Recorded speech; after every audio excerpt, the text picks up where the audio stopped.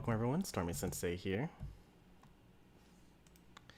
Tonight we'll be playing, well actually we're not playing anything tonight. I'm still getting used to that. This is only the second stream ever where we did not have, or we don't have any sort of game content going on. But we're going to be making a matchup chart tonight. And since I have a couple of people that don't know what a matchup chart is in chat already, we'll spend a little bit of time going over that, and we will get into it. First, I'm going to get some music going. Right now, I hear the music, and now you hear the music, and you hear me, and looks like we're good.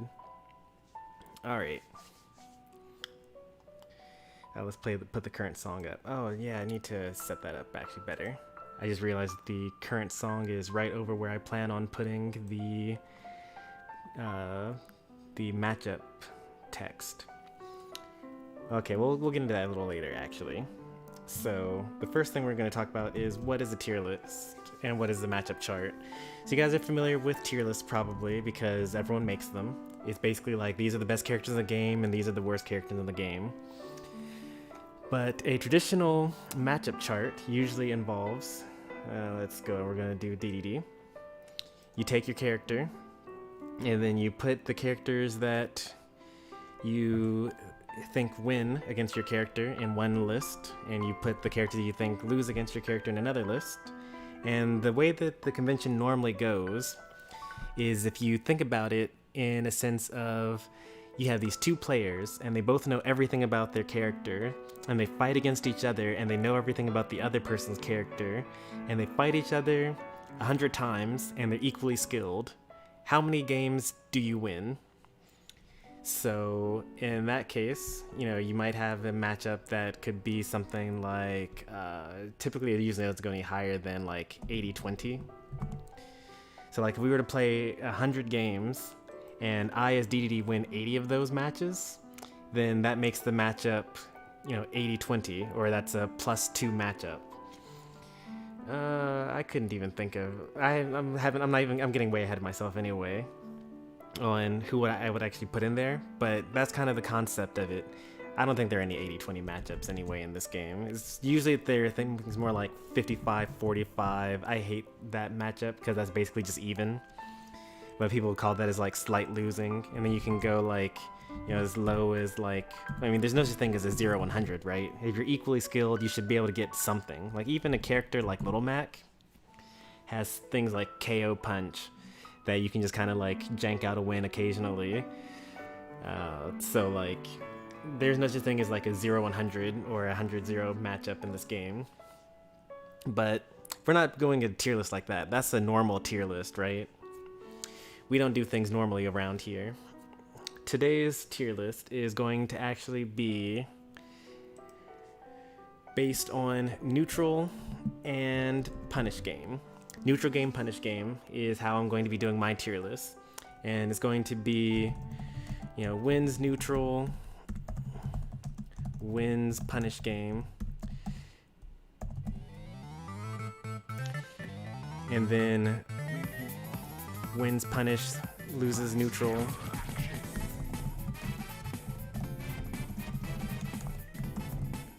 And the tiers actually do matter, or at least they matter, but like they matter in the same order that I actually think about the game. Like I think that it's better to have a good punish game over a good neutral game.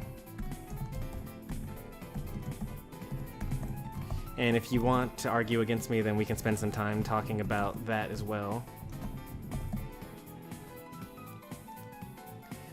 And then, of course, there's the loses, neutral, loses. So basically the characters that hit Dedede harder than he can hit them back. Alright, so at this point I'm going to actually take a look at the chat on my phone because I actually can't see the chat while I'm doing this. Because I don't know. And if I open it up on my own, then I'll be seeing my own stream. You guys will be looking at yourselves, and that'll be kind of awkward. There we go. Alright, so we got Pink Kong, Jim Fury, and Lazaro, and Sage. Hey there. Congratulations on getting everyone into Elite. Alright, so now I'm able to see the chat and everything. So that's kind of, this is how the matchup chart is going to be structured. It's a little different from your normal tier list matchup chart. I kind of like that though, because a lot of people just kind of look at a matchup chart and are like, oh, like, okay, you think that it's +2 but actually is +1, or you think that it's slight winning when it's actually just winning, and those are just like nuances that are unimportant. So we're just going to go based off of this. So let's start at the top, I guess. Actually, let's get some really obvious easy ones out of the way. So the easy ones to think about are the people that beat King Dedede in neutral and also in punish game. And the poster child, or the poster children for that is of course Palutena and Wolf. These characters, as I mentioned in the previous tier list that I made, these characters are like so good to have as secondaries because they cover like so many matchups. They're just generally really good characters. They're like solidly good as well and kind of easy to play as well, which is just really great. So when you think about like Dedede, like you both are on opposite sides of the stage, right? And you both have to cross the entire stage in order to reach each other. There are so many more things that Palutena and Wolf have to make it difficult for Dedede compared to Dedede making it difficult for Palutena and Wolf. So, for one thing, Gordo is the worst projectile. Palutena has Explosive Flame and Auto Reticle. Wolf has Blaster. Both of them have very safe options for knocking back Gordo back. They can just use their projectiles because they're just superior in every single way. Or they can just nair. Well, Wolf can nair, Palutena can back air or forward tilt. You know, the characters are good in neutral. Then when it comes to punish game, they're also really good as well. Palutena has down throw back air, which kills super early. Wolf has like forward air, back air. Back air for both of these characters kill really early. Kind of generally, Dedede's game plan is to outlive his opponent. And there are going to be a lot of matchups where, like, yeah, Dedede gets comboed to 80. And then he lives until he's, like, at 200%. Meanwhile, his opponent dies at 100. And if you get comboed to 80, and then the rest of the game is kind of like, oh, you kind of get hit here and there, you live to 200. But if you were to get in on the opponent, then you just completely destroy them. Then that's kind of better for Dedede in that case. Because an example of that would actually be, well, actually, maybe not, kind of a little bit.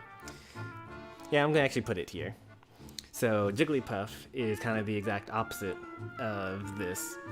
Puff has, you know, a lot of really strong punish options. She's got, like, you know, up air onto platform tech chasing with Sing, and he's got, like, pound into rest and things like that. So there's a lot of stuff that kind of kills Dedede, but even then, the percents for actually killing Dedede with rest and pound are higher than it is for getting those same setups on other characters. So it's not like Jigglypuff is better against Dedede in those things than Jigglypuff is in just a regular matchup. But Dedede also has multiple jumps just like Jigglypuff, is able to actually chase her off stage with Gordos and with forward airs and back airs and things like that. Is a lot scarier to edgeguard against because footstool is always a thing that Dedede can do with as well. Down throw up air if you catch him with the DI mix-up, because Jigglypuff is so light, Jigglypuff actually could die off a forward throw. So if you're at the ledge and you decide to do down throw up air instead, and you get him with the DI mix-up, then Jigglypuff just kind of dies at 60.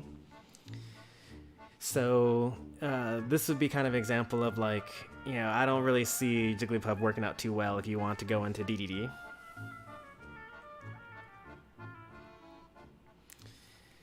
So these are kind of like examples of things in this case. Let's find something that's kind of in the middle.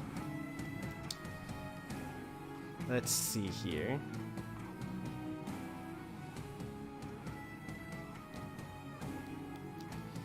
Pikachu. No, not Pikachu. Let's find something kind of more clear-cut than that.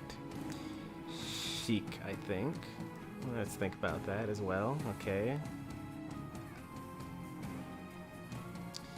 I'm trying to find some examples for these middle pieces here.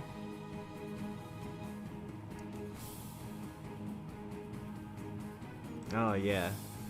Bowser's probably a good one. So Bowser is a very good example of a character where Dedede wins in neutral against the character, but then loses when it comes to the punish potential. So the thing about Bowser, and I know that I wasn't going to talk about like even versus losing versus things like that, but you know, I always say that Bowser is like a very, very difficult matchup for me to play against because I like to jump and I like to shield, and those are things that Bowser is especially good at covering because forward air is ridiculous and side B is ridiculous. So the game plan for Dedede is to keep Bowser away from him because he can stay winning for as long as he does that. However, there aren't many characters that are heavier than Dedede, but Bowser is one of them. Even the normal like mix-ups, like even if Bowser does get hit by down throw up air, for example, or late nair into up air, or things like nair into back air and things like that, Bowser's going to just like live a lot longer than a lot of the people that Dedede is used to fighting against. So that's a pretty bad look. Also, Bowser has like landing neutral air into back air, which kills at like something ridiculous. Probably like that would probably kill at 80. Like I don't know that for sure. I'm just saying 80 right now, but it probably definitely kills with rage. But like that's another thing that Dedede's not usually used to dealing with is fighting against a character that actually has rage. Usually Dedede is the one that clutches out wins or steals wins by having like more rage on the opponent and killing them a lot lower percent than Dedede. But Bowser kind of flips that on his head, and you know, Bowser being the true super heavyweight clutches that out. There are some things that Dedede can do here. So dash attack 2 frames very easily against Bowser.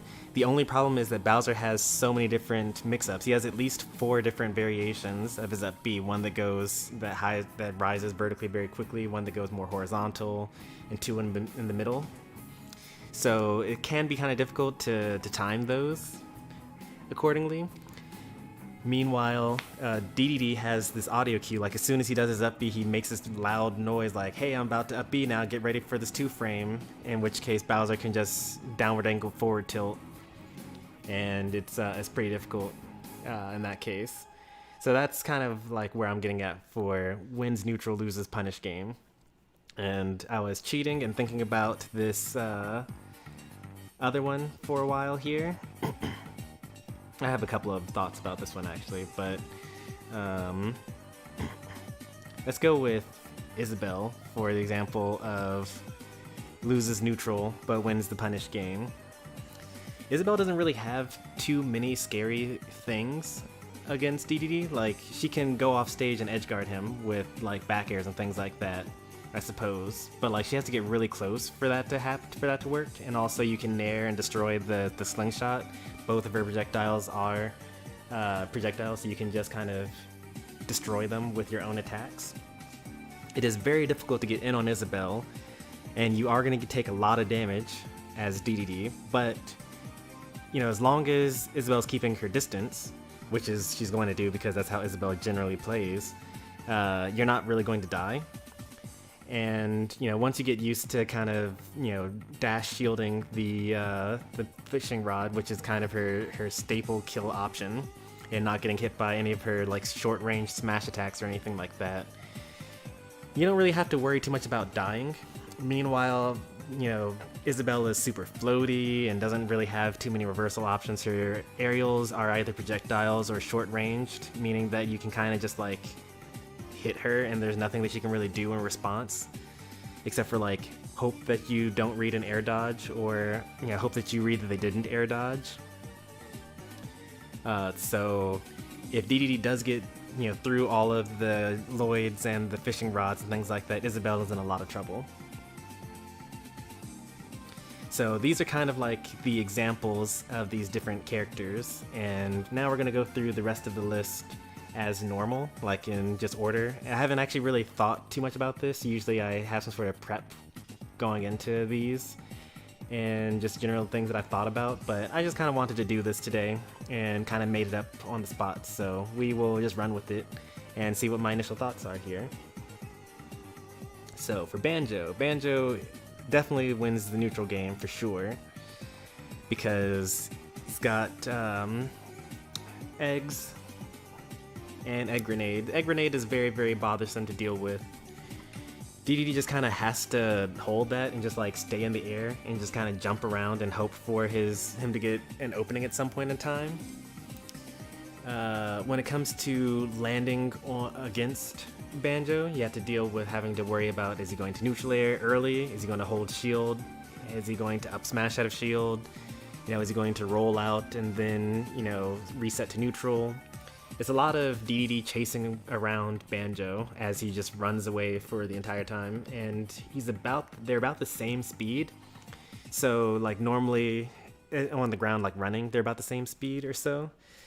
So like that's already kind of a problem for chasing someone across the stage, but on top of that you've got egg grenade as a area denial, and Dedede's air speed is a lot slower than his run speed, so you can just kind of force space between you. So if you're losing and you have to approach, it's very difficult to get in against Banjo. Now when it comes to punish game, it's probably about equal, I'd say, which I don't actually have tiers for. I didn't really think about them like being about on equal terms here. I really like edgeguarding Banjo. It's a very interesting flowchart. You have to respect the Wonder Wing, which is kind of like the main thing that makes this even workable at all. Banjo would be an absolutely terrible character if it weren't for Wonder Wing. Like, his recovery is just so bad without it. You can just kind of, he doesn't have hitbox on his up B. He doesn't really go very far with his jumps or his air drift. And so it's kind of a lot of rinse and repeat. Like, okay, we're going to inhale the Wonder Wing, and then we're going to just spit him back out off the stage, and then one of these times he's going to misspace his up B, and I'm going to just hit him for it. Or you can just wait and see, like, okay, well, he's going to grab an egg grenade. Well, I can just wait for the explosion to happen, and then he's low enough for me to spike him with down air or back air him, because there are only a certain number of heights you can up B with. On the other hand, Banjo okay, so here's how it is. In the case of edgeguarding, Banjo is kind of helpless against Dedede. Like, you should probably get really close. You should give Banjo a lot of damage every time he's off stage, and meanwhile it's fine for Dedede to kind of be off stage. On ledge, they're both about equal. Like, Dedede is known for having one of the best ledge trapping games in the whole roster. Banjo has eggs, and Dedede's so fat that, like, a lot of things that normally wouldn't work, like, Banjo might do down tilt in order to catch someone that's hanging on ledge for too long, and a lot of characters can just kind of roll through that. Dedede is so fat that he'll actually get caught by the end of his down tilt and be thrown back off stage for another go at it. But he won't really usually die from being ledge trapped, generally speaking, unless you just like jump into a forward air or something like that. When it comes to being on the ground, Banjo has some nice low percent combos like up air chains, egg chains, berry into imagination, things like that. I'm still gonna give it to Dedede though. Like, Dedede has some pretty good combos, and Banjo combos are like they take a really long time, but they don't really do too much damage. Meanwhile, Dedede has just a couple like 1-2 hit combos that do a lot of damage, and Banjo does die sooner than Dedede. So, gonna say that Dedede definitely loses neutral here and wins the punish game here. Hopefully these other ones don't take nearly as long. Bayo. Okay, I should be careful what I wish for. I was gonna say I wish that Bayo were better, but she really isn't. Oh yeah, I also forgot to do this thing here. Let's put this in here. I put some notes on like how we're going to kind of think about these while we're going. And I haven't been referencing them yet, so let's make sure that we kind of do that. So I have been mentioning the KO differential, like you get combo to 80, whatever, but you live to 200, and you kill them at 100, then that's probably a good thing for you. Meanwhile, if, you know, you get combo to 80, but you die at, you know, 100, in the case of like Bowser, that's kind of a bad thing.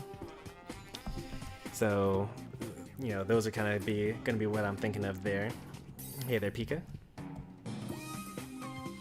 So anyway, speaking of which, Bayonetta. Bayonetta is one of the few characters that actually kind of loses to Gordo. Like, there aren't really that many of them, but like, she really only has up tilt and a perfectly spaced back air as her options for dealing with, you know, Gordo if she wants to just like stay away from Dedede. If she wants to approach Dedede, then she can of course heal slide or afterburner kick. But when it comes to keeping her distance, she does pretty well because, like, you know, you're forced to approach. If you are forced to approach as Dedede, it's kind of difficult. Bayo has no reason to want to approach Dedede, and you're gonna see that a lot actually with a lot of these characters. Most of the ways that they win is by just staying away from Dedede and kind of harassing him until he's at like 200%, and then getting whatever their stray hit combo to kill them is. But Bayonetta has like heal slide and afterburner kick, which are both really, really good options, but they're kind of also the only really thing that she has to approach. So if Dedede's winning and Bayonetta has to approach, then she's kind of in a lot of trouble. Like, it's really difficult for her to get in on that. So they both kind of do pretty poorly on the neutral there, but you know, Bayo also dies at like, you know, 90, 100, 120, something like that. Meanwhile, Dedede is going to live to like 200 against Bayo unless you get hit by an unlucky back air. So Dedede definitely wins the punish game. It's going to be hard to say whether he wins the neutral. I'm gonna put her in. I'm gonna say that she actually wins the neutral game, I guess, because like Dedede has to actually work a lot harder to, you know, do what he wants to do in neutral compared to Bayonetta. Like, Bayonetta just like, okay, well, I can ABK, or I can guns, or I can like bullet climax, and you have to kind of just deal with it. Or, oh, if you approach poorly, then here's which time. And meanwhile, you know, if, you know, Bayo doesn't, like, if Bayo tries to get on Dedede, and, you know, Dedede's like, okay, well, I think you're going to afterburn, so I'm going to do retreating forward air, or I'm going to hit you with retreating forward tilt. Like, those, you know, those are things that reset back to neutral, but they aren't going to win Dedede a combo in the same way that Bayonetta's neutral tools win her a combo. Bowser Jr. Don't really know too much about fighting a good Bowser Jr. I've only fought like, you know, Tactical Jr. That's kind of the best Bowser Jr. that I've fought, and also like D-Money. But they're kind of rare. I don't really know too much about the ins and outs of the matchup. I mean, he's got Clown Cart and up air strings, so that's like good for comboing, but like his up B is kind of terrible, right? Like, you just kind of nair around where he's going, where he has to end up being, and then, you know, he's taking more damage for no reason. Or you could Gordo stick, and then he's kind of like forced into a really, really, really terrible situation. So like, I couldn't imagine Bowser Jr. actually like doing well against Dedede. He's got like, it's just about like, you know, can you deal with his Clown Cart? And if you can, as a player, then you probably are going to do fine. I'm going to put it both that wins neutral and punish game. But keep in mind that I actually don't really know much about fighting Bowser Jr., so that's that. That was a quick one. We can do Byleth next. Let's see. Byleth, huh? Let's see. I don't think that I fought like a great Byleth offline ever. And then online, probably the best one that I fought is like Electro. But like, I haven't even seen Byleth versus Dedede like in a tournament setting, like again with some top player representation. So let me think about this for a bit. It is kind of annoying to kind of have to chase down Byleth because generally Byleth's moves have more range than Dedede's, and forward tilt is very safe at knocking back Gordo. Byleth has like, I'm trying to think about like things that Byleth does to like hard punish Dedede. And like if Dedede just like decides I'm not just going to keep on dashing back and like, you know, throwing out Gordo or just waiting and then forward tilting or things like that, I don't really see much of a good option for Byleth to do there. And Dedede definitely does a really good job of edge guarding Byleth because they have a terrible recovery against someone that has like 6 jumps at least, because forward air is ridiculous. Yeah, it's just about, like, you jump out there, you bait the side B, you hit them back off stage, and then they die because, you know, their recovery is good, but not that great. When it comes to Byleth edgeguarding Dedede, really has no offstage presence. You gotta hope that you can hit a down air and 2-frame him, but you can just, like, super armor through that if you see it coming. Or, like, a forward smash at ledge to catch the ledge trap, something like that. I just don't see it. Yeah, I'm gonna probably put this at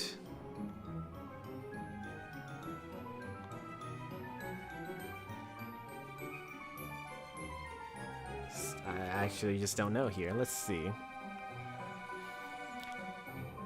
I don't think that Byleth definitely doesn't belong down here, for sure. Like, it might be loses a neutral, and then wins punish game. I'm gonna put it there.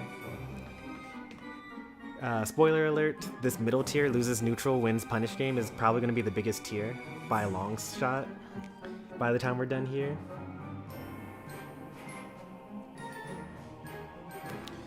Because that's kind of Dedede's game plan, is, yeah, you get combo to like 100, and then you kind of like air camp your way into your opponent making mistakes, and then you like mix up back air into reverse inhale, and then you get them off stage and you kill them.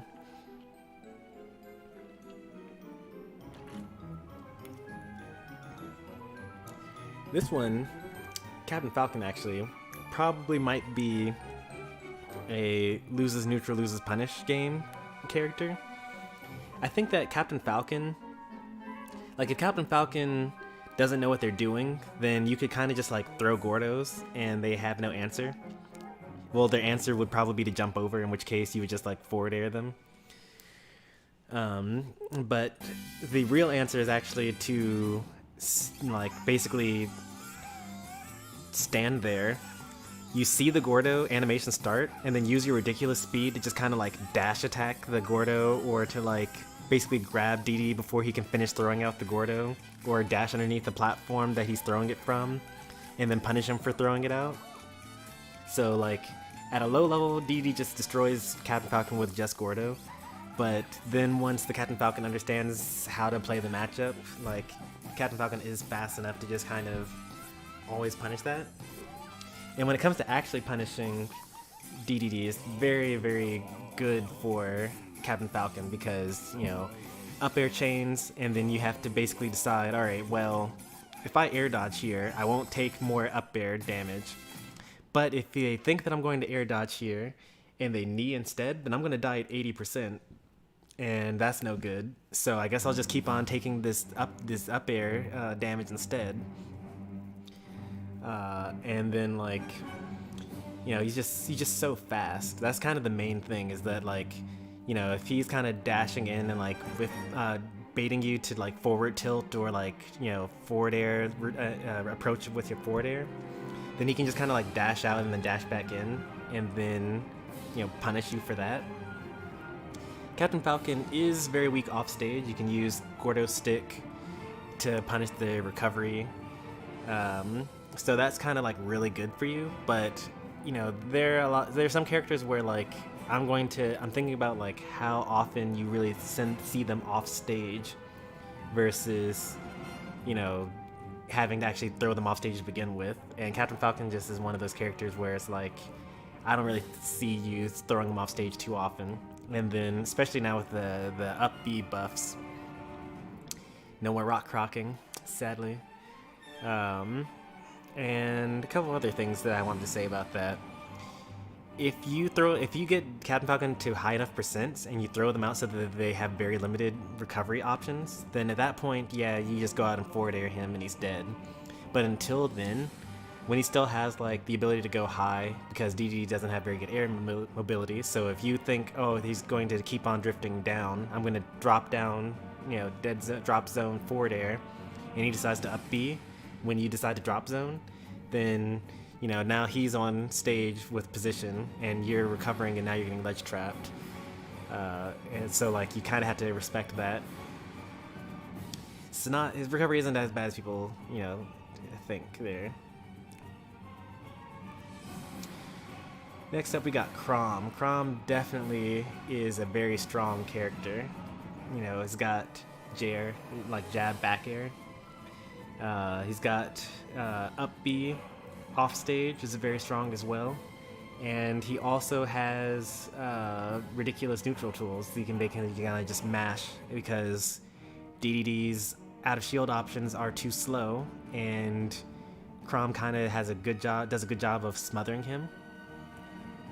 That being said, Chrom is kind of like one of the easiest characters for Dedede to edgeguard, because if he neutral air dodges, there's a certain distance at which Chroms like to neutral air dodge. You just, you know, forward tilt that, or down tilt that, or down dash attack that, and then up B, if they're trying to recover, you can jet hammer it. You have super armor, and it throws them off stage and they're dead.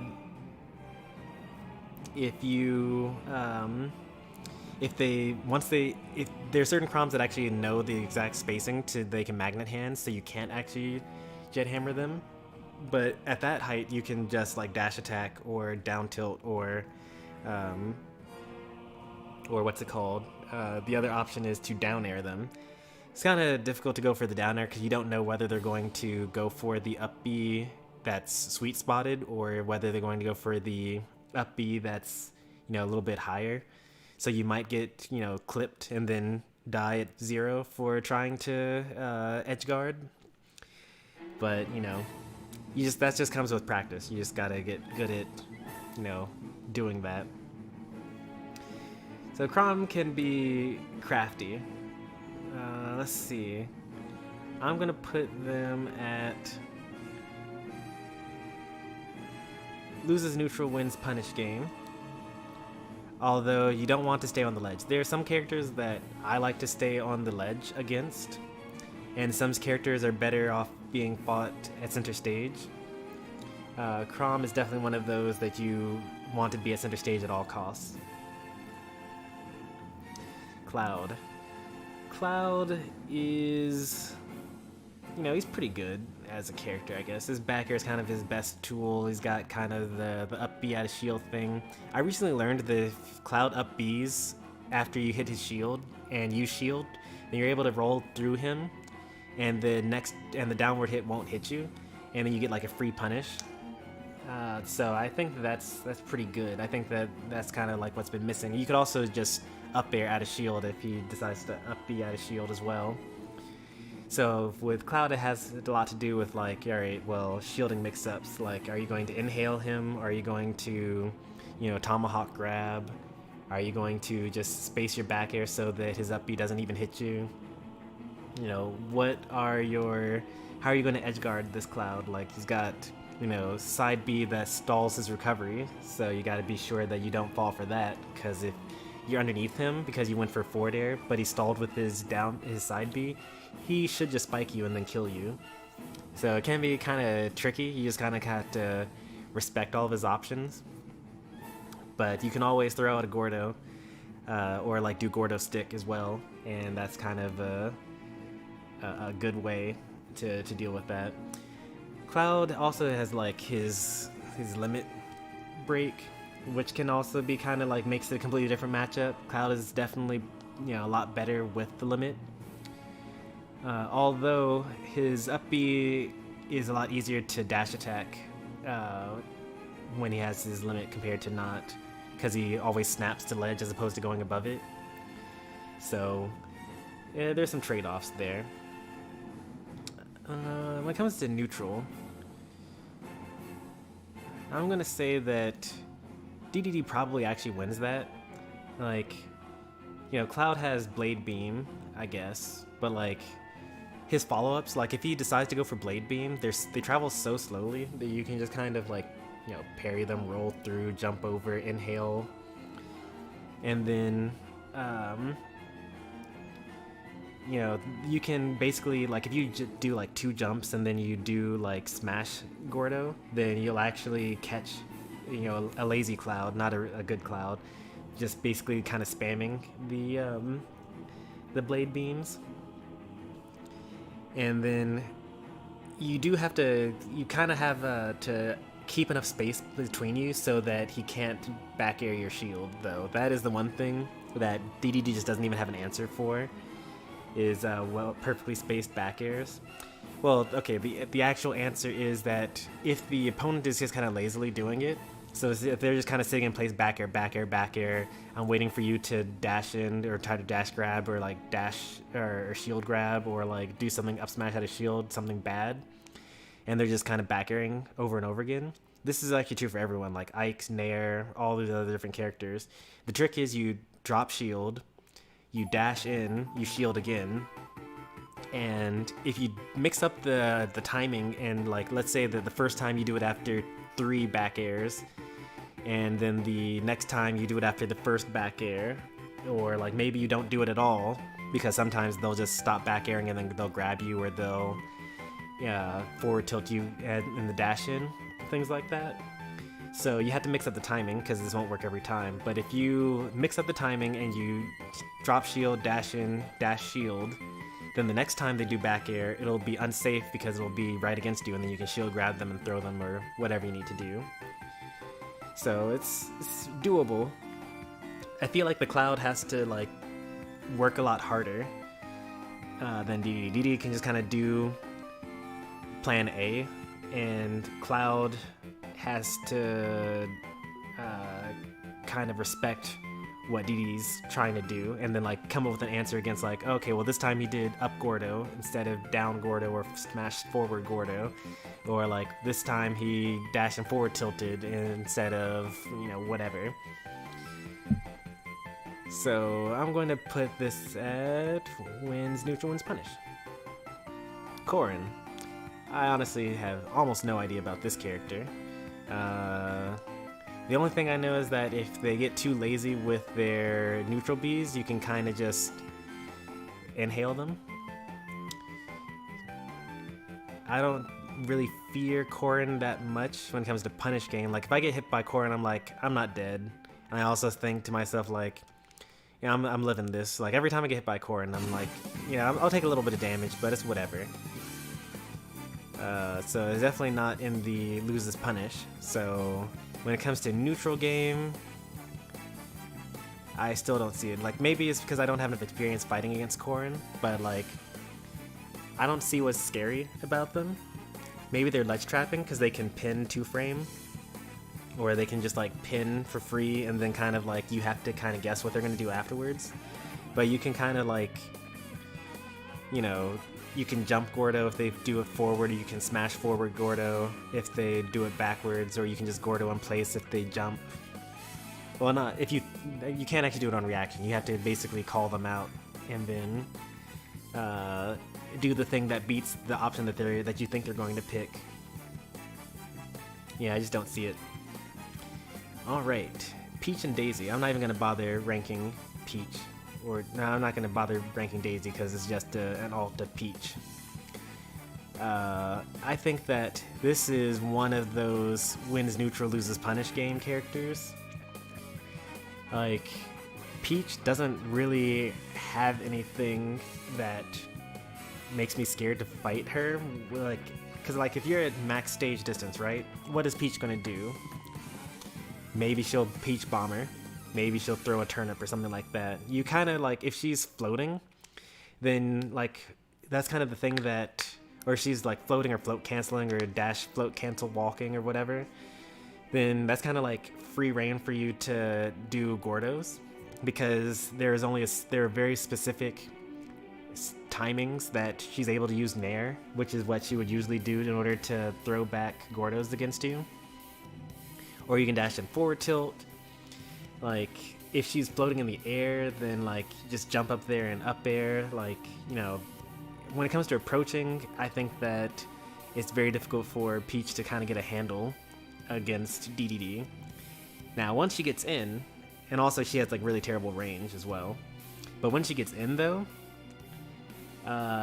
easily very, very, very scary. Like, I fought a couple of good Peaches, and it's like, you know, you're forward tilt, okay, that's a good 20%. You forward tilt again, okay, so they're at like, you know, and you're basically like playing keep away, and then they're at like, you know, 90 or 100%, and you're like, all right, well, all I gotta do now is just like, you know, down throw up air, or like, you know, back air one of their bad approaches, or jump over Peach Bomber and back air them, and then they like actually get in because they like hit you with the turnip unexpectedly, and then they combo you to 90 or 100, and then maybe they kill you for it. Very, very, very, very scary. Yeah, I think that Peach is very, very scary. Very difficult to use, not worth actually using because she's so difficult, but, you know, she's definitely still one of the better characters in this game. Dark Pit. Dark Pit is very bothersome to play in neutral, or play against in neutral. Luckily, he's got a lot of multi-hit aerials, so like your Gordo can kind of like pester him if he's being lazy about what he's doing in as his non-committal options. But Runaway Arrow is like pretty strong as an option, just generally speaking. And, you know, Herbal Guardian's also pretty good. When it comes to punish game, they're probably actually honestly even. I think that Dedede probably has a slight edge on Dark Pit because Dedede isn't really dying against really anything the Dark Pit's doing unless it's like Electroshock Arm at ledge or back air at ledge. And like, why are you getting hit by those? Just like shield. And then, or like, actually, the answer would actually be to roll because, you know, you can Dark Pit is one of the few forward throw kills that are in this game. But when it comes to edge guarding Dark Pit, you know, he only has 4 jumps compared to Dedede's 5, and you know, you got Gordo sticks for his up B that doesn't have the hitbox. You have Nair for his up B that doesn't have a hitbox. You can just kind of like drop down, and then like you can either fake. You can like basically like you drop down against Dark Pit, and it's like, all right, well, is he going to, you know, forward air me underneath the stage? Is he going to down air me into the blast zone? Is he going to footstool me? Is he going to just keep on hovering there and then nair as soon as he gets the audio cue for the up B? Which, you know, unfortunately you can't really do that online, but like, you know, you can just kind of listen, and then like as soon as he says yeah or whatever he does, you just kind of like press the A button, or even better, press the up A, or like press up on the C stick, and then you kind of like, you know, it's checkmate basically. And you get like a freeze, you know, tech situation. Like if he misses the stage spike, then he dies. And if he techs, then you just up B, and then now you're both on the platform or whatever. Or maybe there's a Gordo there, and it's even worse for him. So very, very annoying to get in on. Once you do get in on Dark Pit, though, it's pretty nice for Dedede. Another loses neutral, wins punish for the books. Diddy Kong. This is a tough one. Unfortunately, the best Diddy Kong that I've fought is Sonic, and I haven't watched too much Diddy Kong gameplay from like professionals. Like I've seen Tweak like basically play as Diddy Kong, but like I haven't seen him fight against King Dedede. I haven't seen him fight in an offline setting, and I haven't really seen him fight against someone that's like around his skill level. It's just him like getting practice against a bunch of people that are good but not nearly as good as Tweak. So it's hard to say. I mean, it's gotta be like loses neutral, loses punish, right? Like I couldn't imagine it being anything else, just based off of theory. Cause like, well, it could be a couple of other things. Like, what about Gordo Stick? Like, let me actually try to think about this for a bit. Dedede could win the punish game, possibly.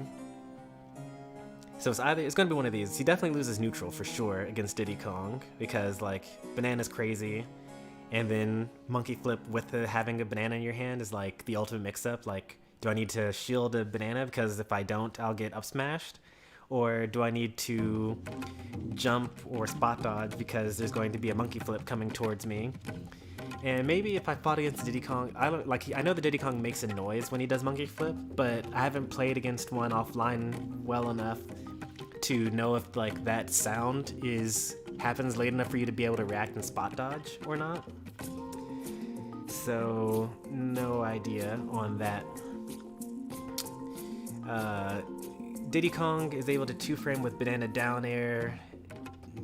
Dedede is able to deny his recovery at all with Gordo at ledge, but Diddy Kong doesn't actually have to recover to the stage or to the ledge. He could just like rocket barrel into the stage with varying timings. Yeah, I'm gonna definitely put it down here. I don't know too much about the matchup, but for now I'm gonna put it here for sure. Alright, Donkey Kong. This one is actually very interesting because I think that it's pretty even overall. I'm gonna put it here in the wins neutral, loses punish.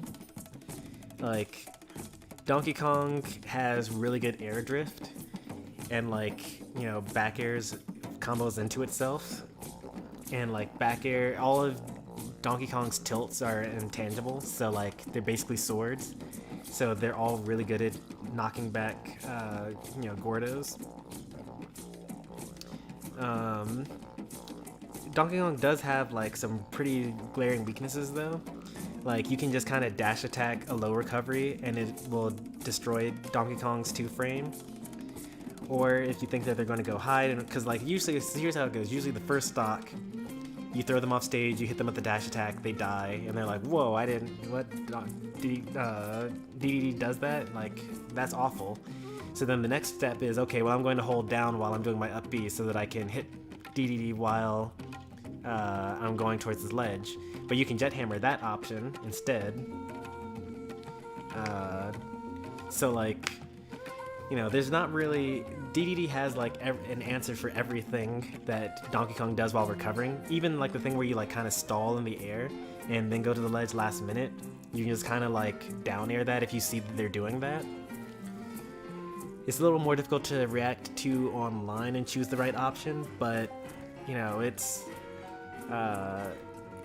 you know, Dedede has the victory horizontally off stage. Donkey Kong, however, does have a lot of things that bury Dedede and has the strong smash attacks and like, you know, neutral B and like up B and things like that. Dedede dies really, really early against Donkey Kong, and like if you have small platforms like Pokemon Stadium 2 or Small Battlefield, you're gonna take a lot of damage off of a grab because, you know, that's like, you know, cargo throw up air, or like, you know, up air, or like up throw, back air, or something like that into up B, and you're like at 60 or something like that, and then King Dedede dies at like 120 or something like that against Donkey Kong. So they die around the same level, but like, you know, most of it comes like basically Donkey Kong wins on the stage, Dedede wins off the stage, but Oh, let's talk about neutral also. So like, you know, Donkey Kong doesn't have a projectile. He kind of has to basically be the one to be the aggressor to approach with like, you know, what's it called? Attack canceled, forward tilt, dash attack, dash grab, you know, reverse up tilt, things like that. Side B, things like that. You know, B reverse, neutral B, things like that. And, you know, as long as Dedede has like stage to just retreat into, then he can just kind of like dash back forward tilt or like pivot grab or, you know, retreating forward air, things like that. So like Donkey Kong has to work really hard to get in on King Dedede. Once he does a lot of good damage, and it doesn't take very long for him to actually kill Dedede, but yeah, that's where I'm gonna put Donkey Kong. Dr. Mario is another one where Dr. Mario has pills, which are like one of the best projectiles in the game. They are physical, so you can't absorb them. They have a good bounce to them, so like, you know, it's not like Mario Fireballs, you can just kind of like short hop over them. But like, you know, they're really good, they have really nice bounce to them. So if, for whatever reason, King Dedede has to actually approach Dr. Mario, it's very scary. You know, pills, back air, up airs, down tilt, everything combos into tornado. You know, like, it's kind of a problem. But I can't in good faith say that, you know, even though Dr. Mario does really good damage and like, you know, down throw tornadoes, Dedede, and like he dies at like, you know, 100% or something like that. Dr. Mario is like, he dies at like 50. You throw him off stage and then, you know, he's gone. You can do Gordo sticks, you can just forward air him at the apex of his tornado. Like, you know, you also, if Dr. Mario has to approach King Dedede, then it's even worse for Doc, because, you know, how is Dr. Mario going to approach, right? Obviously it's going to be pills, right? Just like, oh, throw a pill, hopefully he gets hit by it so that I can combo into it. Things like that.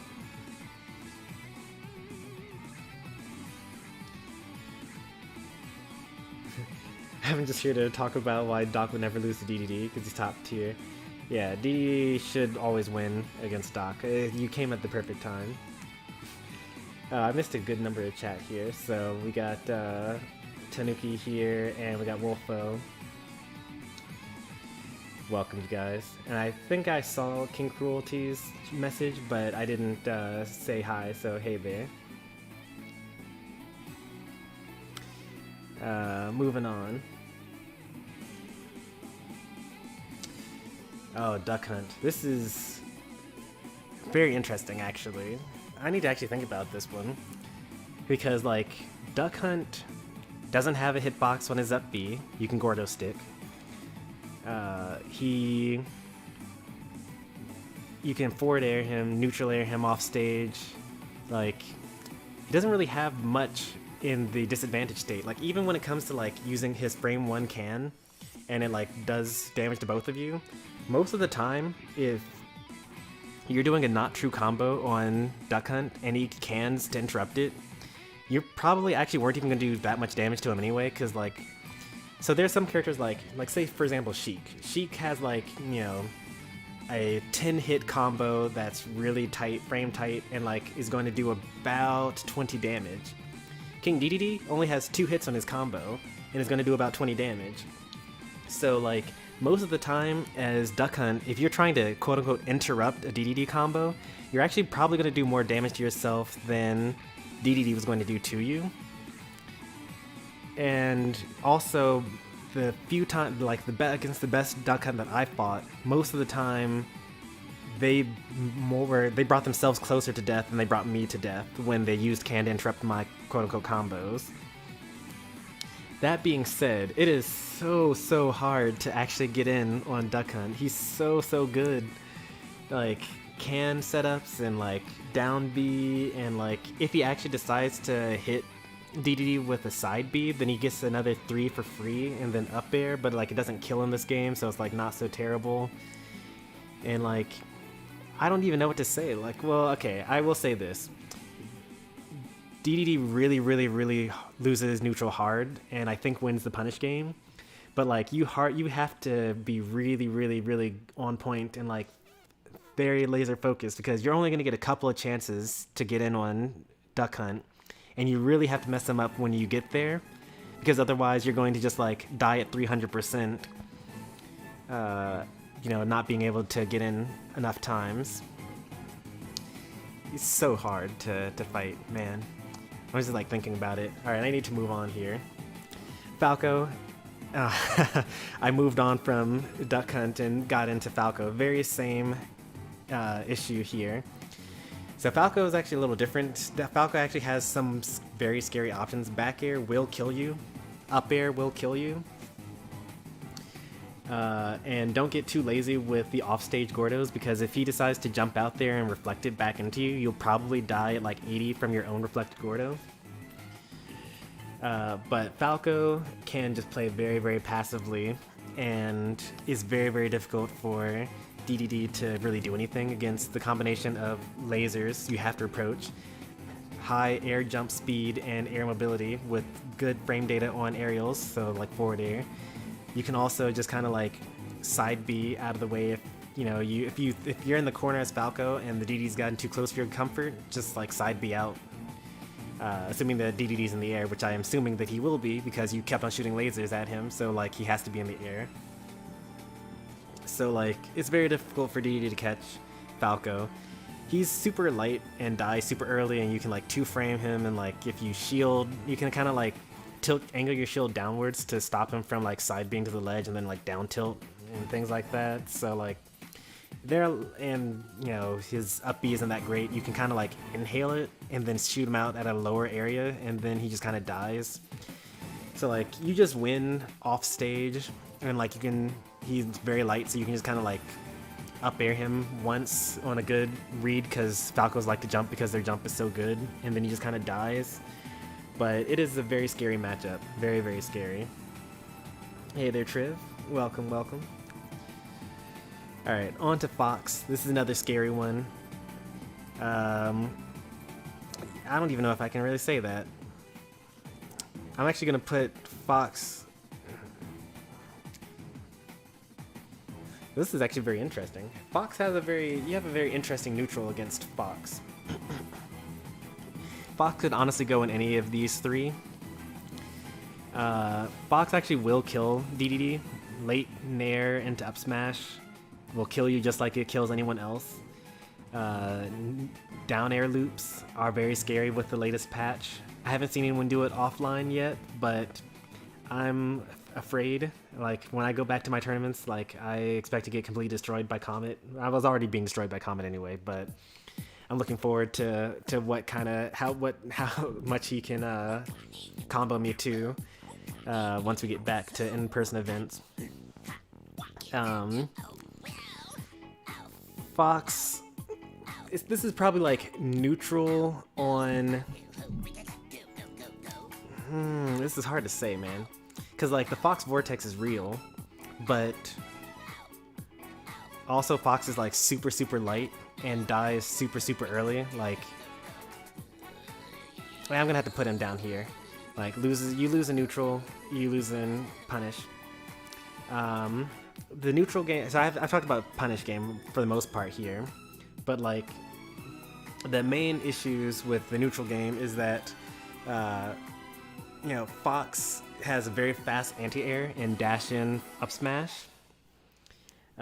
Also has the ability to just kind of like side B out of danger, although Fox doesn't really have a reason to force Dedede to jump like Falco does.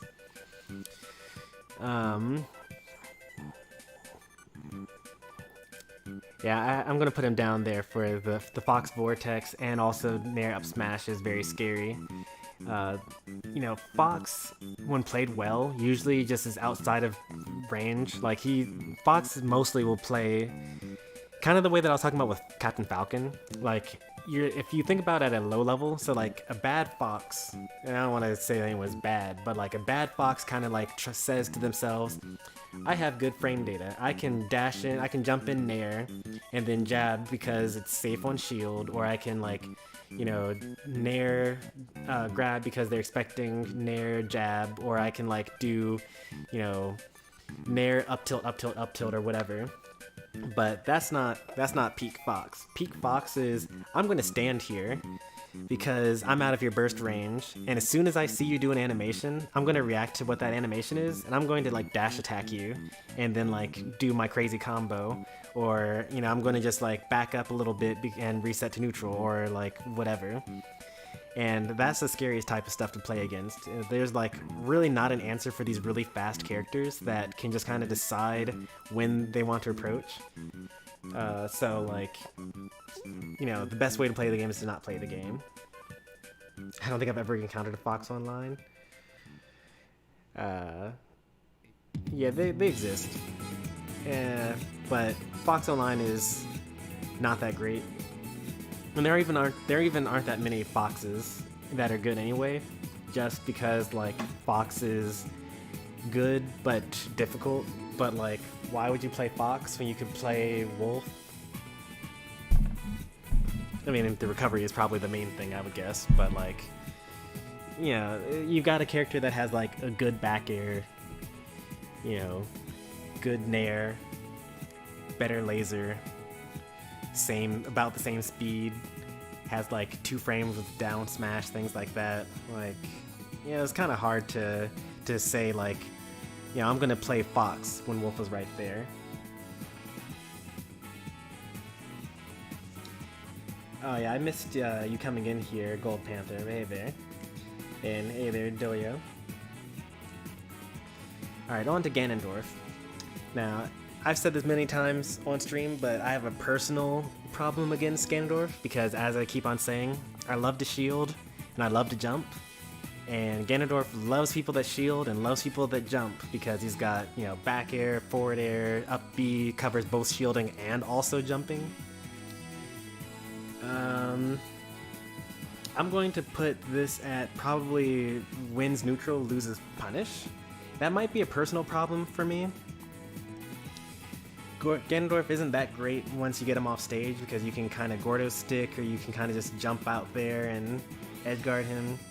You can throw out a Gordo to force him to fast fall, or like you can do the animation like you're going to do that, but then it's actually like up Gordo or instead of straight Gordo, and kind of mix up how you edgeguard, and then, you know, then there's the mix up of when you dash attack, are you going to dash attack early so that you can 2-frame, or you're going to dash attack on time so that you can 2-frame him.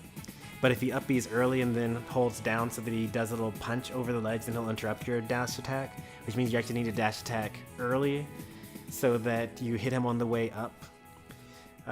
So there's like a lot of nuance into the edge guard there. But I think that Ganondorf's, like, Dedede's airspeed is bad enough that Ganondorf actually presents a huge problem for Dedede. At least my Dedede, for sure. I mean, it's probably just a me thing. But, you know, Dedede can kind of just, like, stay far away and, like, forward tilt or, like, retreating forward air or, like, inhale. Because if you catch him on the tail end of his down B, then, like, you know, you can punish it. Just make sure to mix up your tech options, you'll be fine when you get hit by Flame Choke, basically. Now, Greninja. Now, maybe this is my own experience because the best Greninja I fought was Plup, but, you know, I felt like... So this is another one of these examples where, like, you're noticing a trend here. Like, all of these characters, they have the ability to just kind of, like, sit and just kind of watch and wait. And then once you choose to do something, they can make their decision after you make your decision and win. So with Greninja, it's, you know, Water Shuriken. You can just, like, stay out of range and then always Water Shuriken whatever Dedede decides to do. Whether it's dash, whether it's Gordo, doesn't matter. Just a quick little, like, love tap, like, oh, stop doing that. But now you're interrupted. So neutral is very, very difficult. And then like when it comes to actually, so like that's on the ground. When it comes to being in the air, it's a very scary place to be. Greninja is very low to the ground and very fast, so we can kind of dash under you and like up tilt, dash under you, up air, dash under you, and to reset to neutral. You can, shadow sneak on reaction because Dedede is so slow in the air. He can jump Shuriken if you make a habit of jumping when you think he's going to water Shuriken. And then when it comes to punish game, like there's nothing new that Dedede gets from punishing Greninja. Like there's some characters like Donkey Kong, or like characters that don't have actually Greninja is an example of a character that doesn't actually have a hitbox on his up B. But like some examples would be like so for Isabelle, there are new options available to you because of her recovery, or like Dark Pit. Like they're new, or like actually the best example would be Dr. Mario. Like it is actually super feasible for you to just like run off stage and forward air Dr. Mario because his recovery is so bad. If you do that against Greninja, you're gonna get shadow sneaked and die at 60. So like, Greninja just has like that baseline, and this is true for a lot of characters. You can just teleport early, side B, well actually Captain Falcon actually has a pretty terrible recovery. Up B early, mix up on the side Bs and things like that. Like even some of these characters up here, like Bayonetta is very difficult to edge guard. Byleth doesn't really have many options. There'll be more examples of this, but like there's some characters that just have extra options while they're recovering, or while they are playing neutral, or while you're punishing them. Like down throw up air works better against Ness because his double jump is so bad, or like there are other examples like certain combos work better against fast fallers than floaties or something like that. But Greninja is just kind of like, you get nothing extra for fighting against Greninja. And meanwhile, Greninja gets a lot of extra stuff against fighting King Dedede because dash attack is ridiculous. It combos into like, up air drag downs in which you have to tech or die. There's so many tech or die situations, and then if the Greninja's really, really good, then they're just reaction tech chasing you into more dash attacks. And there's so many 50-50s, like, alright, I got hit by dash attack. Do I jump?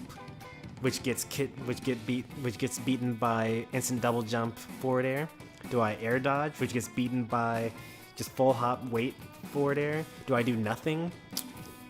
Which gets hit by just forward air? It's very, very scary to deal with.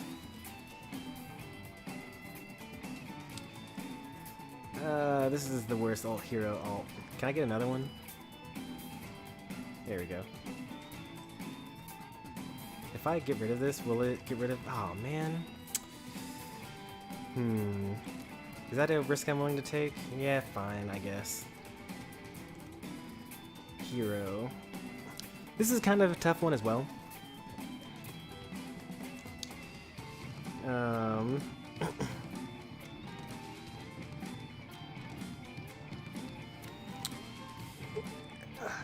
The hardest time I've ever had against Hero as Dedede is Hero just like running away the entire time and choosing they've just run away with their better run speed than Dedede, better air speed than Dedede, and then opening up menu and seeing what comes out of it.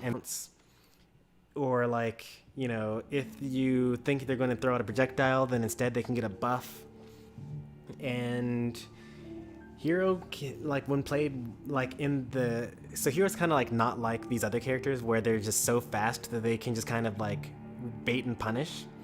Hero's kind of like similar to that, where you can kind of just like, he's able to play like that because Dedede is so slow, basically. So like maybe you think that he's going to projectile, but instead he gets a buff. Maybe you think he's going to buff, but instead he hits you with the crackle slash, things like that. it can be very frustrating to deal with. When it comes to punish game, he's got, he could get zoom, and then you don't have to play the edge guard game or ledge trap game. I don't know, like, it could go any way. And then there's always the chance that what if he doesn't get those things? Like, what if, he gets just a bunch of, metal slashes and, hatchet mans and things like that the entire time. It's hard to say, really. I think that just for the worst case scenario, I'm gonna put him at, Dedede just loses neutral and loses punish game. Actually, you know what? Even then, probably still wins the punish game. Like, usually the hero doesn't really have combos that Dedede is really afraid of, I would say. Like, if he has Acceleratle, that can be kind of scary because he can just kind of like forward air forward you into the blast zone and then you die. But, like, as long as you don't get hit by a Randy smash attack, or like, you're reading the menu so that like if he gets magic burst, you just like, up B more quickly so that you can super armor through it or something like that. Or you can actually throw a Gordo through magic burst because all of the hits except for the last one is super weak. Or like, just read the menu, inhale when it's appropriate, don't inhale when it's not appropriate. Hero doesn't really have too much that I'm really afraid of. But at any point in time, you can get zoom, and then, like, no edge guard for you, I suppose. If he doesn't get it, then he probably might die, because he only gets, like, air dodge, jump. He only gets 2 chances to really get it. So, you never know. Alright, Ice Climbers. Now, this is a very, very interesting match. I think that Dedede should never get touched by Ice Climbers. And I think that Dedede should die every time he gets touched by Ice Climbers. So this is one of those wins neutral, loses punish game characters. So for one thing, if Dedede has a really nice pummel, it's very, very big. A lot of characters, when they grab Ice Climbers, the other Ice Climber will forward smash them in retaliation. But all of Dedede's forward throw and back throw will hit both Ice Climbers, and his pummel is really, really huge and will hit both Ice Climbers as well. And so he's got that going for him. If you manage to inhale the front Ice Climber, then the AI Ice Climber will get hit by the star, and that's just free damage. He can use his multiple jumps to kind of like Gordo's stick, or to forward air Nana to interrupt the recovery, or you can even use his inhale to swallow one of them on their way up on the recovery. And it's up to the Ice Climbers to mix up which way they go in order to stop that from happening. Forward tilt beats side B. Forward tilt beats neutral B. Dedede's forward tilt beats Ice Climbers' approach options, or their standard approach options. Gordo does beat Blizzard, like their down B. But all of that is to say that once you get grabbed by Ice Climbers, it's curtains. Like, you gotta make sure to know how to tech footstools, because, the footstool infinites are not true. But there are a lot of combos that Ice Climbers have that don't require footstools, so, you've all seen the combos. Actually, I fight against an Ice Climber that's pretty good at getting those crazy kills, but he is really difficult for Ice Climbers to get on Dedede. Ike is actually pretty scary. When you have a fat, slow balloon character that's above a sword character with one of the best up Bs and up air kills in the game, it's pretty scary. I mean, Dedede has fast fall neutral air dodge, which is really, really good for getting back on the ground, but you can't fast fall out of tumble, so you have to either jump or use an aerial, so like fair or neutral air, before you get a chance to do that. So there are a bunch of like mid percents where like, you know, Dedede could just like die. So like it's very scary to be at like 80% against Ike as Dedede. It's actually scarier to be at 80% than it is to be at like 120%. Of course, once you get to like certain percents, like once you get to like 150, then like forward tilt and up tilt and things like that start killing you. So even that's kind of scary. You know, Ike would be one of the easiest characters for Dedede to deal with probably if it weren't for like side B. Quick draw makes it so that he can actually recover against Dedede, which, you know, is kind of rough. One thing I like to do is to use a lot of my jumps to basically get hit by quick draw if I'm at a low percent, because quick draw will kill you as well, by the way. So you can get hit by it, or you can try to forward air it if you want to time it. But I don't like to try to time it, because if you miss the forward air, then he can just kind of go underneath you. But if you basically get in the way of him getting too close to the ledge, then that's kind of one way you can do it, but you might die in the process. It's kind of make the decision there. Neutral air isn't even all that scary. If Ike is kind of just like using it thoughtlessly, then as I mentioned with Cloud, you can kind of drop shield, dash in, shield again, and then his Nair, which is normally safe on shield, is no longer safe on shield, and you get shield grab him. It's really scary when you start doing things like, you know, neutral air into like forward tilt, or like empty hops or empty landings and things like that.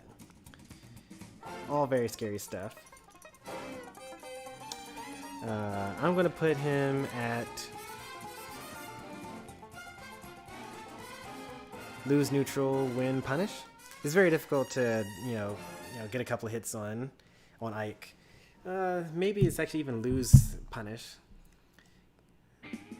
It's hard to say though, because you know Ike is another one of those characters where you know Ike has super armor on his up B, and a lot of Ike players are kind of used to kind of just like up being lazily, but Jet Hammer is perfect for that because it has super armor as well, so he actually knocks Ike out of his up B. You can technically, if Ike has a particular habit on how they recover with their side B, then you can actually Jet Hammer that on the way as well. If the Ike keeps on retreating to center stage with his quick draw, then one thing that you can do is basically don't try to punish that, because like most Ikes that are good are going to get an auto cancel landing, so they're going to not have any lag. They're basically going to jab you for trying to grab them after they land, or they're going to forward tilt you or something like that. Just kind of like dash into the center stage and pretend like you're going to do that, which is going to make the Ike think, okay, well they're going to center stage, I'm going to go to the ledge, and then you just dash back to the ledge and then you ledge trap them. Watch out for like, you know, ledge drop up B, but then you can just down tilt them in response, or like throw out a Gordo. Actually Gordo won't work because they'll just ledge drop again in up B. But yeah, Ike has some pretty scary tools. Forward air, you know, hits in a fan above him, which, as I mentioned all the time, as Dedede, you have a slow up jump, so that means that it's very scary to deal with that. I'd say it's probably even on punish game, and Dedede loses the neutral, so I'm just gonna put it here, and loses neutral, loses punish. Incineroar is an awful character. It's definitely winning neutral at the very least, and probably also wins punish. It's very easy to edgeguard Incineroar. You know, you can decide if you want to Gordo stick, or if you want to just side it, or like forward air them when they do their side B. Just, you know, make sure that you're out of range, because if you get hit by the early hit side B and you get flung upwards, then you're probably going to die. But, you know, that's just like, you need to actually be good at edge guarding in order to not get reversed edge guarded.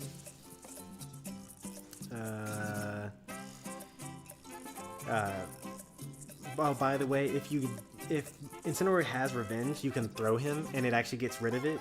That includes Inhale as well, so, you know, it's really, really difficult. He's so slow. He's just so slow. He's too slow, and like Gordo is just free. Did I ever play Fire Emblem Three Houses? No, I don't even own it at this time, but it's on my wish list along with 200 other games on the Switch. But one of these days I'll probably play it. Inkling. Inkling probably wins neutral. It's kind of difficult to say, like, Inkling is another one of those, like, I'm so fast that I'm just going to whiff punish you. But at the same time, Inkling isn't as good at dealing with Gordo as these other characters. Like, you know, Reflector, Banana, Falcon actually also kind of struggles against Gordo. But like, Blaster, Nair, Ford's Tilt, down B, auto reticle, back air, forward tilt, like forward tilt, forward air, like shuriken. Like, Inkling has forward air, but usually it trades with Gordo. It's like a little more difficult to deal with. Like, most of the time, like, you're going to react and then grab as Inkling, or like, you know, use your dash to stay so close to the ground that like you can't get hit. I'm gonna say it's kind of like, you know, the main thing is that you have to really focus in on not getting hit by Roller, and you also don't want to get hit by a grab, which means you're going to want to. It's kind of difficult though, because like, if Inkling is approaching you and you're like, all right, I don't want to get hit by grab, and I don't want to get hit by Roller, and I don't want to get hit by Roller or jab, or grab, or even jab especially as well, yeah. So like, you don't really want to spot dodge because Roller beats spot dodge. You don't want to roll, Roller beats roll. So like, the main thing you're going to want to do is jump. But if the Inkling knows that, then they're going to start neutral airing you, and at low percents, neutral air combos into grab. So it's very difficult. Like, Inkling has like lots of really good approach options. Kind of the main thing that I like to do is just retreating forward tilt if they're approaching. But then the problem is, like, if they don't want to approach, then that's kind of rough. When it comes to approaching against Inkling, it's actually not so bad. I don't think that Dedede has too much of a trouble against approaching Inkling. The main thing they're going to do is roll out of the way of your shield pressure and then punish you with like shield grab or something like that. And the answer to that is you just kind of tomahawk and then, or see what their habits are. I'd put this at even on both spaces, but I didn't put a slot for that. So I have to come up with some kind of answer here. So I'm going to say wins neutral, loses punish. Even though I think that it's, you know, even all around on both fronts. Inkling does a really good job of doing a lot of damage to King Dedede, and, you know, granted, King Dedede does take a really long time to kill, but Inkling has no trouble getting Dedede to those high percents. Like, they have combos even at high percents against King Dedede. And meanwhile, Inkling does die really early against Inkling, but it takes a long time, or it's really difficult to actually get in and actually get those hits against Inkling. Inkling has neutral air, which is kind of like a really good anti-air against King Dedede. And not too many answers against Gordo, but, you know, you can just kind of use your speed to avoid it.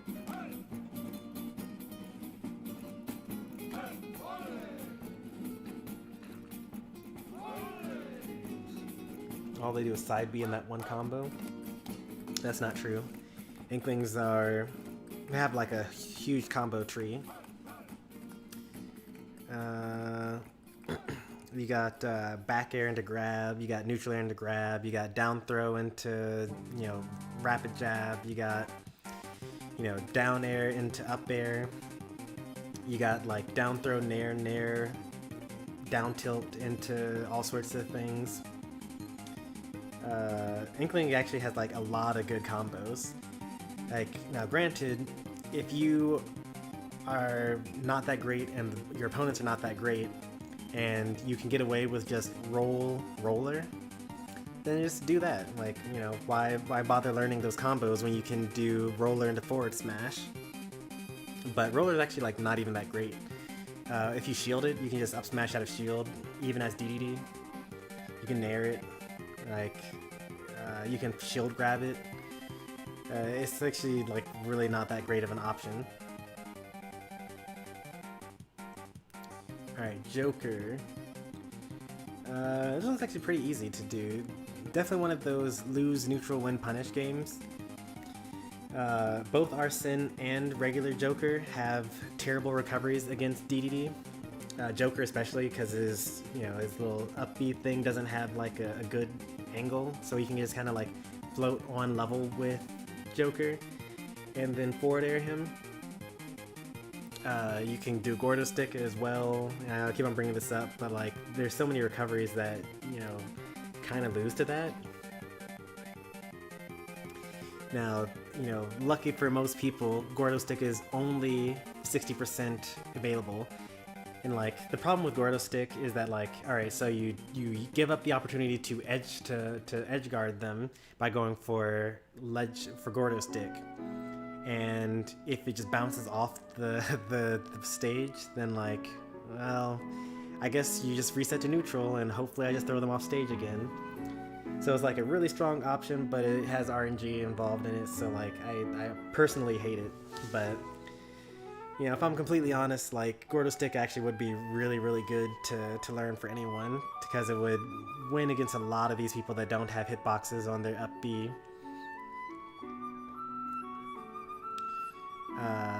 But anyway, when it comes to Joker, guns are incredible. Like, guns down, great. Guns even forward, like, beat Gordo and, like, stop a lot of Dedede approaches. Joker has the ability to just kind of, like, run away and harass him with projectiles. When you get Arsene, you can kind of do, like, side B as well. Now, you know, don't take this the wrong way. If you have a lazy Joker that only does that sort of thing, then it's very easy to deal with. Like, there's certain Gordo angles that beat lazy guns, and there are a lot of you can just kind of like jump inhale to beat lazy side B. But that being said, like, if we're talking about a non-lazy, like someone that's actually choosing their options based on what they think their opponent is going to do, and not just, I'm just going to use this and, oh, it worked, cool, or whoops, I got punished for doing that 5 times in a row, but maybe the next time I'll be able to do it 6 times in a row. Like, once you get past that level, then Joker can be kind of a menace. But he's got pretty poor recovery, and he's at the perfect combo weight for Dedede to kill him really early, and he's actually not even that heavy, so you know, pretty nice for the punish game. It is kind of scary to deal with Joker's Arsene. You might want to spend some time running away from him at that point, because, like, you know, first hit forward air combos into like drag down up air into down smash, which kills at like 110, something like that. It might not kill that early, maybe if they have rage or something like that, but like it's a pretty scary setup that you want to avoid. So Joker's approaching you, you want to be running away, and if Joker's like running away, you want to take back center stage. Joker is pretty quick, but you know, there's certain percents that Dedede dies, like to down throw up air, or to like, you know, forward air, up air, down smash. But if you're not in those particular percents, like if you get to the percent where the drag down first hit fair makes you have to be able to tech, then you just kind of tech and avoid the whole situation. So like, you know, there are certain percents that which is very scary, but on the whole, when it comes to these things, I think that Dedede probably wins when it comes to the punish game here.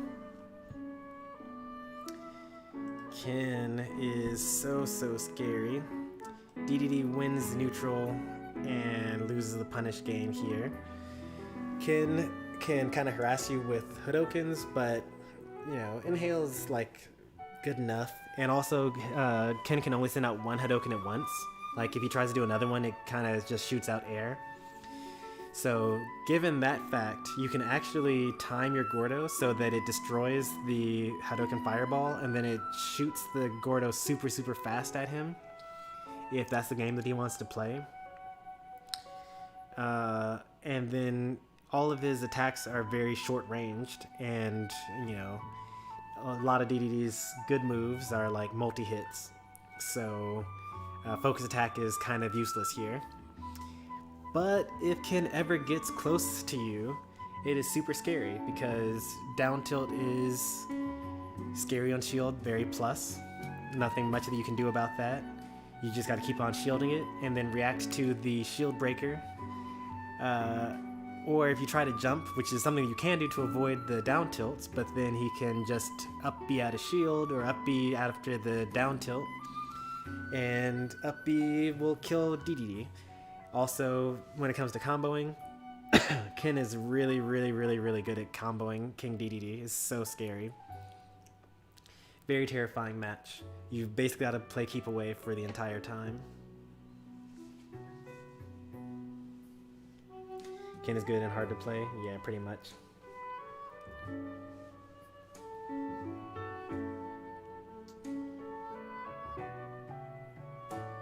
Getting near Ken is a bad idea, yeah. He destroys shields, yep. Yeah, there's so many things where it's like, oh, down tilt. And like, oh, I didn't hit. Okay, down tilt again. Oh, I did hit? Alright, time to do this combo that does like, you know, 80% no matter what percent you're at. And then, you know, never miss attack against Ken, otherwise you just die. It's very scary, very stressful to keep him out. K Rool. This is another interesting one. I haven't fought against a good K Rool offline since the buffs, and I don't think I ever fought against a good K Rool offline before the buffs either. I think that most of the K Rools that I've fought are just mostly been like an online thing. The best ones being like King Cruelty or Mob or something like that. I think that before Dedede won neutral and punish game, and probably now Dedede still does the same. Like, you know, the main thing that people will complain about when it comes to K Rool is like, oh man, like Crown is so broken. Like all the K Rool has to do is just spam that and it's over. And to me, that's like the one move that I want K Rool to use. Like I'm waiting. Usually like I'm at a particular range. When I'm playing K Rool, I like to just kind of sit around the area that makes K Rool want to throw out a crown, because I'm just going to roll through it and then grab them and then do a combo for throwing out a crown. It's very difficult to do this online, but like if K Rool likes to do the neutral bead, the blunderbuss, so the goal is you dash in on the blunderbuss, it just breaks the cannonball, you roll behind him so that while he's using the inhale, it grabs the cannonball instead of you, and then you grab him again, and then you do your combo, or you just throw him off stage or whatever. So like both of K Rool's projectiles are actually really terrible. The only thing that he really has going for him is like, well, he can kind of ledge trap pretty well, I guess. Like, you know, are you going to down smash? Are you going to blunderbuss inhale? Things like that. But in both of those cases, you can just kind of sit there on the ledge and not press a button, and you beat that option, because he has to stop blunderbuss eventually. He has to use his down smash eventually, and then get up attack is invincible. Or you can just kind of like, you know, get up after the blunderbuss fails. So, you know, the things that people complain the most about when it comes to K Rool are actually like not even good options, even at this point in time, because, you know, before it was really bad. Like before you used to be able to just kind of like, you know, jump over the crown and then back air him, and then it would break the super armor. But now you can't do that anymore. You have to now jump over and grab, or like roll through and grab. So like, he's a better character now than he was before the buffs, but I can't really see him doing that great against Dedede. His recovery is like not that great either. Like, you just kind of go down there with him and then back your end to the stage, and then he'll tech, yeah, but then your up B is fast enough that you both get on the ledge at the same time, or maybe you're even ledge trumping him.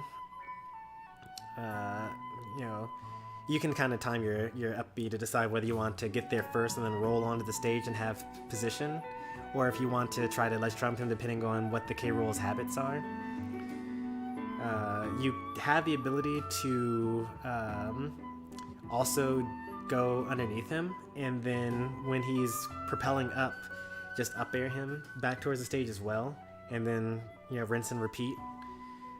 You can throw out Gordos to intercept his recovery, which he has to basically mix up his timing with up airs or air dodges or fast falls. The only thing he really has going for him now is like Crown while he's recovering, because the super armor is actually so good that he doesn't usually get hit by stuff, and also you can't grab him while he's in the air like that. So like Crown off stage is probably actually his best option for stopping a lot of these edgeguard situations that I'm talking about. The propeller on his up B is difficult to get around, but you can actually spike it if you get the timing down right. So like, I've done it a couple of times. I go for it occasionally. It's kind of like not really worth it, because like if you get hit by it, then like now you're in disadvantage even though he was the one off stage. But like with practice, you know, you should be able to just get it very consistently. So I'm gonna put this definitely in like a Dedede just wins neutral and wins the punish game here. I guess like I should talk a little bit about what King K. Rool can do against Dedede. Like if you do manage to hit someone with a crown, like roll is not invincible and it stales.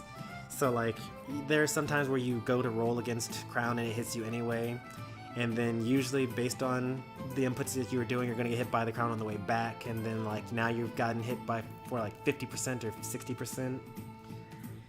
And K. Rool does kind of kill early with like, you know, down tilt, but doesn't have the range, so why does that matter? It can kill with up air. Dedede does like to jump, so that's kind of scary. You can nair the Gordos. I don't really see it, you know? Like K. Rool would basically have to not use projectiles, wait for Dedede to use Gordo or projectile, and then kind of like approach with that at that point in time, like either reflecting it or forward tilting or nairing. And you know, K. Rool would have to play very, very differently than usual, I'd say. I didn't even mention like Inhale, but Inhale's actually not that great against K. Rool because it's slow enough for him to just reflect it back anyway. I don't really have much faith in K. Rool still, even after the buffs, even though, you know, he's a lot better now. Kirby, this is I always say that this should be unwinnable for Kirby. His arms are just so stubby. His legs are just so stubby. Dedede has like the range, has as many jumps. Edge guarding is in Dedede's favor. Kirby does have like a good combo game against Dedede, and up air is actually, with the buffs, is actually kind of scary for Dedede to deal with. Like, he's very easy for Kirby to just keep him above him. But, you know, at the same time, like, Kirby above Dedede is actually worse for Kirby than Dedede above Kirby, because up air will actually kill. You can bait out rock because it's so reactable. You just like hear it coming. You just, you know, don't commit too early. Dedede off stage is not as scary. Is not as scary for Dedede as Kirby off stage.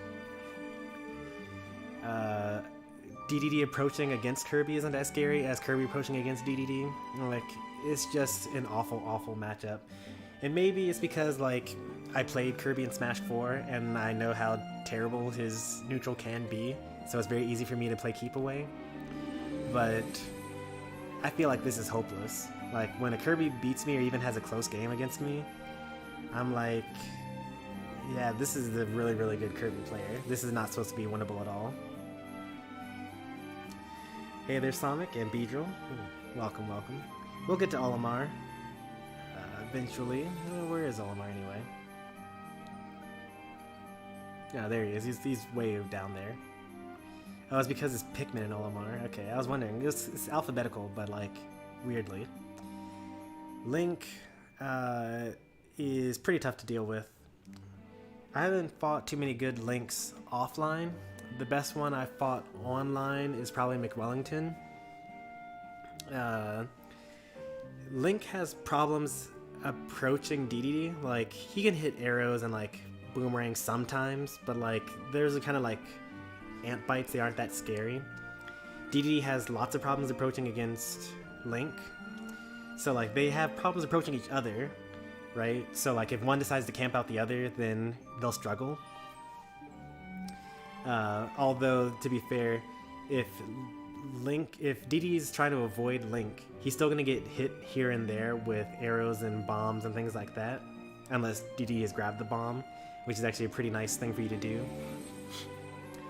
But if Dedede's trying to approach Link and Link is trying to stay away, then Link does have the advantage in that regard. If they're both running at each other, it's probably Dedede's favor. Like, I think that if they're both playing the game, like they're both being aggressive, Dedede's a bit better at... Dedede's range is just better. Like, you know, if I hit you with like forward tilt, or like, you know, if I dash in properly and shield your forward air or something like that, or like, you know, things like that, then I get a lot from that. Although at the same time, Link actually gets a good bit off of his stuff too. Like if he hits approaching boomerang, then that's pretty scary. You can do that into up B, or you can do up air. First hit back air into, you know, bomb drop combos are pretty scary. Up B out of shield is pretty scary. But I would say that it's probably, you know, only slightly winning in neutral favor for Link. It's pretty difficult for... It really depends on the Link player.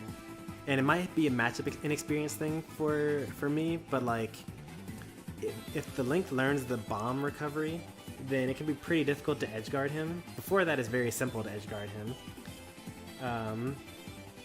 It's kind of like, if you know what angle he's going to be at, then you can put an up air in the direction that he's going to be, and then he'll die for it.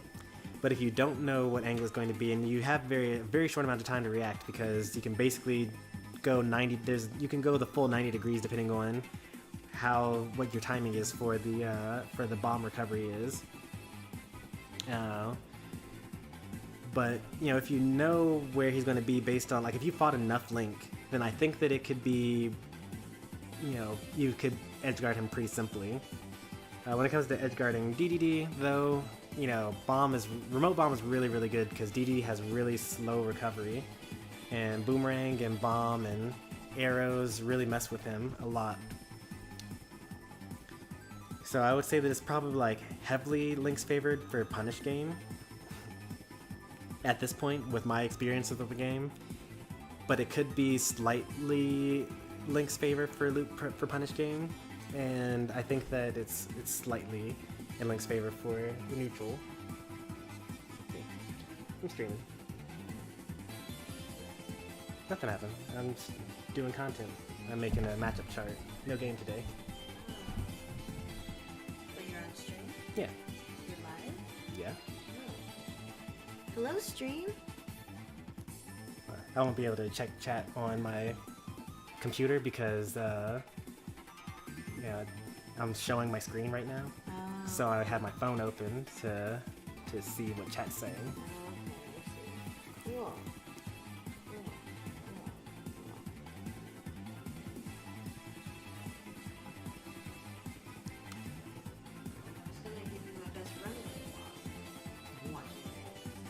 Okay, yeah, you can go for it. I'm gonna keep on talking. Alright, quick intermission chat. This gives me a chance to rest my throat and talking for however long the stream has been going on for. Mm-hmm.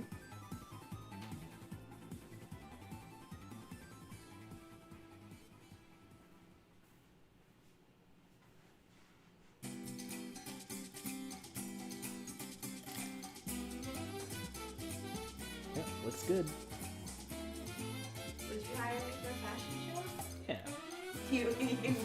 You're like, I would never have a fashion show. Pretty much. High five. High five for the stream. Come on, stream. Tell Stormy to high five me. High five. This. No.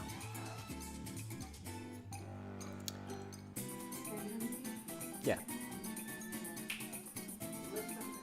Alright. Alright. Back to our regularly scheduled program. Next up we got Little Mac. Little Mac is definitely going to be one of these here. Loses neutral, loses in the punish game. But when you're on the ground, Little Mac wins the punish game for sure. Because, down tilt, up smash, side B, you have to basically, it's kind of very similar to Greninja, right? So when I was talking about Greninja, let's say you get hit by dash attack by Greninja, and you're like, okay, well, I have to either jump, air dodge, attack, or do nothing. And, Greninja has two options, basically, full hop fair, short hop nair, or whatever. And both, basically, they have their two options that cover your four options, and that's kind of awful. Little Mac is very similar in that sense, where, if he does hit you while he's on the stage, then he has a really good advantage state at that point, because, there are only so many options that you have, but Mac has a lot of things that will cover all the different things that you do in order to keep the vortex going. But, off stage, just hit him with forward air, he's dead. Gordo stick, he's dead. If they don't know how to sweet spot side forward tilt, he's dead. Dash attack, he's dead. It's not a good look for Little Mac. It's you go off stage and it's well, if he counters, so basically you're going to feint off stage. So you jump off stage, you jump back, you jump off stage, you jump back. So if they counter, that gets rid of all of their forward momentum, and then you can just forward air them afterwards and they're dead. Or you can just jump back to stage because he's already dead anyway.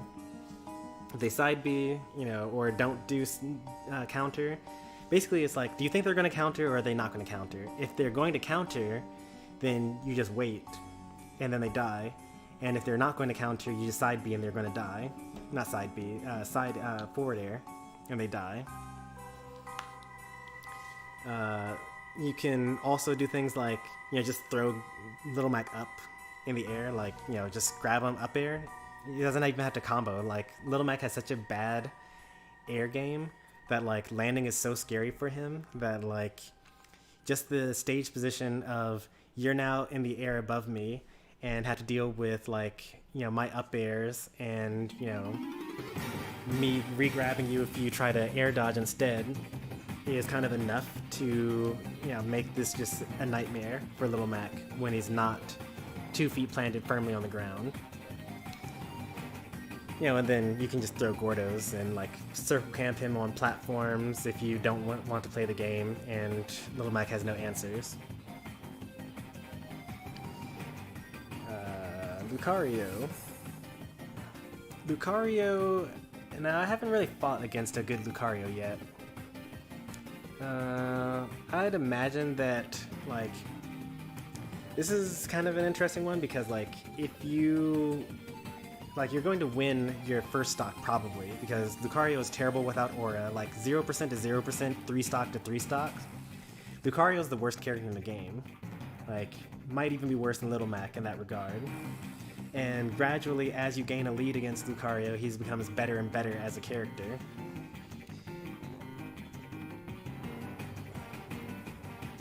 yeah, he can make it back when he does down air, but if you're talking about Little Mac, I'm assuming you're talking about Little Mac because I actually just learned about this as well. But you know, even then, like, you're talking about distance, right? Like, I'm talking about, you know, you're jumping out there to reach him and then intercepting his recovery. So, like, the only difference now, like, before it would be like, I would throw Little Mac off stage and I would say to myself, you know, I know that Little Mac can't make it back from there, so I'm just going to stay on the stage, no problem. But now that I've seen the new recovery that Peanut's been showing up on his thing, now the option is, well, you know, I'm just going to jump out off stage and edgeguard him, when before I was just going to be lazy and, like, not do anything. Because before, like, you know, if he's already going to die anyway, and you go off stage to edgeguard him, he could side B you, and now you're taking percent that you don't need to take for no reason. And, you know, it's better to keep your percent than to not. So Lucario, I don't really know where to put him here, because, you know, he goes from, like, not having any tools at all to, you know, being amazing in every single way. But at the same time, by the time you reach the point where you're amazing in every single way, you're already down, and Smash is a 3-stock game, so, like, you know, this is somewhat ignorance here. Like, I haven't fought against too good of a Lucario player, but his range isn't that great, you know, when you're at even stocks. And Aura Sphere can be kind of scary, but, like, you have Inhale, so, like, if you're got it the read on what they're going to do, like, they like to call out jump with their Aura Sphere, or, like, stay on ledge with Aura Sphere. You just drop from ledge and then up B again. You know, he doesn't really have much to really hit you on ledge there. If they try to do, like, something like a Smash 4, like, be on the ledge with Aura Sphere, cancel it into up smash, or cancel it into back air, you can just drop from ledge, up air, things like that. Lucario ledge trapping isn't really all that scary. And Dedede also lives a lot longer than a lot of other characters that Lucario is used to ledge trapping. So I think that I could safely put Lucario here. The only weird thing is, like, once he gets, like, really high percent and his recovery is really fast and goes really far, then it can be really hard to intercept him. But the goal would be basically to 2-frame him with dash attack, or, like, to Gordo Stick, you know, kill him before he gets to that point where he's actually someone to worry about. And I think that Dedede actually has the tools to make that happen.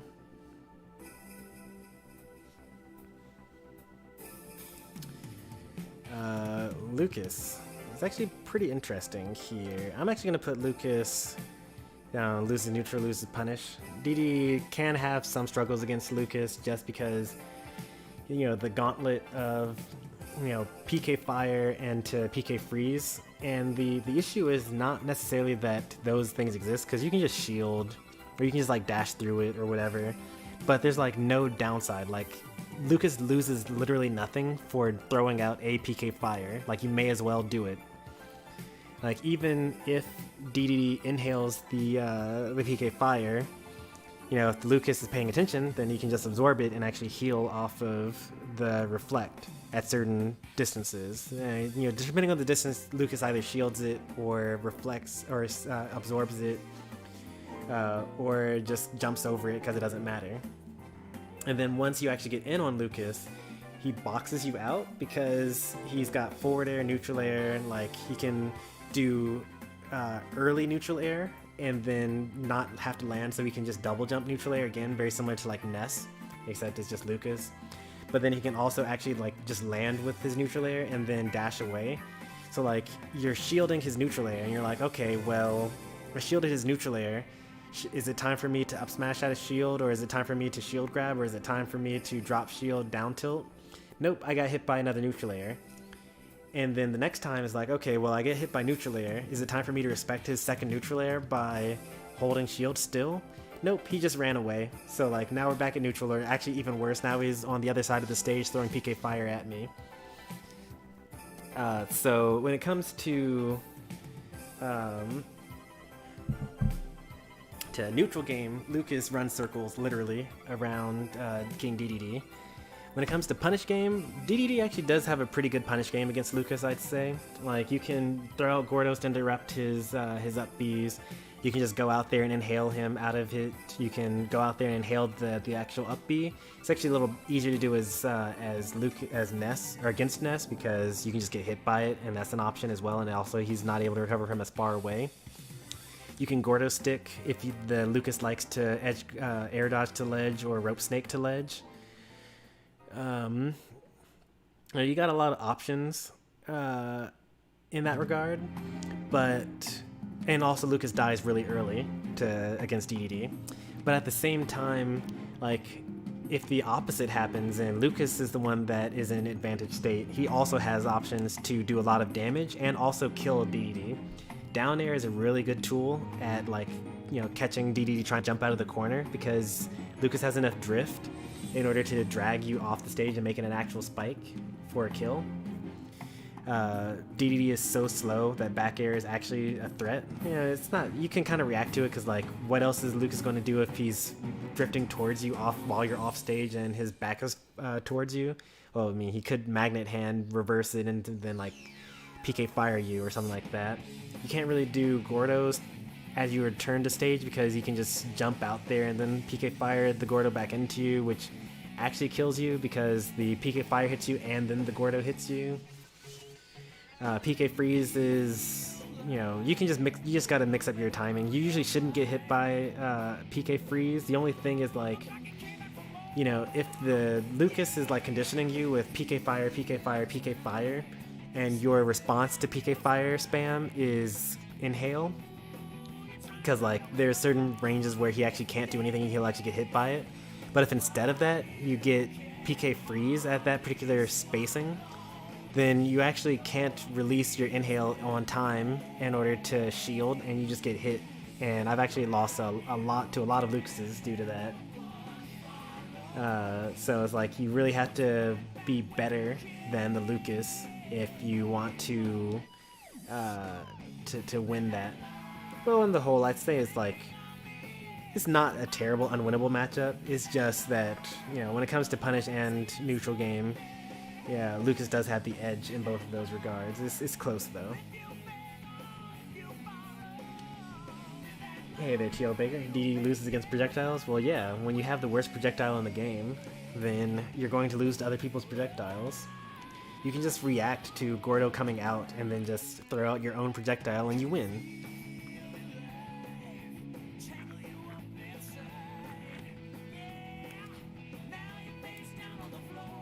Even something terrible like Flare or Kirby's Cutter ability, like, even those are like just better, because you can just on a reaction just say, oh, I see a Gordo, time to hit it back at him. Let's do Lucina now.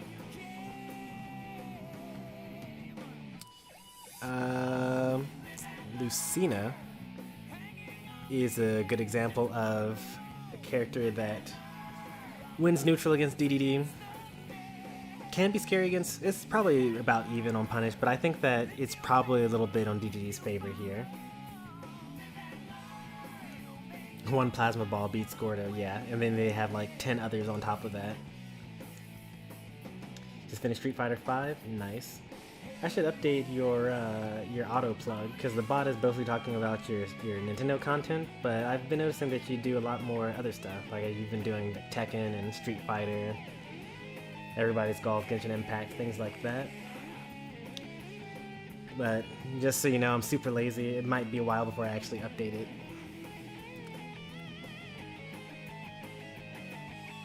Uncharged peanut gun doesn't work against Gordo. Yeah, that's true, but you have banana.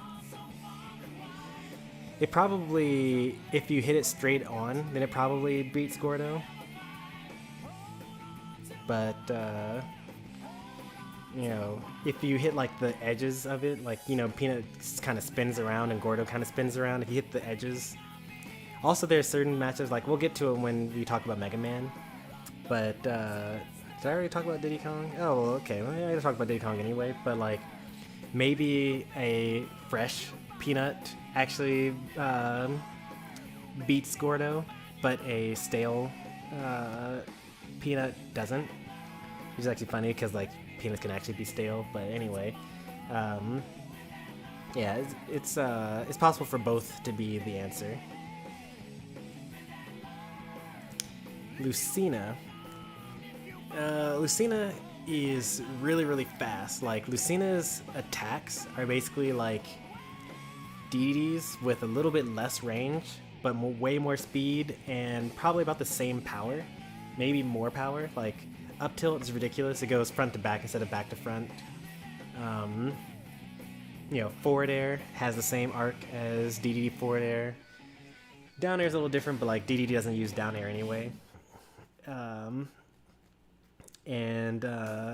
Back air is faster and hits around the same area. So like in a lot of ways, Lucina can just kind of bully Dedede. Like if they're approaching each other and they both use the same move, Lucina's probably going to win because she has about the same range but more speed. So it really depends on Dedede just outliving Lucina in order to win the matchup.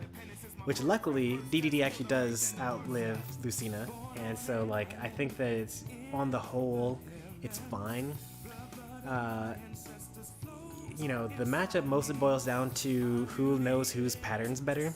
Because if Lucina is kind of like forward airing around your shield in order to control space, you can throw a Gordo in between the gaps, and then hit her as she's landing. Which is something you can't do against someone like Chrom because his attacks are actually so fast that he just throws out another one and then he just throws the Gordo back at you. Or he lands and then is able to shield.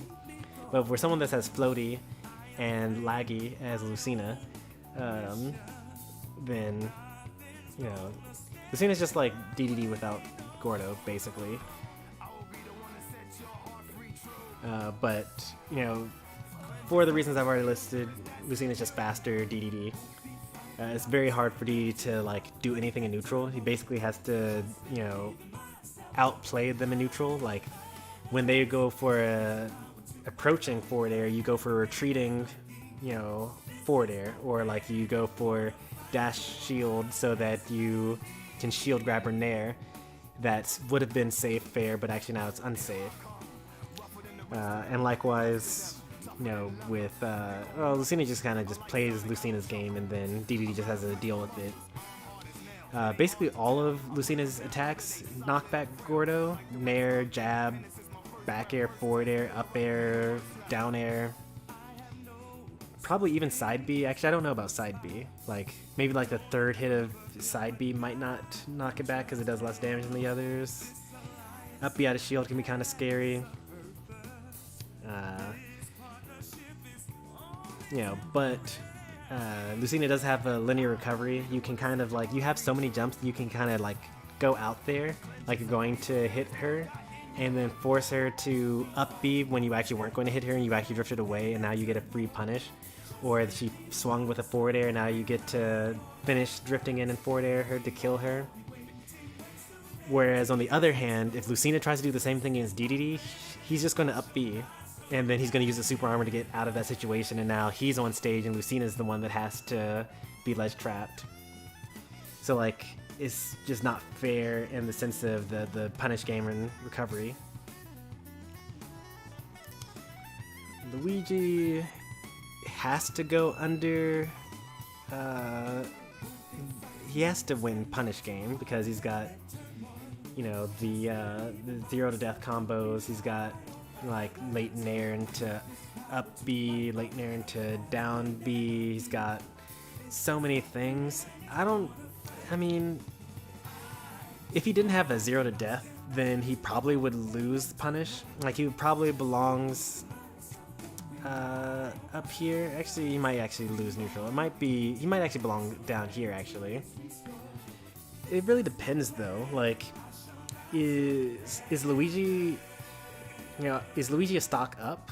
Then he's probably winning neutral because Dedede has to approach, and it's very difficult for Dedede to approach when it comes to dealing with fireballs and Zair and grab. But if Dedede's winning and not at 0%, like, you might even want to just get hit by a couple of fireballs or get hit by a back air just so you're at like 10% instead of 0, so that the 0 to death doesn't work anymore. Because at that point, you're actually sitting kind of pretty. Like, you can kind of just jump and do retreating options, because like Luigi has slow enough aerial drift that you can kind of do retreating forward airs, and then once they're getting used to you doing retreating forward airs, then you can just do in place forward airs as they try to overcommit, or you can just go for inhales and things like that. Luigi actually kind of struggles a lot in a lot of matchups. I think that a lot of people focus on his 0 to deaths and then like say, oh, this character's so good. But if you watch, a lot of the better players, if they decide just to not play the game and just like stay away from Luigi doesn't really have too many options for like running in and catching up to his opponent and forcing the situation. There are a lot of Gordo angles that actually go over fireballs and plunger. It's not a plunger, it's whatever, the vacuum cleaner, whatever. So, I think that Luigi could go in either way. It really depends on who's already winning, which is kind of ironic. But I guess since, if I'm assuming like you start off with the match in the same way that I put Lucario up here, like I'm going to put Luigi up here, even though I think that at any point Luigi could belong in any one of these. I think this is a very even matchup. Like I think that Luigi has his combos and kills Dedede pretty early, but at the same time, like, Dedede has the range advantage against Luigi. And as long as you aren't overcommitting and getting hit by a tornado when you shouldn't be, like, basically jump up and bait the tornado first and then use your up air as opposed to just going in for the up air. And like, you can actually use inhale. Like if the Luigi goes for certain recoveries, then you can use your inhale to actually stop him from recovering and then just spit him out even lower and then he just dies. There's so many tools that Dedede has to just kind of destroy Luigi. You can even just like run, just air dodge off stage and then use your jumps to catch up to Luigi and then just like get hit by his green missile. And then unless he gets a misfire, he's going to just die because he just can't recover from how far out he is.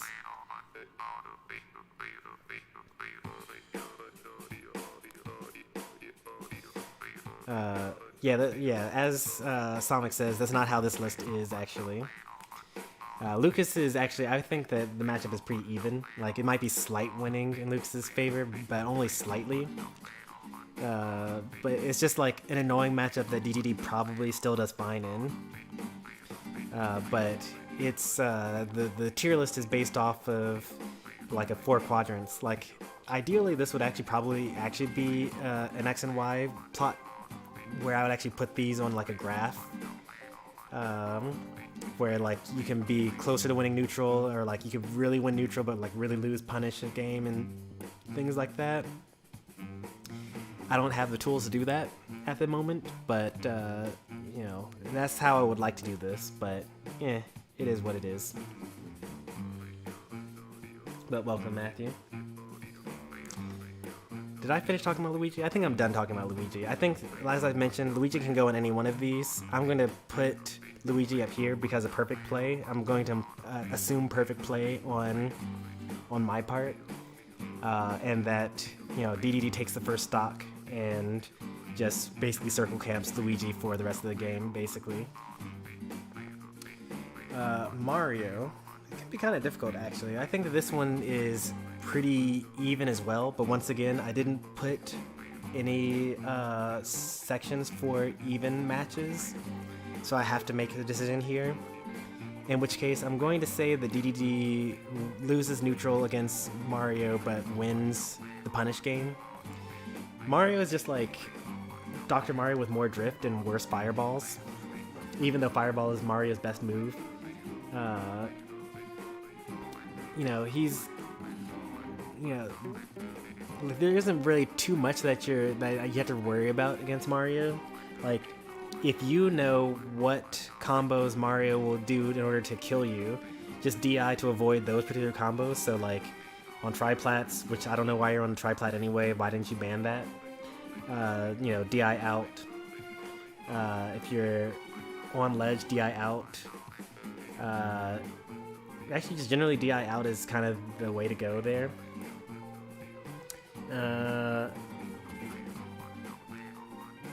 You know, fireballs are difficult to deal with because, you know, they kind of beat everything. Like, the traditional way that Dedede kind of gets a leg up on his opponent is he will dash back forward tilt, and that's kind of a whiff punish. With Mario, you have to decide, okay, well, if he's going to fireball, I have to, you know, approaching forward air, and if he's not going to fireball, like if he's going to nair instead of that, then I have to retreating forward tilt. And like the fact that Mario gets to kind of just do what Mario does, and you are the one that has to guess what Mario's going to do, or like basically predict based on you being the better player, means that that's why it's kind of like a winning thing for Mario in that case. But Dedede doesn't really die worse than other characters dies. Like, yeah, so maybe Mario does get like up air, up air, up air, up B, right? But Mario gets that against everyone, so it's not like it's not something that is especially bad for Dedede. It's just like that's a thing that Marios do, and if you play Ultimate, you just have to get used to the concept of Mario might just combo you and kill you. Maybe he gets, you know, landing up air into forward air, and that's just the way the game goes. But it's not like it's more true on Dedede than it is on another character. You know, a better example would be something like, you know, Duck Hunt, right? Duck Hunt can use can, and then it will just interrupt all the Mario combos. Now that's an example where it's very strictly in favor of someone like Duck Hunt has that as an advantage over Mario, but not having a specific character advantage over characters' gimmicks doesn't mean that it's like, you know, worse. It just means that it's not better. So that's how I feel generally about these types of things. Like, he's got his combos and whatever, but he combos everyone. You know, just make sure to hit your text so that you don't get hit by, you know, jab lock, down smash, or whatever. And don't land on a shield, and be sure to do phantom footstools when you're above him, and you'll be fine. You can't really die to Mario, I don't think. Meanwhile, Mario's recovery is kind of linear, and you can just kind of like go out there and hit him. He does have good drift, so he will recover if you don't do anything, but you should be doing something to stop him from getting back to ledge. Moving on to Marth. Marth is just Lucina, but has to work harder. It's actually probably wins neutral even worse because like there are more spaces in which, you know, you can, even if he wins the neutral, you know, he didn't get the tipper, so like he didn't get this particular better follow-up instead. But, you know, it's fine. I'm not going to order that, but I've already talked about Lucina. I'm not going to talk about Marth. It's basically the same. Forward air offstage is scarier against Marth. Like, when you are, and also like, if you get hit by up B as a reversal when you're trying to edgeguard Marth, then that can be scarier because like it hurts more, so you have to tech more early. But you know, it's still all the same. Points still stand.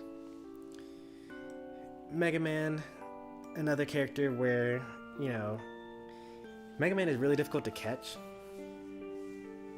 Pellets can be annoying, but you should just get hit by them. It's whatever. Like, it's damage. It doesn't matter. And the more pellets you get hit by, actually, the better, because when you have stale pellets, they no longer break Gordo, and you can just kind of throw Gordo for free. Not for free, because he still has forward air, he still has down tilt, he still has back air, But like, you know, if he's using those moves and he's not, you know, using his projectiles and you're able to get in on him. Leaf Shield is very annoying online, but offline it's actually very easy to deal with. You just kind of keep on holding shield, and then when the move is over, you just close the gap if they jumped away, or you just grab him if they decided to throw the Leaf Shield. It's really annoying, but it's not that bad. Like, it's just damage, and like there's some characters where like damage matters. Like these light characters like Fox, you know, Fox that I imagine would be annoyed by it, or like, you know, maybe Ness or Me Brawler or something like that. But like Dedede is kind of like, oh, I'll just live until 200 and then I'll dash attack your up B and then you'll die at 80 or whatever. Hey, they're freestyles. Oh yeah, that's my opinion on Mega Man. It's one of those matches where you get neutral to 200, and then you hit Mega Man like once or twice. Mega Man can be scary depending on how they play, because like forward air does kill and back air kills as well. So you do have to like respect their options. It's not like you can just kind of say like, you have to basically avoid all the kill moves. And then once you do, it's fine. But, you know, Mega Man's not so bad. Meta Knight. I have no idea, honestly. I have not fought a good Meta Knight offline or online. The only thing that I have to go off of is like random Twitter clips. I know that, you know, if you optimize Meta Knight, this should be impossible for Dedede. It's just like, oh, I got hit by dash attack, I'm gonna be escorted to the blast zone, and then I'm gonna lose my stock. But at the same time, you know, I can't just make it a decision based off of that though, because sure, that's a Twitter clip, but I don't know how good the opponent is against Meta Knight. Like, maybe I can smash DI it to get out of the way. Were they holding in the whole time? Were they holding out the whole time? Were they buffering air dodge at the right moments? Like, you know, I just honestly don't know enough at all about this character in order to accurately put anything on here. But based on the Meta Knights that I fought, which none of which have been better than me, so that means that the opinion is completely invalid anyway. But I'm gonna put it here for now. But I don't know that this is where he belongs. His sword attacks are kind of stubby compared to Dedede's hammer. You can Gordo stick, and he takes a long time to recover as well, so you get plenty of opportunity to set up the Gordo stick.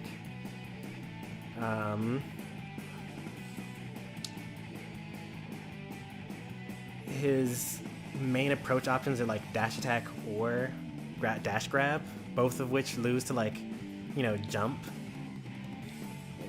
Yeah, I just don't know. Like, it could be that this character is actually super sick and maybe even the best character in the game, but I'd have to see it first. I need to fight against someone and see what they do, and I need to basically feel hopeless before I can actually give a good opinion on Meta Knight. Same goes for Mewtwo, actually. Haven't really fought a good one. The best one that I fought isn't even like a Mewtwo main. It's just like they played Mewtwo in Smash 4. And they're like, oh, you know, I still play this character because like I still remember a lot of the stuff from Smash 4, but like a lot of the setups don't work anymore in Ultimate, as far as I know. I haven't seen them yet, at least. You would think that, you know, if he had footstools down B, then people would use it by now, but I don't know. But I don't know what to think about Mewtwo either. Too rare, not enough good players. Based on what I know so far, though, it's definitely one of these lose neutral, win punish games. Mewtwo is very fast in the air and has uncharged Shadow Balls are really underrated. A lot of people online like to use charged shots, like Samus charged shot fully charged, and like, you know, Lucario's charged shot fully charged, and Mii Gunner and, you know, Mewtwo. They like to charge these things and like use them like that. A lot of these attacks are a lot scarier, checking out a lot of smaller hits, because that's space control. Like, now your opponent has to commit to shielding or commit to jumping, and that's when the real fun begins, because Mewtwo's forward air is really, really fast. Mewtwo's up tilt has lots of range. He's got... does Mewtwo have throw combos? I think he has like down throw into something, down throw up air, something like that. I don't really know. So Mewtwo has like really, really good neutral. I haven't seen anyone use Mewtwo the way I would, and because like all the Mewtwo's that I've seen play Mewtwo probably like not the way that I would tell them to play it in order to get better results. But at the same time, you know, I don't know what optimal Mewtwo looks like because, you know, the most Mewtwo content I get is watching Wadi clips, but most of Wadi clips are him getting bodied and then getting surprised at whatever mix-up killed him. So like he's got, for a reason, I don't know what's up with his audience, but like very similar to Samsora, they like most of the clips from their channels are like them getting bodied for no reason. But Mewtwo Super Light, to go on back to the point, Mewtwo Super Light dies super early. He has a terrible double jump because he dips down before his double jump, very similar to Ness and Lucas and Peach and things like that. So he's less likely to escape. There are combos that are like there are strings that are not quite combos because, you know, air dodge is frame 3 or whatever.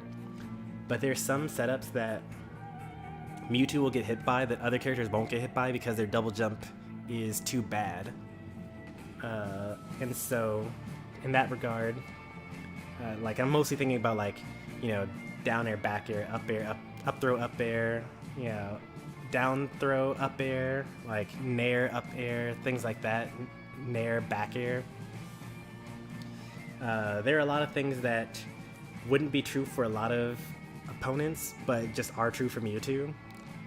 And he's also super light, and he's got a tail hitbox, and you know, it's just rough for him. Well, I don't know if it's rough for him. Like I said, I haven't fought a good Mewtwo, but those are the opinions that I have at this point. Me Brawler, the best Me Brawler I fought. I don't know what their tag is. Is it J or Meme? I'm not quite sure. But yeah, they're definitely a better player than I am. But like the fact that they were playing against Brawler, they were really, really, really frustrated playing against me. Like we've taken sets off of each other, which, you know, already tells you that, like, you know, this character might be kind of bad if a worse player is taking sets off of you because of the character that you use. But the you know, there are a couple of sets. I can't even think of a set that would do particularly well against Dedede, and it's going to be difficult to kind of do the Mii fighters because of the various number of sets that they have. But you know, Mii Brawler is just, his attacks are too stubby. He makes too much noise when he's about to use his moves, so in an offline setting you can kind of react to what he's about to do, like suplex and side B. Onslaught and suplex are actually reactable offline. So you just kind of be like, oh, you're about to do that thing, time for me to either shield or jump, whatever one beats whatever set you happen to have. Like, it can be kind of scary to fight Mii Brawler if you like are just sitting, like you just sat down at the setup and you're starting your set and you didn't see them make the Mii beforehand, so you don't know what their set is. And so like the entire time you're kind of like playing super safe, like baiting out options that might be good for them to use. So you're kind of like gathering information about what their set is. But like once you know what their set is, you know, it's just not that good. Like feint jump, it doesn't have invincibility after the apex of its height. Burning drop kick can be intercepted by shield and then forward air. You can angle your shield downwards so that it doesn't like snap ledge, very similar to like Flare Blitz on Charizard. I'm getting ahead of myself, but you know, he's just a really bad character overall. Like, he's got good frame data, but and actually good movement speed as well. It's actually very interesting that he doesn't have, like, has the same combo strings and the same vortex as Fox, but just like the range is just a little worse. and he doesn't have the raw kill power that comes from Fox Nair up smash. I mean, he has his kill power comes from like Nair special up B or something like that, but like I just don't see it. Me Gunner. So I think that the hardest thing for Dedede to actually, there are a lot of sets that Dedede would try to have. So I'm going to talk about a couple of things here because I actually have some experience with a number of sets here. Grenade launcher is really good, +5 on shield, which means that if you shield it, you get grabbed. If you get hit by it, then you just die or get off stage.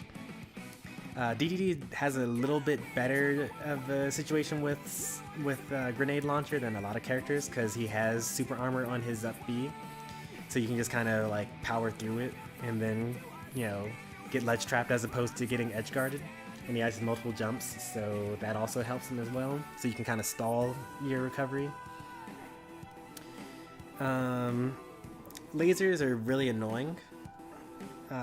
They're probably better for neutral than grenade launcher. Grenade launcher is like, you know, if you're already better than your opponent, then you should use grenade launcher because it gives you more opportunities to outplay your opponent. Like you force them into shield, you force them to jump, you force them to get ledge trapped or whatever. But I'd say that if you're probably equal with your opponent, or if they know that you can just nair and destroy the grenades, then you should probably switch to lasers at that point, because that's probably the more difficult thing to deal with in neutral. Charge shot is fine, I guess. It's like probably the worst one for Me Gunner to deal with, to use against Dedede, and probably against any character. Because like all it really does is just like give you one kind of strong attack, but it's not even as strong as like Samus's charge shot, I don't think. Or at least I don't die at the same percents that I died to Samus charge shot in that sense. Missiles are pretty good all around. I don't think Stealth Bomber is that great because you can kind of just see it. Like it's called Stealth Bomber, but you can just look at it and then decide, alright, well I'm going to just dash through it and then like, you know, roll through or spot dodge in the only way that it could possibly hit me, because you can't, like, it's not like, if Stealth Bomber could like, if you could slow down Stealth Bomber, like Dense Fire, like, you can kind of change the speed of it, or like it's faster as it goes on or something like that, and you're able to like, so what I'm talking about there is like, so with Zelda, if you go in a straight line, it continuously speeds up, but if you try to change it so you make it go up or down, then it changes speed as it curves. So like you can kind of mix up the timing at which you're going to hit your opponent with it. Stealth Bomber is not like that. It only goes straight, and you can just choose to release it, and wherever it goes, like, it's always set timing. What is his other side B? Does anyone? Oh, his Flame Pillar. That's just a terrible move. I mean, it's good against like Gordo spam, I guess, but like it's not that great. If it were like Arc Fire and it had that distance, then it would be a lot better. But, you know, with the current distance that it goes at, it's not that great. The real scary thing about Me Gunner is that once you get in on Gunner, like, they actually box you out. Like, down tilt is fast, up tilt is fast, up smash is very fast, back air, neutral air, it has good range and is fast. Like, it's just really good in every single way. Like, Gunner is actually like a really good character, generally speaking.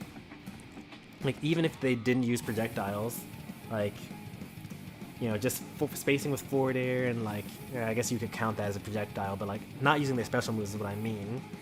Your only real hope is that they, okay, if they don't have grenade launcher, if they have grenade launcher, they can grenade launcher back onto the stage and then use the up B and then use their grenade to cover their recovery.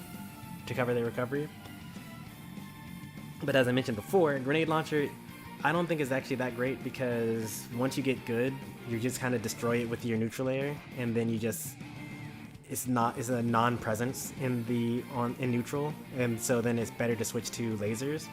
But once you have lasers, then you have a worse recovery because you can't cover your recovery with the grenades. So it's kind of a trade-off on which one. It's a lot easier to edge guard gunner if they don't have grenades, because you can just dash attack and 2-frame their recovery. If they have grenades, then you have to jump over it and then forward air them for it, or inhale, spit it back out, and then repeat again.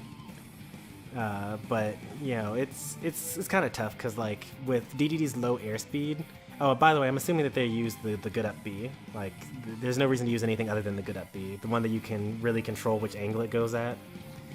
The other ones are terrible and you should not use them. Although I saw on stream last weekend that the powerful up B, the one that's a good out of shield killing option, actually has more recovery in this game than it had in Smash 4.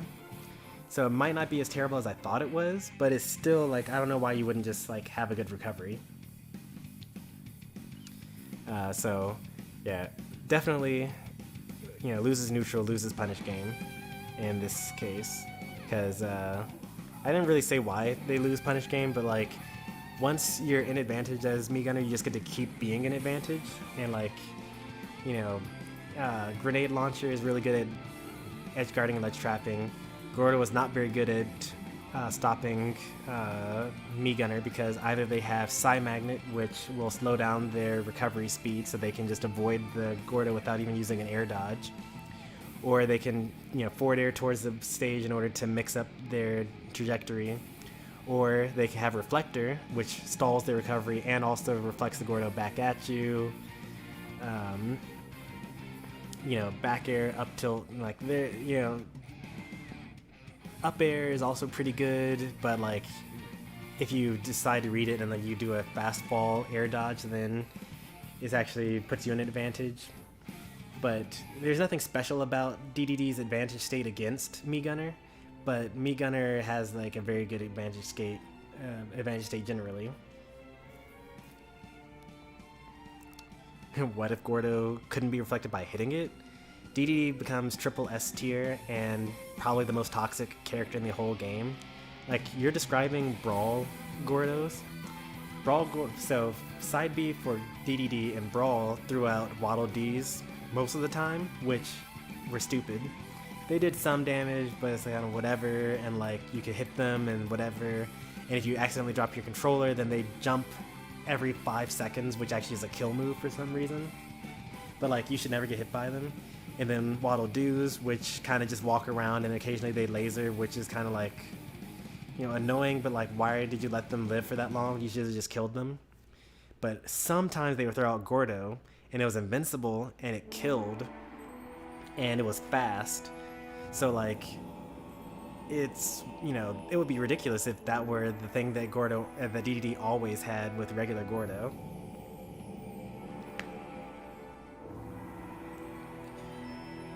I don't know my Brawl kill percents like that because, you know, I was still casual in Brawl, but I do know that, you know, Brawl Gordo being ported to Smash Ultimate would be toxic.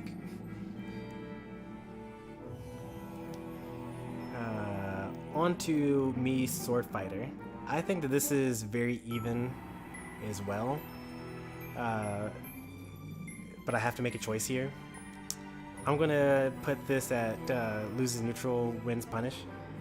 The main Mii Sword Fighter set that should be good used against Dedede probably would be Gale Strike. Well, it doesn't really matter, but like down B, you have to use your Reflector as your down B. And then your up B doesn't matter too much, but you probably shouldn't use Hero Spin. The Flurry is probably the best one, though. And then Shuriken's pretty good. You can use Shuriken as well as Gale Strike for, you know, good stage control. Do not use the Blazing Sword, it's terrible. Side B, the one where you like flip out and you like go halfway across the stage, is terrible. Don't use it. Like, why would you? What's the other one? Oh yeah, the only side B that's worth having is the Chakram. That's good for stage control, it's good for combos, it's good for ledge trapping, it's good for punishing, edge guarding. It's so amazing. Why would you use anything other than that? So, assuming that you're using the best set as me Sword Fighter against Dedede here. Is probably losing in neutral because Sword Fighter just gets to do whatever Sword Fighter was already going to do against any other character, and it works just as well. The only thing you have to watch out for is there is a certain spacing where if you have your Gale Strike inhaled by Dedede, then you will not be able to shield or reflect in time, and you will get hit by it, and it's set knockback, and you will get hit by up air and die at whatever, like at 90%. But it's very specific spacing. So like if you, you know, are careful, then you just don't throw it out at that particular spacing, and then it's fine. But the Dedede's always trying to find that particular spacing, and so it's kind of like, you know, who's the better player at that point. But so it comes down to who's the better player for trying to get that very specific spacing there.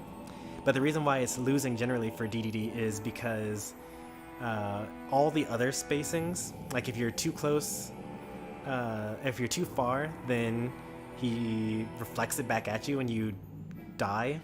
And if you're even farther away, then he has the time to run up, reflect, which also hits you and you also die, or at worst you shield, or at best you shield, and then you get to just do it again.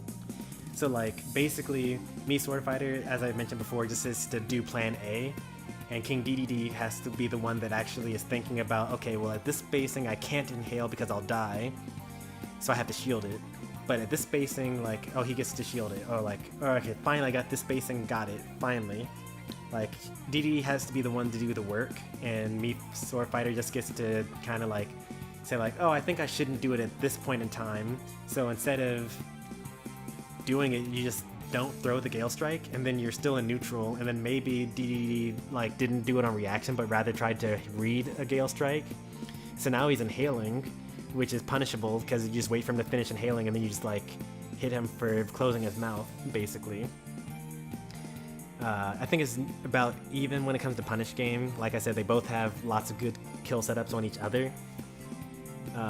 It's a little scary to have a character that actually can kill Dedede. Like, I always think that because most characters can't kill Dedede, when you finally find a character that can kill Dedede, so like in this case, me Fighter would use up air or hero spin, but then you're giving up your good recovery if you use hero spin to kill things, because you could just use up air. But you know, he's got up air, he's got chakram into down smash, chakram into imagination, basically. So they both have good kill setups on each other, which makes it so that I think that it's pretty even. But like I said, I don't really like fighting against people that actually can kill me. I like to live to 200 instead of like living to like, you know, 100. Like, that other people are supposed to die at 100. Dedede's not supposed to die at 100.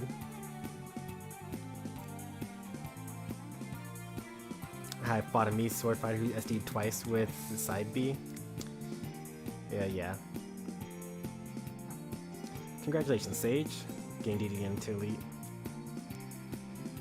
Yeah, he's super slow. Because he has 5 jumps and a ridiculous up B. Like, if he had good airspeed, he'd be a terror. Like, imagine fast forward airs and like fast back airs. That should be the next time I do spirits. I'm going to make a balanced Dedede that just has good air drift, and then just like play with that. That would be hilarious. Yeah, a lot of these matchups are dictated on like. That's why one of the criteria for this list is like, you know, what are your anti-airs? Because like a lot of characters, like if Mario decides to jump, he might actually get out for free, because he could jump backwards, he could jump up, he could jump forwards, he can jump neutral air dodge, things like that. Dedede doesn't really have that luxury. Like, if Dedede decides to jump, you could probably do one move and it would hit all 3 of those options: jump forward, jump back, and jump up.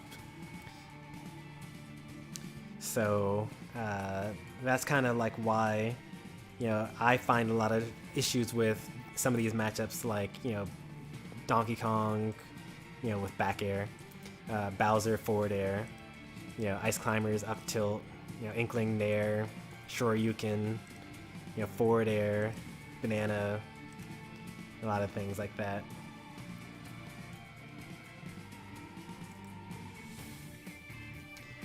Alright, Min Min.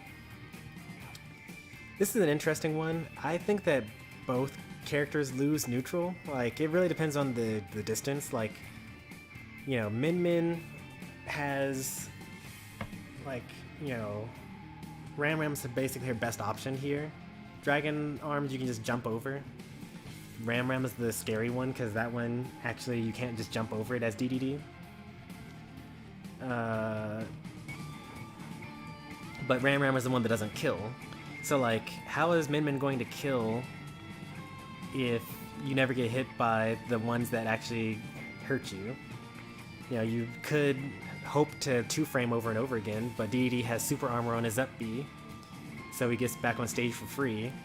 So then it's just, you have to actually better player him if you want to actually, win against Dedede as Min Min. But at the same time, how do you approach Min Min if you're Dedede? Obviously you jump in, right? But like, what if the Min Min is the better player and just doesn't throw out the arms prematurely? What if they wait for you to jump? Or wait if they, wait until you're in range and then neutral air you? Or they just run away the whole time because you have better air speed and run speed and you have down tilt. Like, it can be really... It's a bad matchup for both players, I would say, in this case. But Dedede definitely wins the advantage state here. Like, Min Min has a terrible, terrible recovery. You can Gordo stick, and then there's actually no answer that Min Min has to that. And you can just go out there in the forward air here because you have multiple jumps, so you can get underneath her. And then, so you throw out a Gordo, which causes her to either jump or air dodge, and then you go off stage and you hit her back off stage for the Gimp, and she just dies. And I don't think the Min Min is even all that great, honestly. I know that, Japan has her as #1 on their tier list, and a lot of people struggle with her generally. But, I just personally haven't gotten to that point. I think that it's neutral in neutral, and Dedede wins hard on the punish game because once Min Min does hit Dedede, like, I'm not worried about taking a lot of damage. I'm also not worried about dying very much. But when I hit Min Min, I actually could honestly expect myself to kill her off of like a couple of interactions.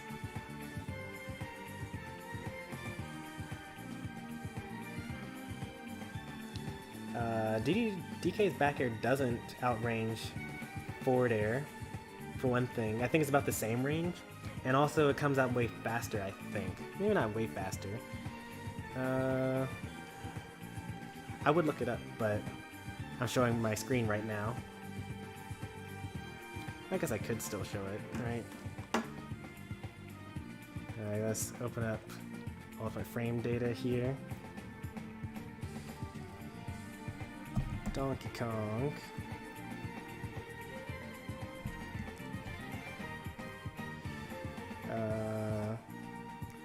Back air is frame 7.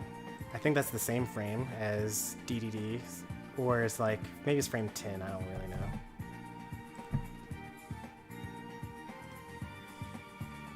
know. Frame 13. It's so much faster. You could do 2 back airs almost in the time that Dedede brings out 1 forward air. Yeah, it's not even close.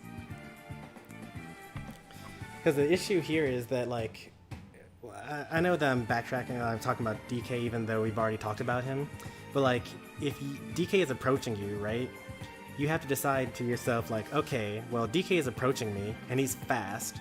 If I drop shield, run away, he'll dash attack me, and then I get comboed. If I stay in shield, thinking that he's going to dash attack, he could grab me, or maybe he can side B and then breaks my shield. Alright, well, what beats both of those things? I can jump. Alright, well, he can back air, he can reverse air rush back air me, or maybe he neutral airs me. I could spot dodge, so then he could up B or dash attack, both of those win. So, like, you know, you really have to better player your opponent if DK is approaching you quickly. Now, you could, you know, just be the aggressor, right? And if DK is thinking to themselves, oh, I think they're going to retreating fair, then I'm going to overextend raw back air, at which point in time you say, okay, well, I'm just going to down tilt or grab them instead, and then you win. Did I accidentally mix this up, actually? No, I didn't. Okay, this is fine. Yeah. I was thinking that it might be loses neutral, wins punish, but actually no. I had it right. King Dedede wins neutral against Donkey Kong.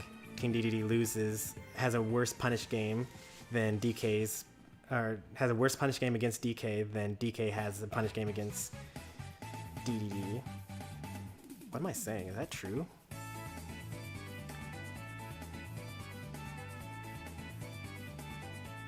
This probably belongs... No, because like, how's Donkey Kong going to approach? If Dedede decides to just like run away or jump a lot and use Gordos or something like that. Yeah, like I said, I'm kind of doing all this on the fly. I haven't really thought too much about each of these.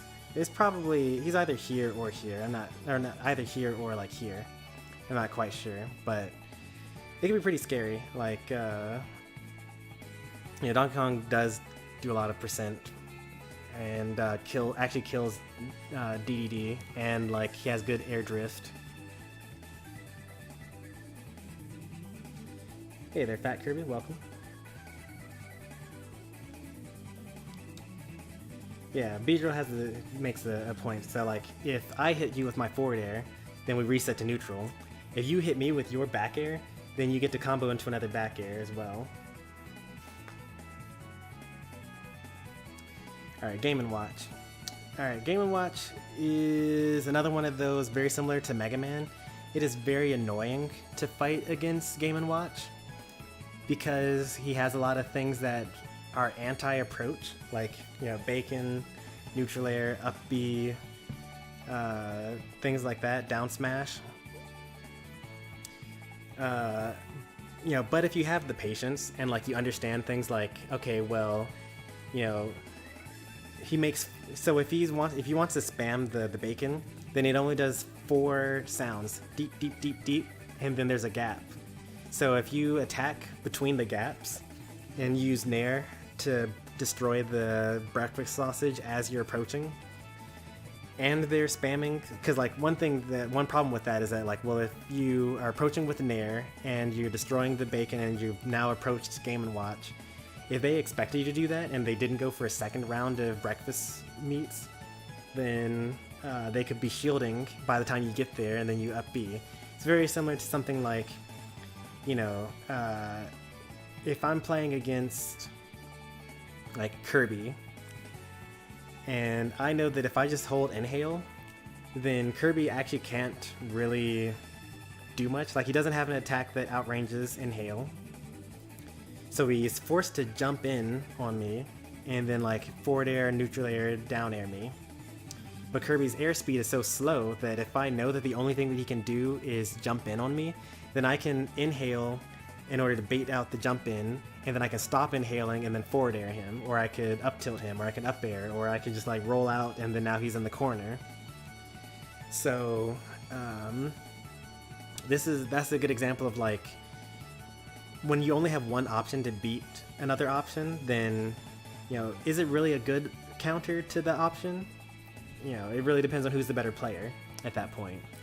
So Game & Watch is one of those where like, in order to win neutral, you definitely have to be the better player, because Game & Watch has an answer to each Dedede approach, but Dedede has several answers to actually approach Game & Watch. Like, you can pivot grab his down air, you can up air his down air depending on which angle he wants to go at. You can, if he's waiting for you to land on his shield so he can up B, then you can inhale him.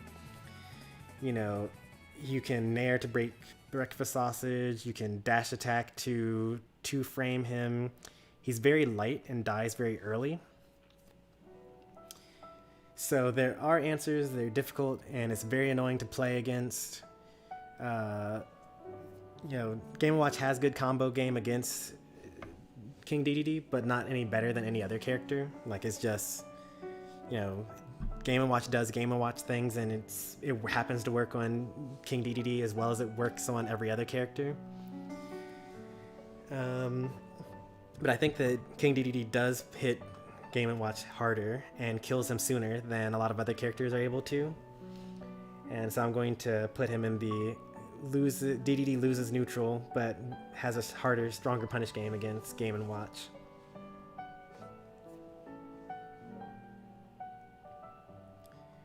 Breakfast meats? Like, what would you call it?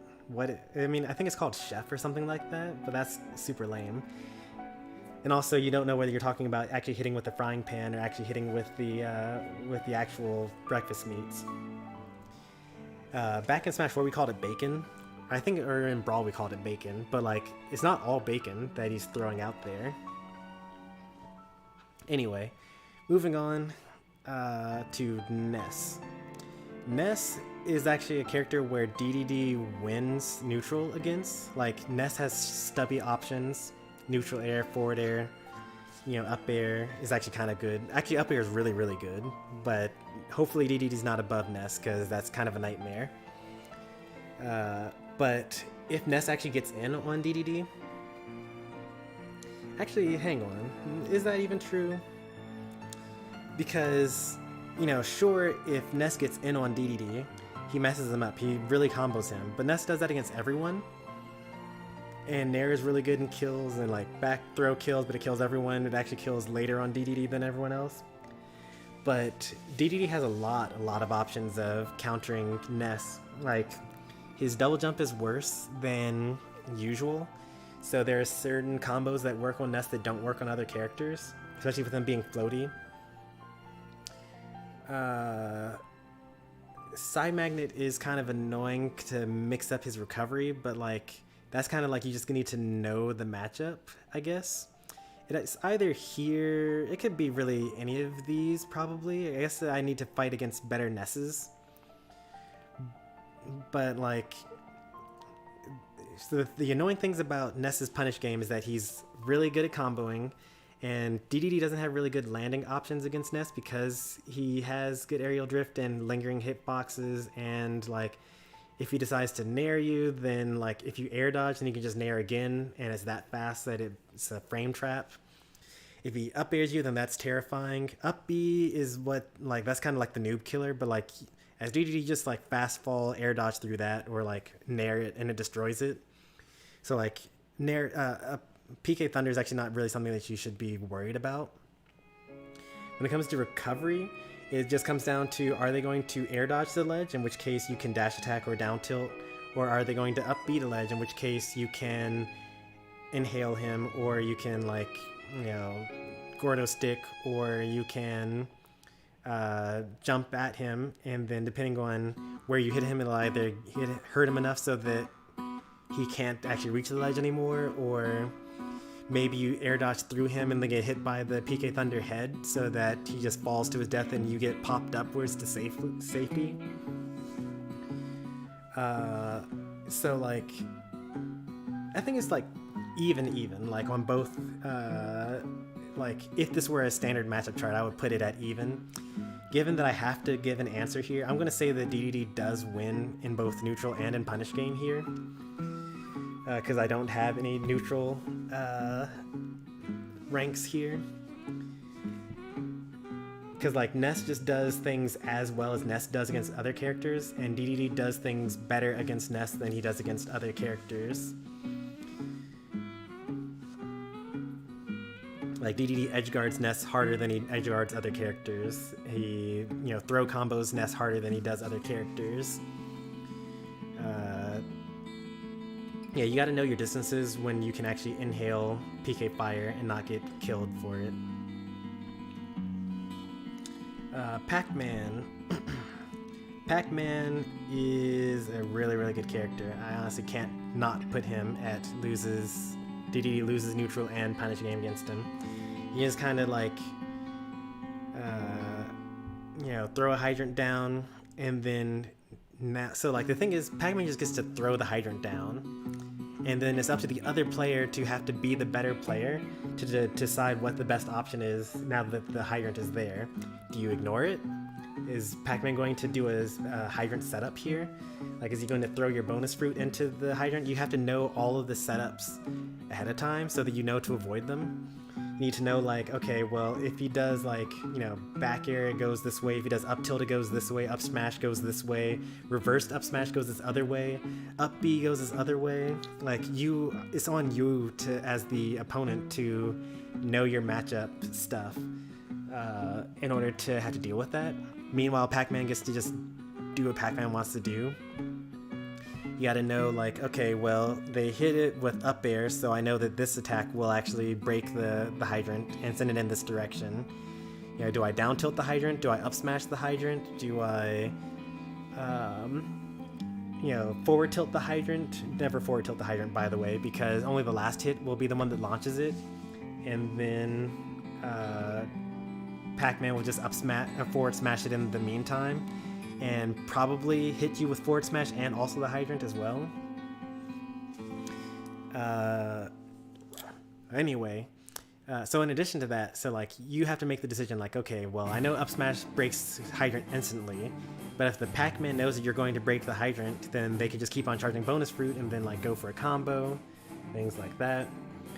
So like, you know, a lot of the gameplay does rely around that because Pac-Man is fast enough to just run away from Dedede. And Gordo doesn't really work too well because forward air from Pac-Man just knocks it back. Hydrant just kind of blocks it. Bonus fruit knocks it back, knocks back all the Gordos as well. Once Dedede even gets in on Pac-Man, assuming that there is no hydrant, he still has to deal with, you know, the same Nair mix-up that Lucas has. So like, oh, they hit Nair on my shield. I guess I should keep on blocking that because they could do another they could just double jump Nair. Or they hit forward air on my shield. I guess I gotta keep on shielding because they could double jump Nair. Oh, they didn't double jump Nair, they just landed and they ran away and reset to neutral, and now I have to catch them again. Well, that's annoying. Like, oh, I think that they're going to land, so I can drop shield and land and hit them. Oh, actually, I got hit by neutral air. So like, yeah, it's just really tough, generally speaking. You know, there are things that Dedede can do against Pac-Man, like steal the trampoline or attack the trampoline, but those are things that every character can do. That's not anything special to Dedede. It's a little less scary for Dedede to do it, because like if he misses the hydrant, or if he misses the trampoline, then he still has the recovery to just jump back to stage. So like, yeah, I've talked enough about this. Moving on.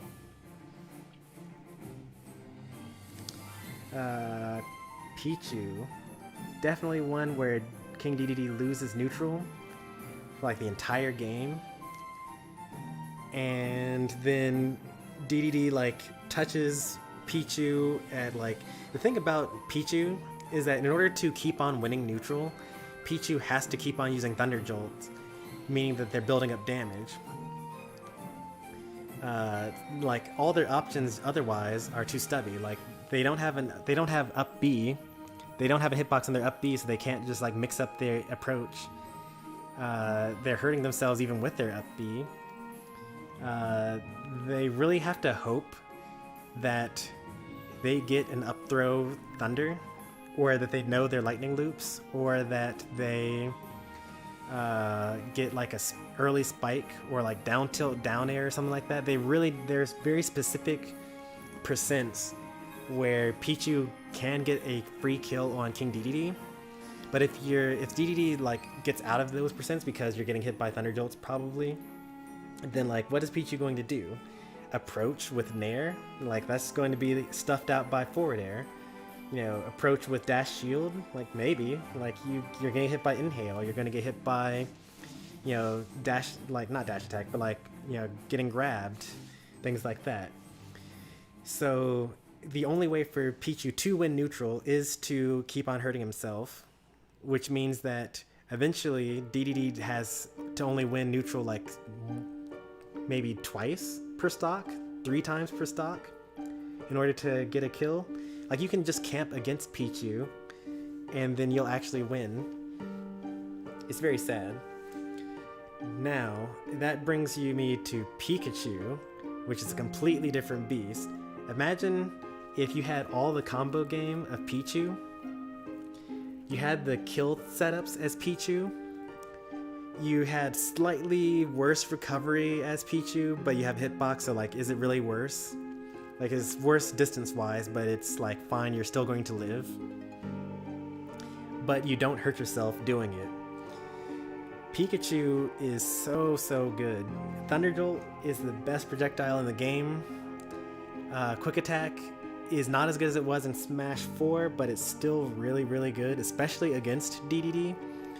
Like, you can, like, in an offline setting, you can't do this online, but in an offline setting, you can just kind of like sit and wait. And as soon as Dedede's like, I need to approach, like, time to up B into Dedede, and then you have to decide, like, well, if I go, zigzag through the shield, then that's one different approach, and I have to hold shield. But if I just go all the way straight through to the other side of the stage with my quick attack, then like now I'm resetting neutral and I get to the Thunderjolt again. Oh, they decided to throw out Gordo? Well, on reaction, I can quick attack into him, interrupting the Gordo toss. Online it's a little different because like usually by the time you react to the Gordo coming out, you'll get hit by it or you'll trade with the Gordo into quick attack, which actually benefits Dedede. Unless Dedede's doing it at a bad distance or something like that, or doing a bad angle Gordo. Because some Gordos are better than others. So like, if you do up Gordo, that's better against Thunderjolt because it bounces high enough for you to inhale it and shoot it back out. But that loses to quick attack. If you do forward Gordo, then that loses to Thunderjolt, but beats quick attack. But, like I said, if the player gets to just do what they were going to do anyway, and then the other player has to think to themselves like, okay, in this situation, I think they're going to do this, so I need to preemptively do that. And like, they're the ones doing all the mental math and complicated calculation things like that. That means that it's just a bad matchup generally. Olimar, again, just like Mega Man, just like Game & Watch, this is a very annoying matchup. And Olimar actually has a bit better kill potential than the other characters in that same bucket. Like, Olimar is very similar to Mega Man, Game & Watch, where it's like, you spend the whole match chasing him down, and then you chase him down. He actually doesn't have as good frame data as some of these other characters, but he has more range. In this bucket, I'm saying. The main thing is that, it kind of has two different layers, right? If you don't know the matchup, you're going to get completely washed by Olimar. But if you actually know your Pikmin order, and, you make sure to kill the purple Pikmin when you can, and don't fret too much about, Pikmin damage, because, like, if you have a Pikmin on you, you can just nair, and actually, Dedede's nair is really good at getting rid of Pikmin. Inhale, you can spit it back at Olimar, and then he has to decide, okay, well, I need to either take the damage so that I can keep on running away, or I need to whistle, which makes me stand still, which means that Dedede's going to get closer and approach me. Or I can shield it, and then roll and get away, and then, do whatever, so I'm not taking damage and I can get away. But like I said, now they're the ones that have to make these decisions. Dedede is really good at, two framing with dash attack. You can do Gordo stick because, a lot of Olimars like to, so once you scare them into stalling their recovery, so like you kill them once with dash attack and now they're afraid to just go straight to ledge. So now they have to either go around the ledge or now they have to like stall. And if they stall their recovery, then now you get to do Gordo sticks and you get to have all that time to set up your ledge trapping and whatnot. And, Olimar is pretty light. You can down throw, up air kills pretty early. You do have to worry about, like, whistle, because, sometimes it's basically better air dodge. It's like super armor and he gets to go through you. And then you can, like, whistle and then up air you if you chose the wrong choice. So you just gotta keep an eye on that. But the main thing is you gotta know your Pikmin order. Don't get grabbed by blue. Shield purple, and then to kill it. And then the other ones don't matter. He does have a good like combo game, but he has a good combo game against everyone, so like he doesn't get extra points for doing it against Dedede. And I've already mentioned why he, gets kind of destroyed once Dedede gets in on him.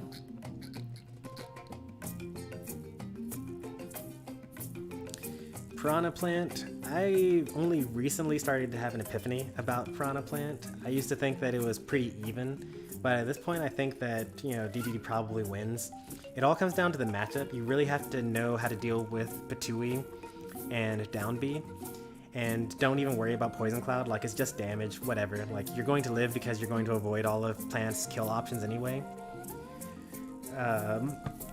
Plant is kind of slow in the air and also on the ground. You can use Gordo Stick in order to, for the same reasons as like Olimar. You're going to have these situations where you start to kill Plant with, by just going out there and forward airing them.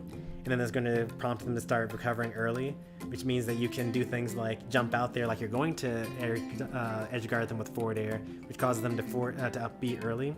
But instead of doing that, you actually just retreat it back to the stage, and now you get to attack them as they land. Don't do dash attack, they're able to shield in time. Maybe offline you would, actually no, you shouldn't dash attack, but like you can catch their landing with forward tilt, especially if you attack cancel it.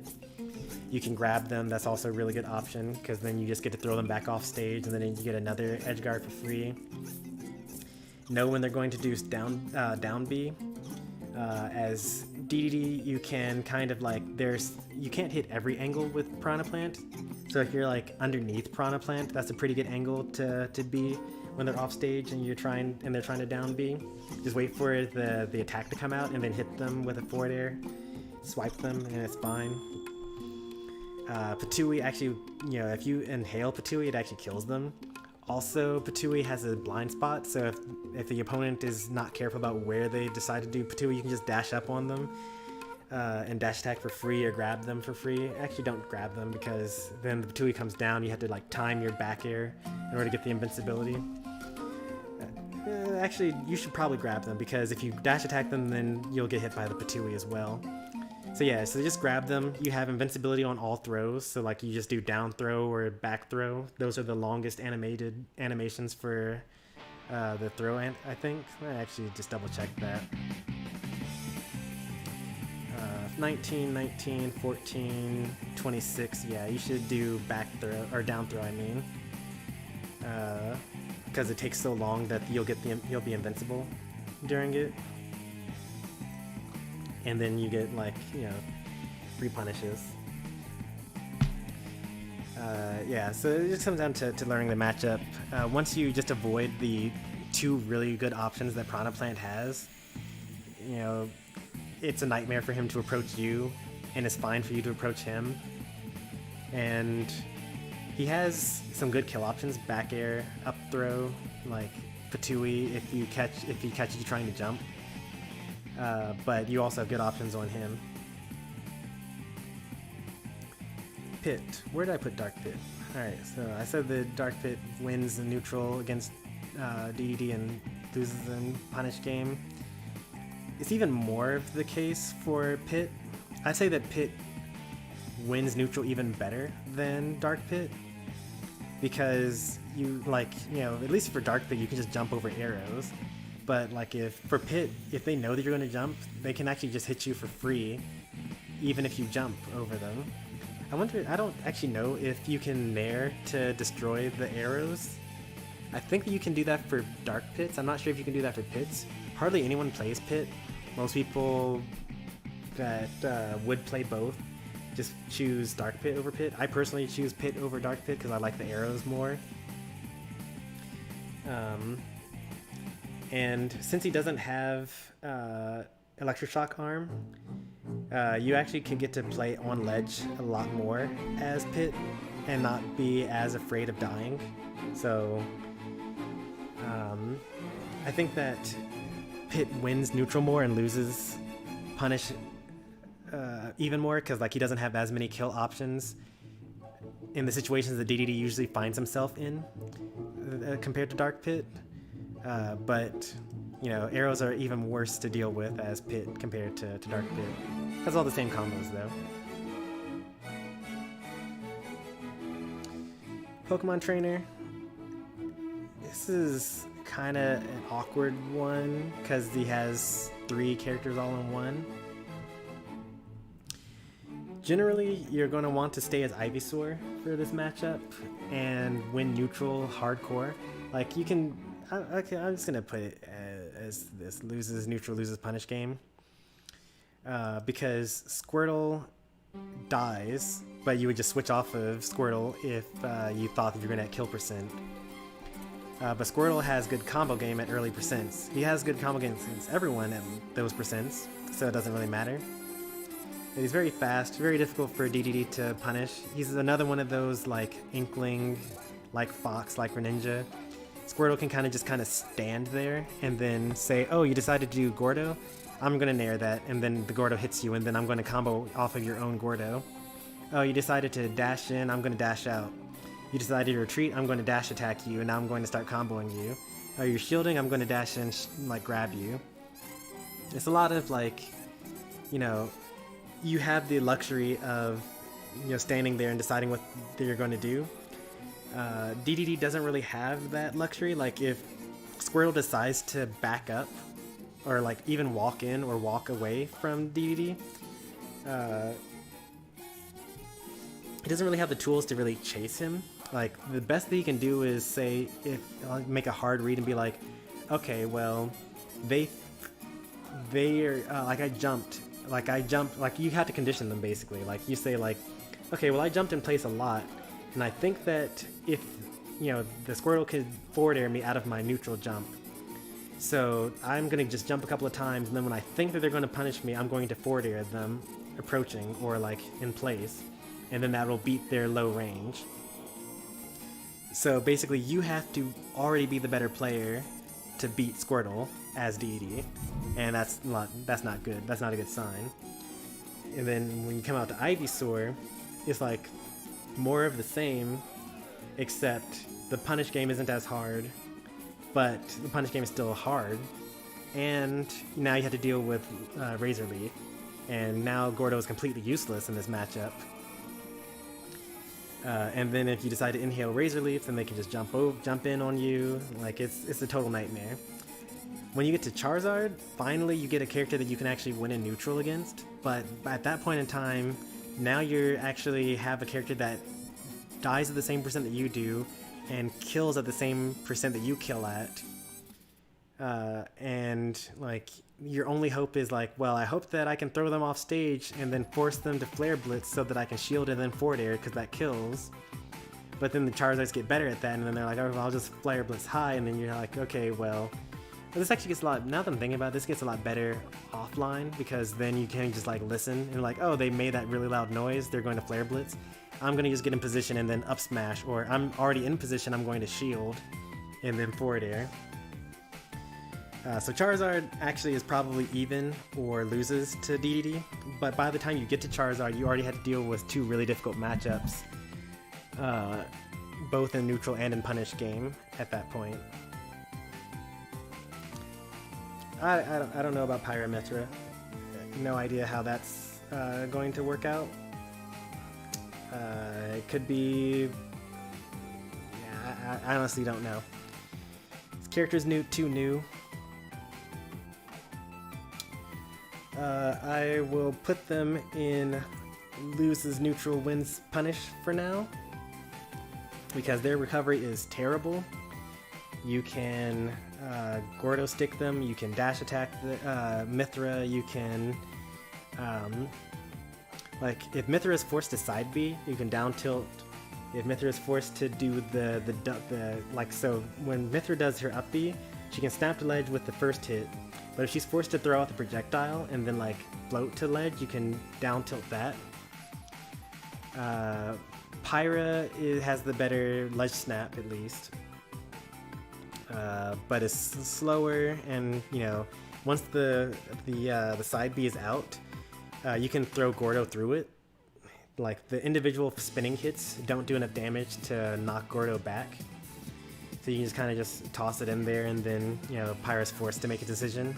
Like, I need to shield this, or I need to run away from it. Things like that. But that being said, Mithra is super fast, and Dedede actually just can't Gordo in neutral against these characters. Like, he can Gordo to punish the bad options that they choose, but if they just don't choose bad options and they just kind of walk towards him slowly and just react to whatever Dedede does, then you know, Dedede really doesn't have a hope for winning neutral against these characters at all. Like even Pyra, but especially Mithra. I'm not gonna put Simon and Richter here, and in fact they even hid Simon from here, so I don't need to even worry about that.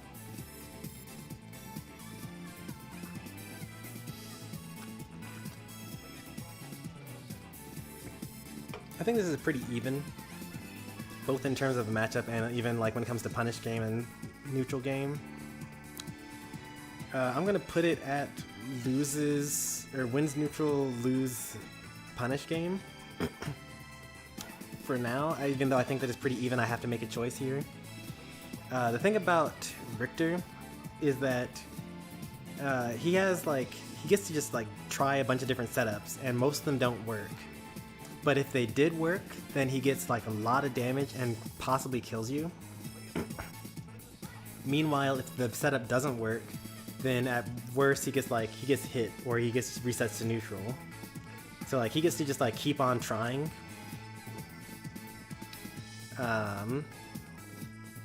Actually, I'm gonna put, because of the things that I'm saying, like the more I'm thinking about it here. Or actually,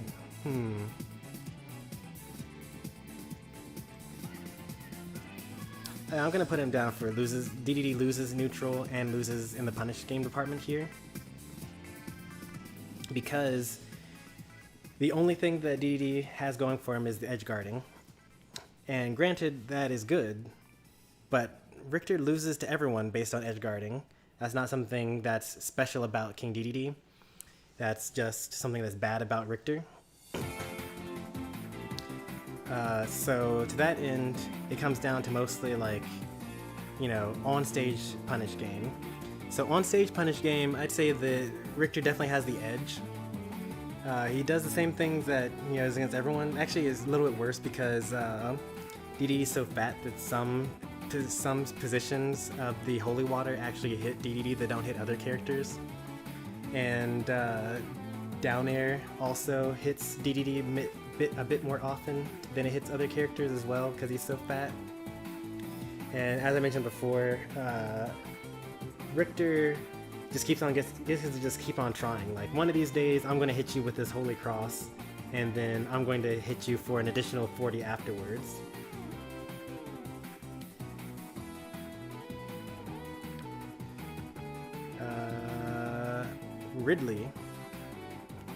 Ridley, I probably need to fight better Ridleys. I feel like from what I've seen of Ridley, because I've actually watched a good amount of Ridley, like this could be very scary. Like the best Ridley I fought was But Why Not, but that was like years ago at this point.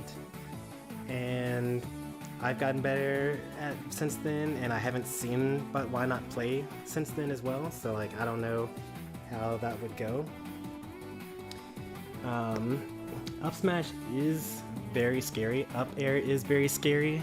Neutral air is very scary. Forward tilt is very scary. Because like a lot of the, like forward tilt especially, Dedede can't really punish it. Like he could forward tilt if Ridley decides to do a second forward tilt. But like if Ridley instead decides to just run away or to like jump plasma breath, then, you know, Dedede just loses. And once again, it's one of those, like, you know, Ridley can just play Ridley, and then Dedede has to basically make the decisions in order to win neutral here. When it comes to punish game, I haven't really fought a good Ridley offline since the recovery buffs. But I can't imagine that Ridley wins the punish game because he's a big body that is lightweight, that only has 4 recovery angles, and has a laggy side B to extend his recovery. And then, like, you know, yeah, you got up air because, like, it's kind of tough to say. Like, off stage, Ridley definitely loses. Like, you know, Dedede being above Ridley while Ridley is on the stage is very scary for Dedede. But also Ridley being in the air above King Dedede while Dedede is on the stage is also very scary for Ridley. So I think this is about even. It's probably a little bit worse relative for King Dedede because Dedede is not used to characters killing, but up air actually kills Dedede. So like it's awkward, but like it's fine. But I would say that probably I'm going to put this at loses neutral, but wins the punish game. Now Rob. Depends on how good the Rob is. At my level, it's honestly loses neutral, wins punish game. Like, Rob's recovery is not that great. You can Gordo stick if they decide to stall. If they don't decide to stall, you can inhale and then spit them back onto the stage to rinse and repeat. It is very difficult to get in on Rob because down tilt is so good. Gyro is so good. Neutral air is fine. Like, I've never fought a Rob that, you know, that was at my level. Like, basically I can compare based on the types of other people. Like, if I lose to a person and they also lose to a person and then we fight each other, like, that's kind of what I mean by I can tell that they're like on my level. But I think that, you know, based on what I know about Rob at the top level from what I've seen, and what I know about Dedede, what I've seen at the top level, it clearly has to be that Dedede loses both the neutral and the punish game, because Rob is kind of ridiculous and has so many tools. Robin. This is one of those, like, Dedede doesn't want to approach Robin. Robin doesn't want to approach Dedede. It's also another one of those, like, you know, it's very similar to K-Rool. Like, the tools that people complain about with Robin are, like, their projectiles. But, you know, you kind of sit there, and then they're like, alright, well, I'm going to throw out Arc Fire, or I'm going to throw out Thunder, L Thunder, whatever. So the uncharged Thunders, you can just shield them, doesn't matter. When it comes to the second charge, you still shield it, or you just kind of react and you just sit there. You can even inhale it, actually, and then it actually kills Robin. When you start getting to, like, third charge, the one that explodes in your shield, you can't shield that because it's plus on shield. He'll grab you, or he'll down smash you and break shield or something like that. So you have to roll in and then punish him for doing it, or, like, jump over it. Really stage dependent. Like, Battlefield is terrible for this matchup, but like most other stages, like especially Final Destination, is fine here. I actually have a lot of Robin practice, so I have a lot to say, but I'm gonna kind of keep it short. We're kind of going to the end of this, and that'd be nice to get towards the end. But basically, it's actually funny. You know how I was talking about how these characters, a lot of these fast characters down here, can kind of just like sit still and then react to what Dedede does and then punish him for doing whatever he chose to do? That's what Dedede can do to Robin. So like, Robin has to make the choice, and then Dedede can just on reaction say like, okay, well, I'll just jump over that, or I will you know, do whatever. And then he doesn't have a hitbox on his recovery if you're attacking from above, so you can just kind of sit there and nair in place, or you can Gordo stick. You know, he only has like, you know, 6 options, I think, because he has 2 up Bs, and then he can choose whether to go left, right, or straight for both of them. So he only has like 6 options for how he's going to recover there. You know, yeah, I don't think that this is a very good matchup, because like, and then that's not even getting to the point that Robin runs out of resources. You can just kind of like force Robin to, you know, throw projectiles at you, until he runs out, and then like, all right, you're out of thunders now. Now's my chance. Oh, you decide to arc fire? Well, you yell out arc fire before you actually throw it out. So I'm just going to jump and hail, and now I get to dash attack or up smash you. Yeah, Robin. You have to be the better player to win as Robin here. On to Rosa. Rosa, I don't know about Rosa. I don't play enough good ones. I haven't played a good one. I haven't even played a single Rosalina and Luma offline. And I don't even know that, I haven't even seen tournament footage of Rosalina and Luma. I know DeBuzz plays her, and I know that he's getting results with her, but I've never seen any of his sets where he's using her. The only thing that I really know about is like dash attack cancel grab, which is broken because Luma dash attacks and Rosa grabs. But you can just roll through that, I'm guessing. I don't know. Like, I honestly have no idea. From what I've experienced so far, which is a completely uninformed opinion, so don't believe this at all, I'm gonna put this at Rosalina wins neutral. Star bits are good. Dedede has to commit to killing Luma, so like forward tilt on shield, which is like minus 27 or something like that, so Rosa gets a free forward air or dash attack. But it does kill Luma, so it does put him at advantage, but like, you know, Rosa can just kind of run away. Gordo's like gravitational pull, like star bits break Gordo, and also is a safe option for Rosalina to approach with. Dedede's approaches are all stuffed with forward air. Like, it couldn't possibly be good for Rosa. On the other hand, Dedede has Gordo stick. Dedede has, you know, the weight advantage. Is going to take a long time for Rosa to kill Dedede. Meanwhile, Dedede kills Rosa at like 60. If they read the DI poorly, like if they're, the DI mix up on down throw up air, then the edge guarding is important, but also like it's important to, I know that I say that like down throw up air is good, but like if you DI out from down throw, then you can't up air.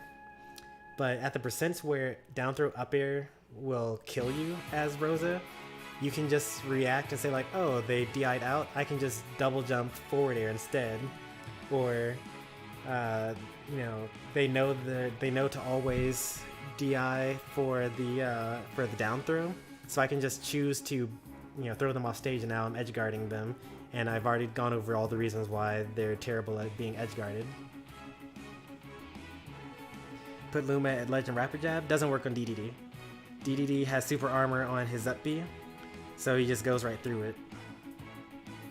And in fact, he actually has enough jumps that usually you can just like jump up there and just attack Luma, and then just up recover afterwards.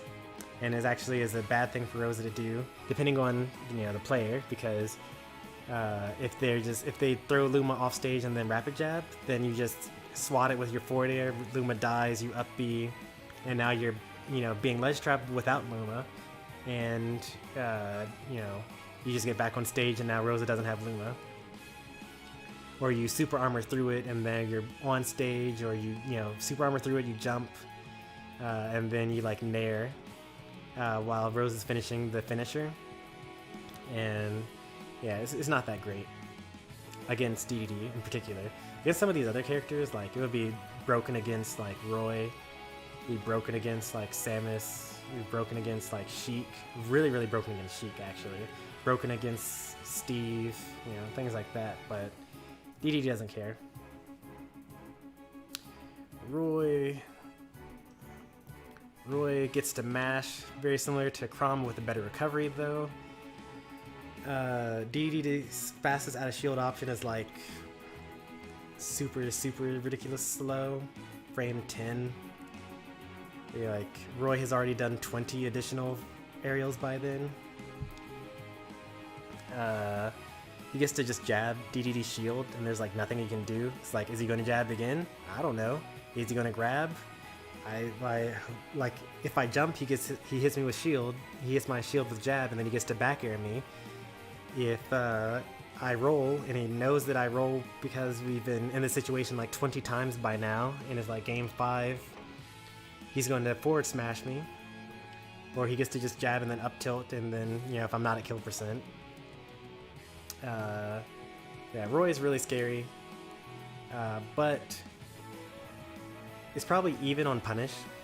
I have to choose something, but like Dedede kills Roy pretty well. Like Gordo stick, it's the same thing as always. Like if you have a bad recovery, Dedede probably just kills you easily and really early, and steals wins from you that you probably think you don't actually deserve to lose. But you're playing a character with bad recoveries, like, you know, what can you do? Yeah.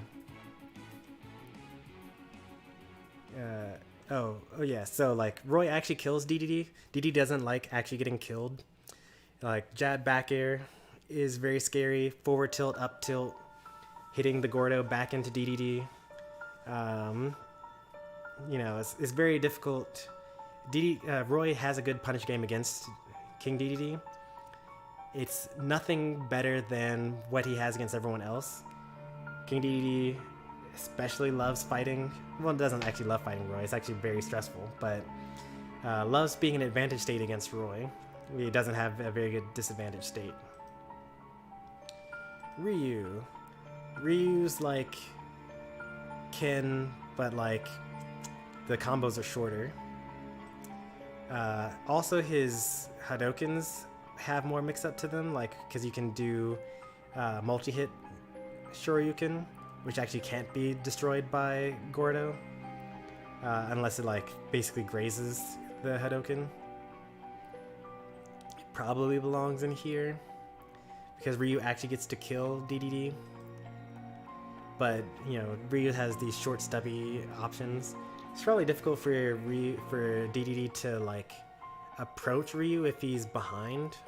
But like if they're at even stocks, you know, it's probably fine. Like Ryu has a lot of trouble approaching Dedede. Dedede has a lot of trouble approaching Ryu. If they're running at each other, Ryu has less range than Dedede with Dedede's disjoints. I haven't fought a Ryu that's better than me, so like it's hard to say for sure. Like I fought Kens that are better than me, and Ryu is kind of like Ken, so I can kind of guess, but I'm not entirely sure about it. So Ryu just goes with Ken for now. I could be wrong though. Samus, you know, these projectile characters, they're just kind of tough.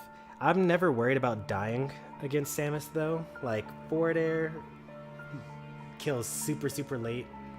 Back air does kill, but like it kills way later than it kills all the other characters. So it just comes into a matter of like, don't jump. Like I know that they just shot a missile like your shield, but every single person in the world jumps in this case. Don't jump because they're going to forward air you. And they're going to put you off stage, and now you're edge guarded. Now you're being ledge trapped again. Wait until the forward air is over. Forward air them in return. Set to neutral. And then I don't think that Samus has a particularly good punish game against Dedede, but you know, Dedede has the jumps to contest bomb recoveries. So like, you know, they'll bloop bloop. Like Dedede has the ability to just kind of like go up there and interrupt it. He can even just get hit by the bombs, and that's actually that's sometimes enough to actually just kill Samus because they no longer have the ability to recover at that point. You can also throw out Gordos to interrupt it. You can also just run out there and forward air them. You can just inhale as well. Edge guarding, you know, if they like to Zair to recover, you can Gordo stick or dash attack to 2-frame. All sorts of options. But Samus doesn't have any additional options. In fact, actually, Samus's normal options for ledge trapping and edge guarding are taken away because Dedede has super armor on his up B, so the bomb ledge traps don't even work on Dedede. You just up B through them, and it's not even a problem. Sephiroth, this is going to be another super uninformed opinion here. I have no idea. Sephiroth came out during the Wi-Fi era. I've never fought a good Sephiroth before. I have no idea how oppressive it'll be.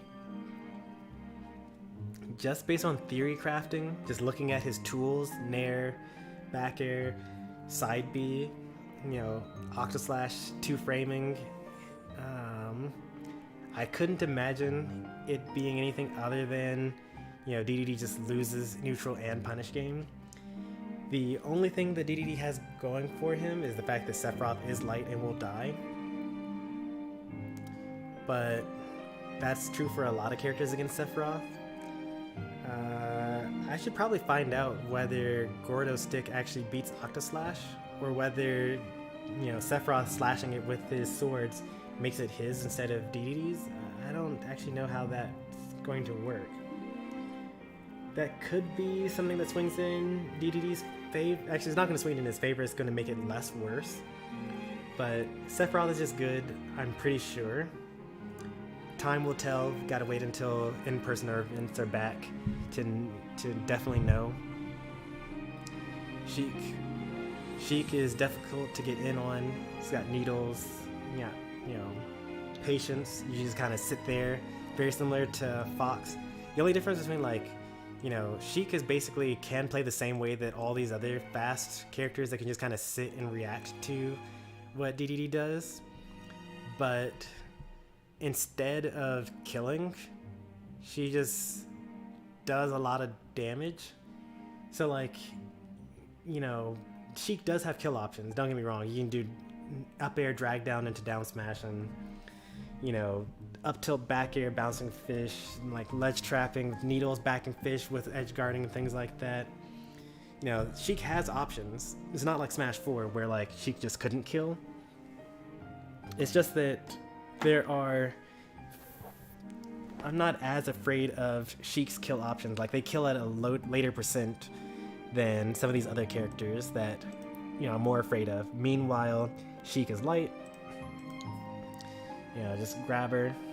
She has stubby aerials. She's going to approach with an air, maybe. You know, if she decides to approach, like if she decides to not play the I'm just going to camp and you know, out neutral you because you have laggy committal options and I have non-committal very fast punishes. So if you can get Sheik to play the game, you'll probably win. You know, it just comes down to how much patience they have. You know, if they eventually start, you know, approaching with Nair, you can just pivot grab, or retreating forward tilt, or approaching fair. You know, it's the same story as everything else, like approaching fair, retreating fair, retreating F tilt. You know, it's all the same tools basically, or like retreating Gordo, things like that. Another character that I probably need more experience against, haven't fought against a good Shulk yet. I know that everyone's like, oh, Shulk cheeks, but like, I don't know, like, does Shulk cheat every time? Like, because you need to have dial storage in order to do the shield dial storage. I do know that it's very difficult to, like, Shulk can just mash. He actually has the range and frame data to just kind of like sit at his effective range, which is also technically Dedede's effective range. They have the same effective range, but because his frame data is just faster, it's very similar to Lucina, where like they can mash but you can't mash. But also Shulk has the range to just choose not to mash as well. And then he can just kind of mix you up with grabs as well, and he has speed Monado arts. Like, he definitely is winning neutral for sure. Yeah, I can't say I'm not winning neutral. Comes down to punish game. I've never really been afraid of any sort of like Shulk punish, but that could just be bad matchup experience, or like lack of good matchup experience. I know that you can just dash attack his up B and he dies.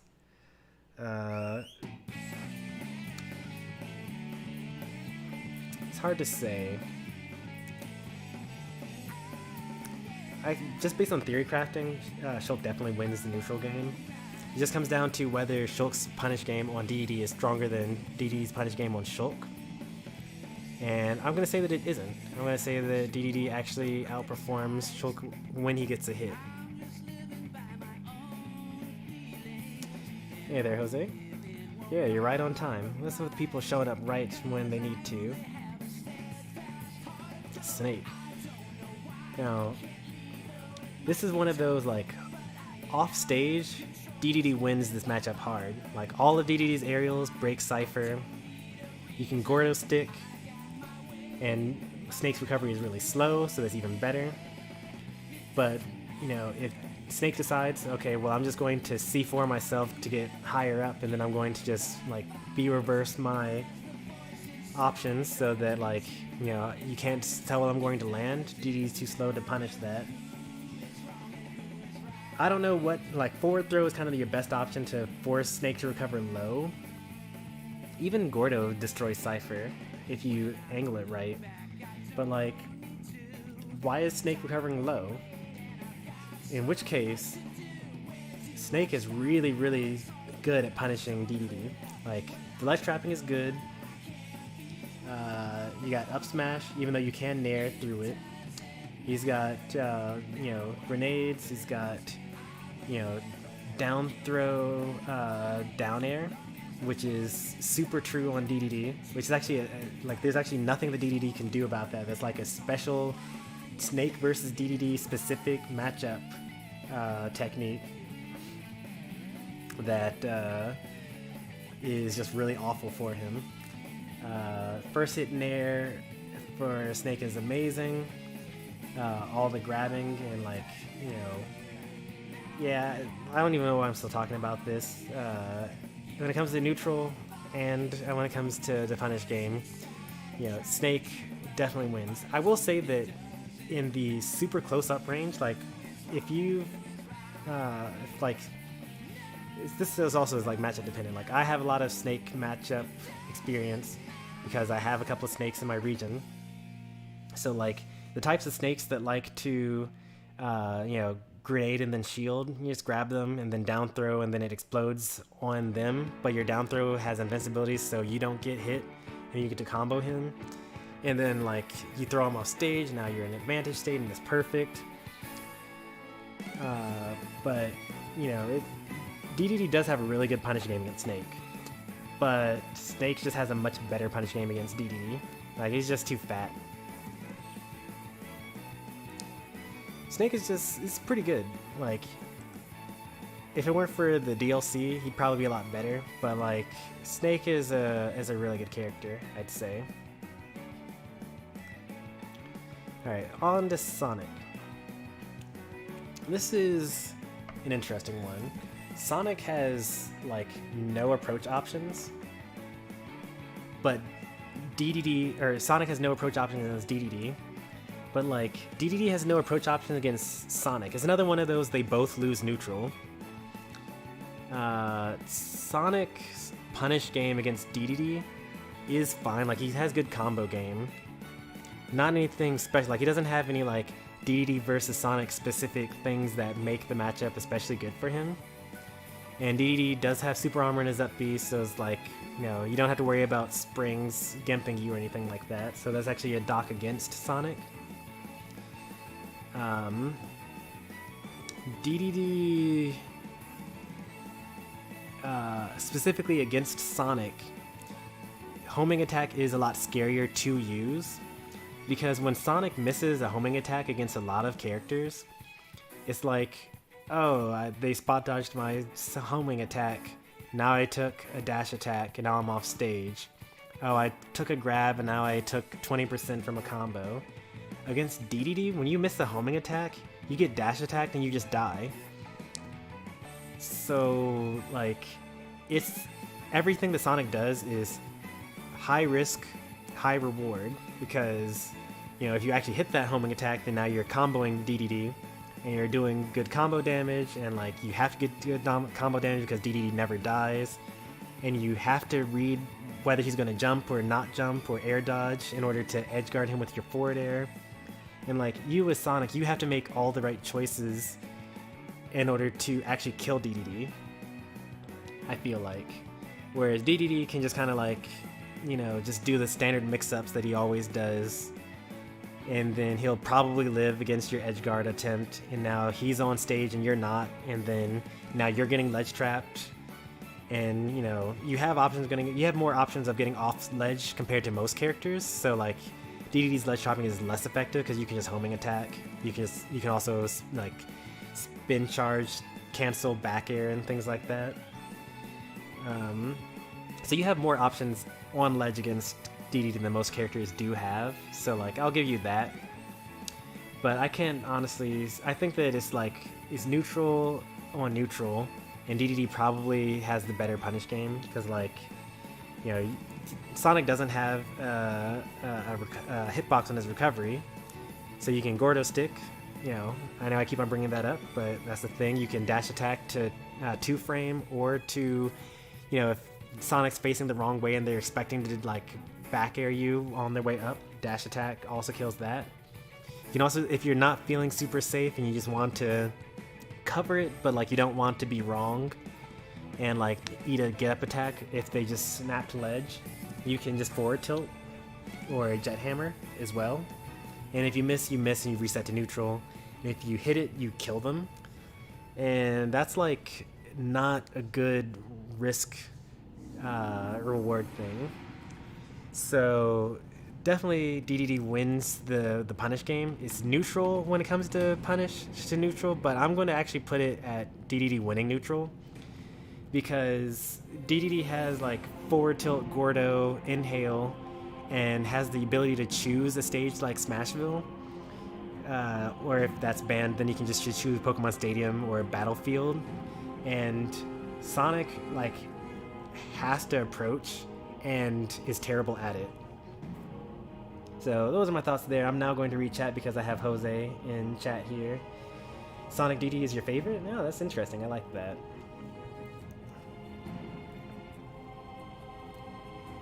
Short hop up air works on Dedede and only like 10 characters. It works on only 10 characters? Yeah, okay. Short hop up air and then you do it again, right? Yeah.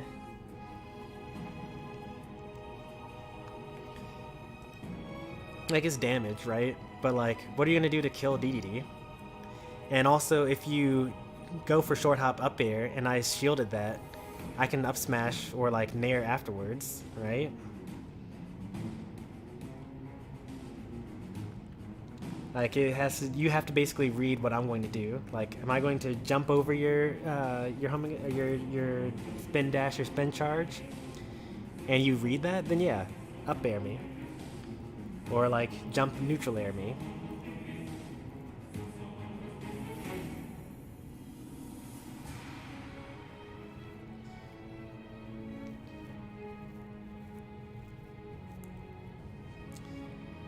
Now, I actually think that the matchup is pretty even, Sonic versus Dedede.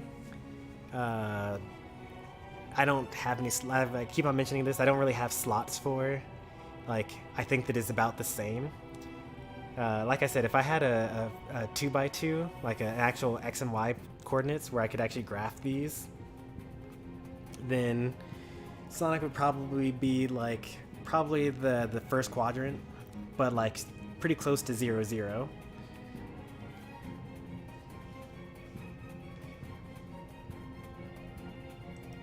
Steve, another one of these DLC characters that came out during the Wi-Fi era. I have no idea, never fought a good Steve.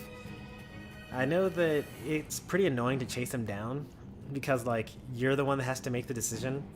Like, is he going to minecart me? Is he going to forward smash me? Is he going to grab me? Is he going to back air me with pickaxe? Is he going to roll and then whatever? Is he going to up smash? Is he going to, you know, there's so many different things that like he has a lot of options when you are approaching him. It's almost better to just kind of like, you know, just play neutral and just like stay outside of his range and then like try to do something bursty that's unreactable. Dedede doesn't really have too many of those. Like, if I were playing Mithra, you know, for example, I just kind of like stand where Steve would roll to.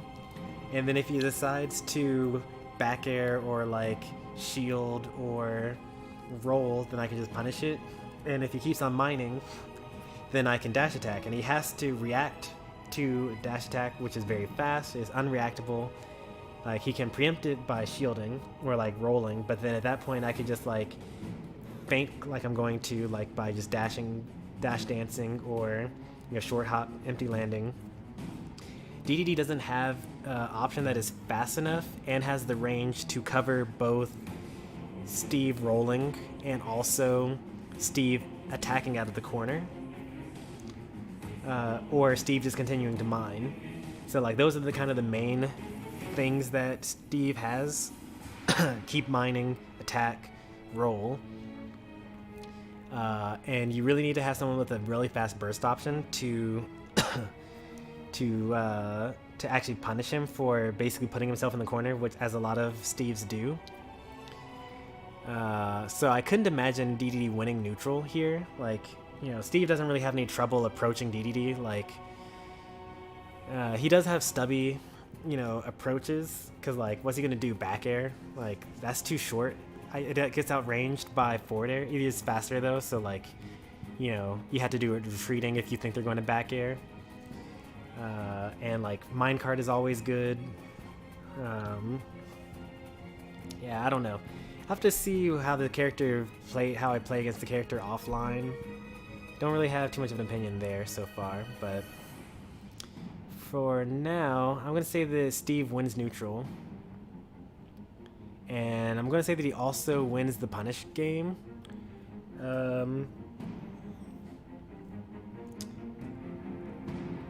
Because when Steve gets a hit, he hits for a lot. The main thing that, every character has against Steve is that you can just play keep away. And like, yeah, he has diamond sword, and he has diamond like in reserves to craft it, but like, then what? He has to chase you down, and he's not very good at that. He can't jump. You can circle camp him. Like, he's slow. He can't jump. He can recover, but like, it takes so long, and like, you basically just time him out. But if he does touch you, then you're gonna struggle, because he does a lot of damage. He has a lot of optimization left for him. Edge guarding actually can probably work in his favor, because he can put blocks down to kind of impede Dedede from recovering. So I'm gonna put him down here. Terry, easy. Well, it's not that easy, but like, there's really two answers. If Terry's over 100, then it's probably down here.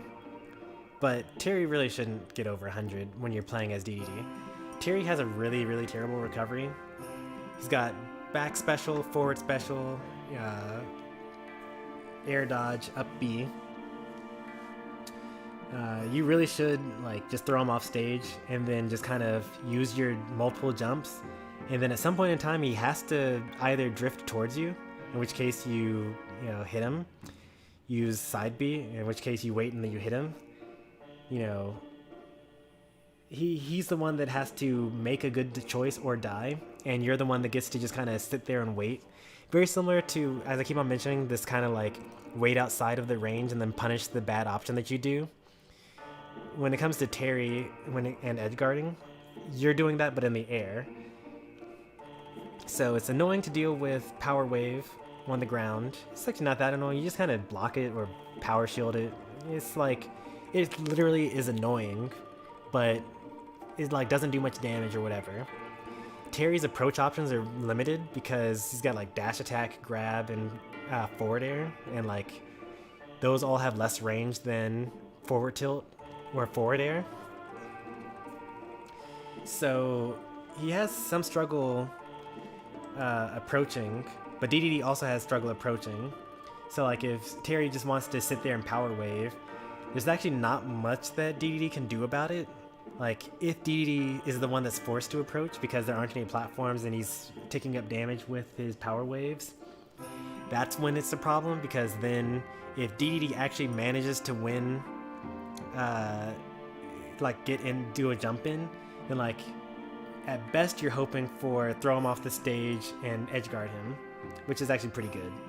But like usually the often case is you're going to get shielded and then you're going to get hit by like, you know, spot dodge canceled up tilt, or like, you know, nair out of shield because because they get to space their power waves and you're the one that has to react to how it's going to come out.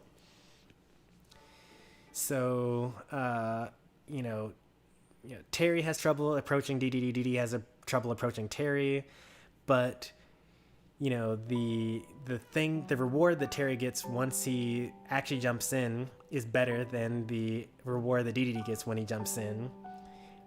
But Terry can't edgeguard Dedede, like, at all. Like, the best thing that he can do is like hit you with an unexpected power dunk if you're lazy about how you recover. But if he goes for that, then you can air dodge on reaction and then back air him and he dies for just going for an unnecessary kill when he could just keep on better playing. He could just be the better player and just kill you normally. And like he yells out power dive, you know, when he's about to do it. So, you know, offline it's actually really easy to react to it. But yeah, Terry can't edgeguard Dedede at all. Dedede kind of destroys Terry for being off stage. I didn't even get into Gordo Stick, but like it's kind of a pain. Toon Link. This is probably a close one. Toon Link definitely wins neutral here. I don't know if they win the punish game though.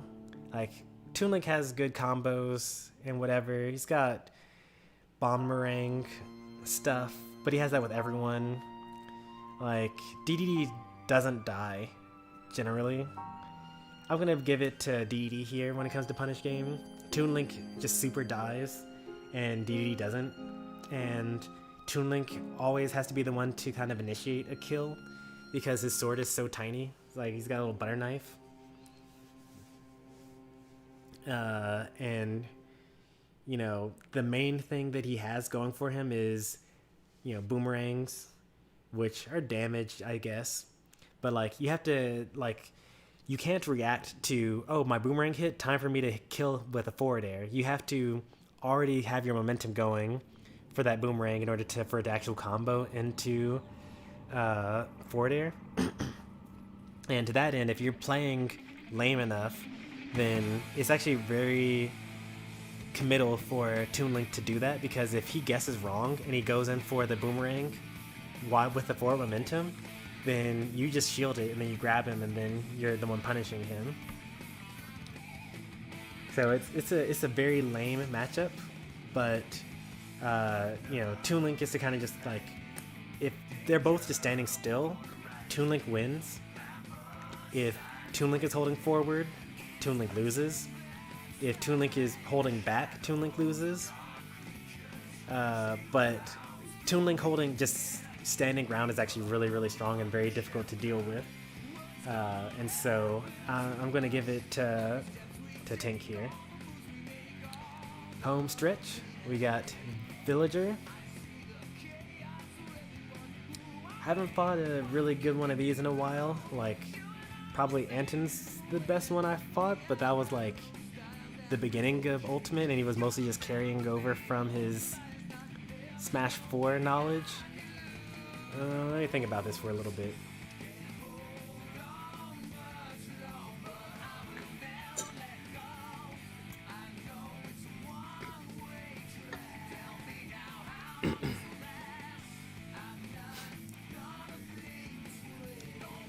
Alright, so if I fought a player that's as good as me, then Villager probably belongs here. You know, it's kind of like 50-50 whether the Gordo will kill Dedede or whether the Gordo will kill Villager. Down tilting a Gordo that's like pocketed will actually just kill Villager at like 20. Probably not 20, but like probably 50.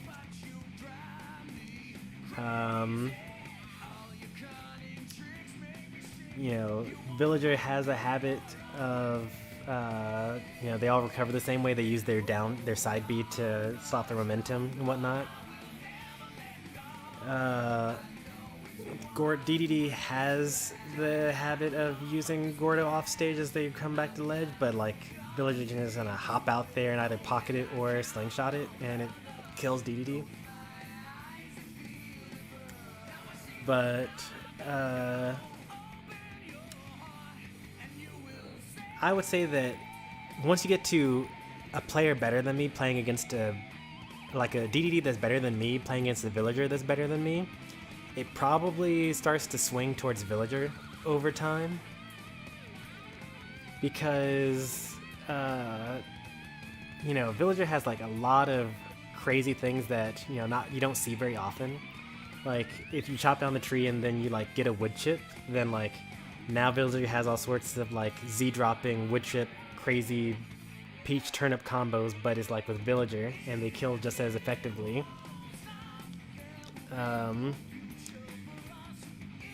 Villager, you know, has the ability to keep on stall like a couple of times when he's off stage, like, you know, with Lloyd Rocket, so that he can kind of just like intercept DD from like his slow air mobility and like hit him with a slingshot or hit him with the potted plant and things like that.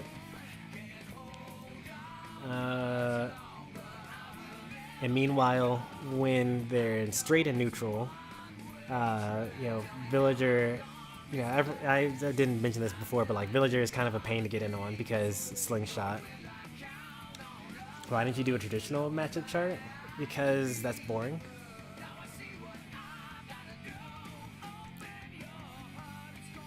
This is much more interesting. And also, this way, if you look at a regular matchup chart, the problem with matchup charts, the normal ones, are like, a lot of people will just kind of like look at them and be like, I said this at the beginning of the stream, but like you kind of will look at a matchup chart and be like, what, you said that Toon Link is +1?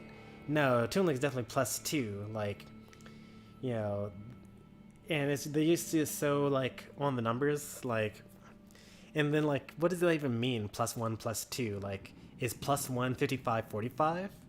Is +1 actually 50 like 60 40? You know, what is it?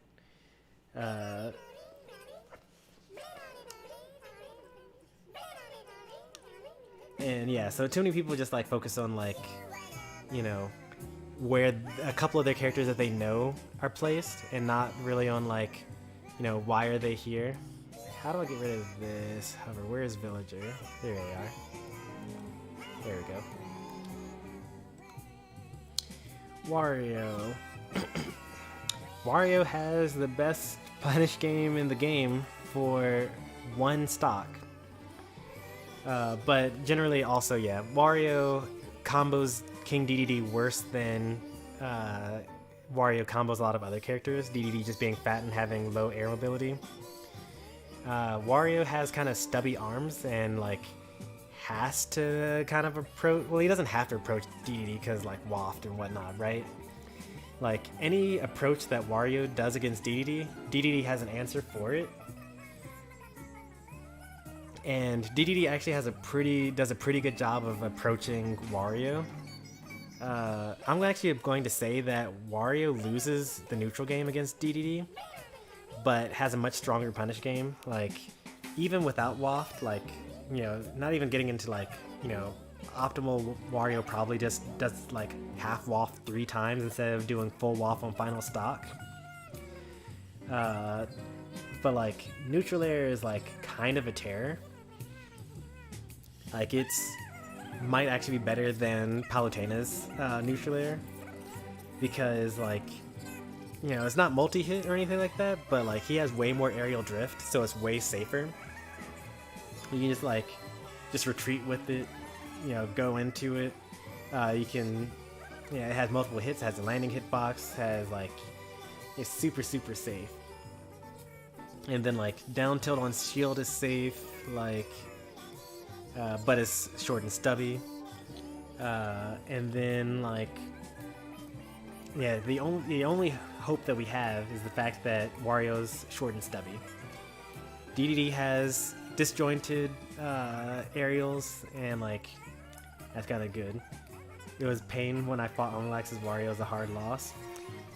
Well, you got to keep in mind that Omnilax is like a better Dedede probably than both of us. And like when you know a character that well, you're able to kind of like beat that character because you know how weak they are. But like meanwhile, you don't know anything about fighting Wario, but he knows everything about beating Dedede. It's probably even, you know, but you know, that's not kind of what we're going for here. Welcome, New York Nichols. You like Kirby? I like Kirby too. I actually mained Kirby in Smash 4 and in Brawl and in Smash 64, like pretty much, you know, every other game practically. Actually, not quite almost every game, but like the majority of Smash time I've spent maining Kirby, I should say.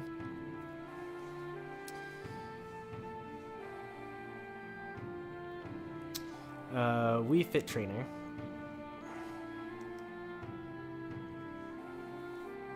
Wii Fit Trainer is annoying to deal with, and you have to basically better player them in like a lot of different scenarios, because you could be fighting a Wii Fit that, you know, wants to plank, is like side B off the ledge, you know, neutral B, you know, things like that. Those actually aren't that difficult to beat because dash attack actually just kills them. Why do we fit ledge camp? It's actually pretty effective against bad players, and the best Wii Fit did it. So it's kind of like what a lot of the people did because they're kind of emulating that.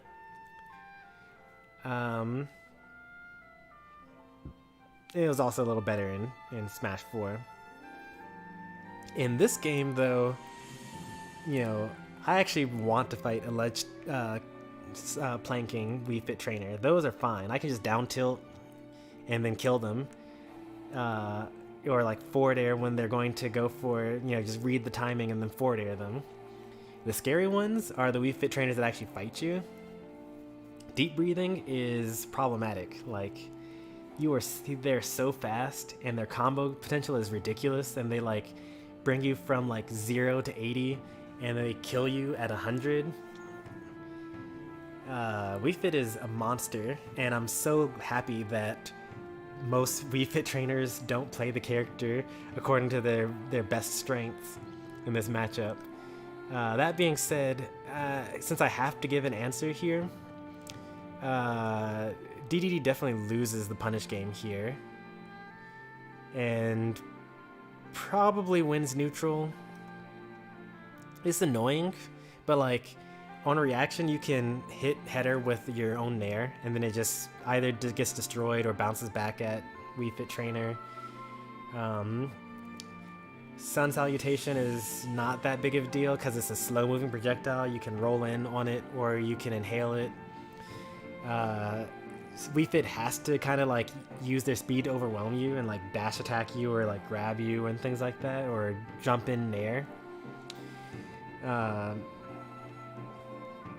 But I think that if Dedede kind of like keeps this distance from, it's kind of interesting because like if you play Wii Fit in the I'm going to deep breathing you and then like try to kill you way, then Dedede wants to run away and with punish. But if they play in the ledge camping manner, then like it's kind of a free win and you just gotta approach and then it's no big deal.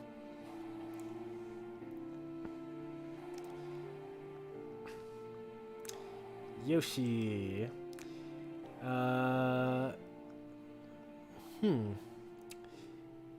I haven't fought against a good Yoshi offline.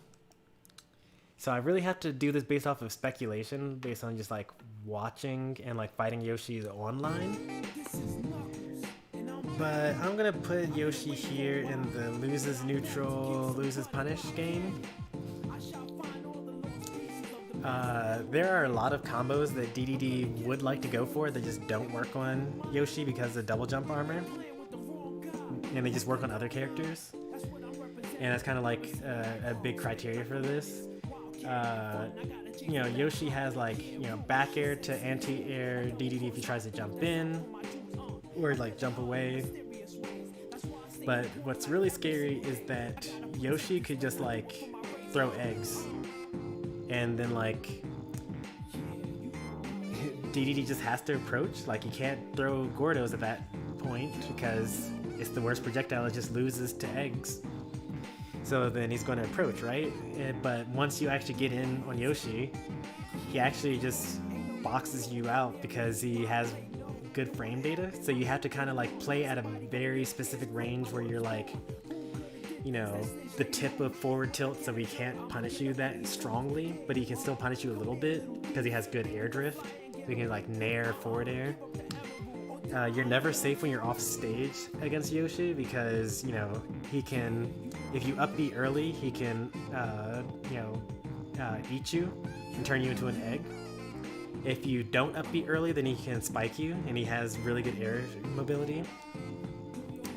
And like, he's got the Yoshi combos, like that works against everyone, so I'm not gonna like put that as a mark for or against.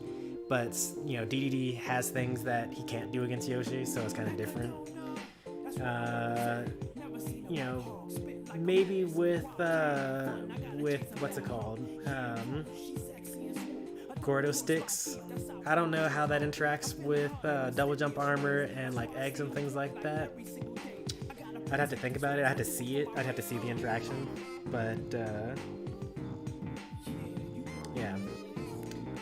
What do you mean Dedede wins the punish against Pyra and Mithra? Because, like, you know, if you hit Pyra with their own sword, you dash attack and it kills. If you put them off stage far enough that they have to, like, side B to recover, then you just down tilt and they die. Or if they have to up B low enough that they have to do the second hit, then they also die. If you, you know, like, yeah, he gets comboed by Mithra. Mithra combos everyone at the same amount that she combos Dedede. You can even, like, spike both of them. Like, you just, like, two-frame them with a spike. You can just Gordo stick them, like... they don't live very long against Dedede.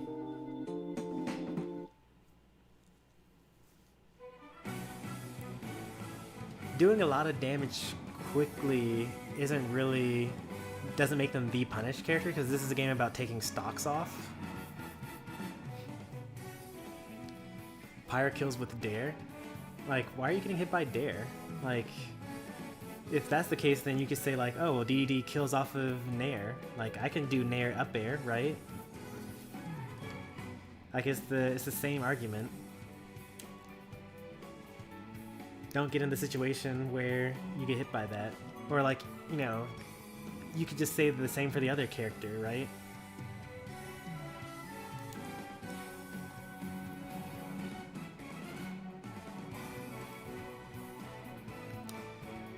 Who was I talking about? Oh, Yoshi.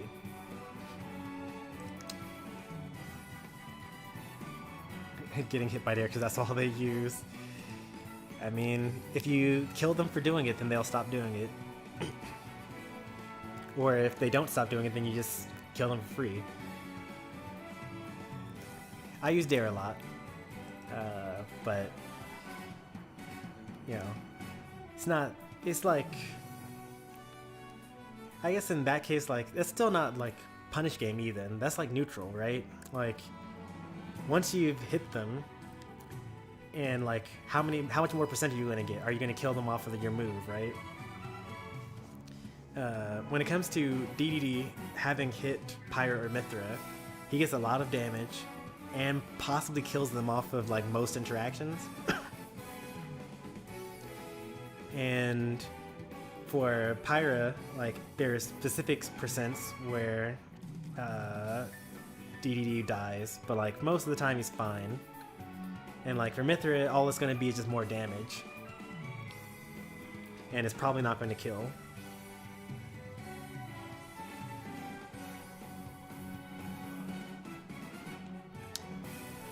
Young Link. No, I actually have a Young Link training partner off stream, like in IRL, but like I haven't fought them since quarantine. I don't know. Hasn't got any buffs. I've also gotten better probably over quarantine. Young Link is kind of, the fire arrows are kind of annoying. Like they travel faster than all the other arrows in the game, and they're very straight, so like you can spam them a lot faster. And the reward for actually getting hit, like the reward for hitting a fire arrow is like really, really great, and the risk for shooting out a fire arrow is really, really small. So like he's also fast, so like if you try to do a jump in, then you can just kind of like get out of the way. It's kind of a pain to really catch Young Link. He's got some good combos, like down tilt, back airs, and like up Bs and things like that. He's pretty light though, susceptible to Gordo sticks and dash attack 2 framings, and like his recovery isn't that great. I'm gonna say it's pretty even for a punish game. Like I know that Young Link combos are really strong and they hit Dedede a lot and they do a lot of damage.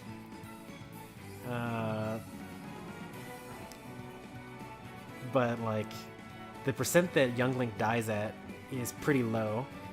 You just need to just not get hit by up B off stage, then you'll probably live until like 200 as Dedede, but Young Link dies at like 100. Of course, getting Young Link to 100 and actually killing him off of that hit, you know, that's kind of difficult, but another character for the loses neutral wins punish. Zelda. Now this is actually very interesting as well, because when I fight against Zelda as Dedede, I think that the matchup is not unwinnable, but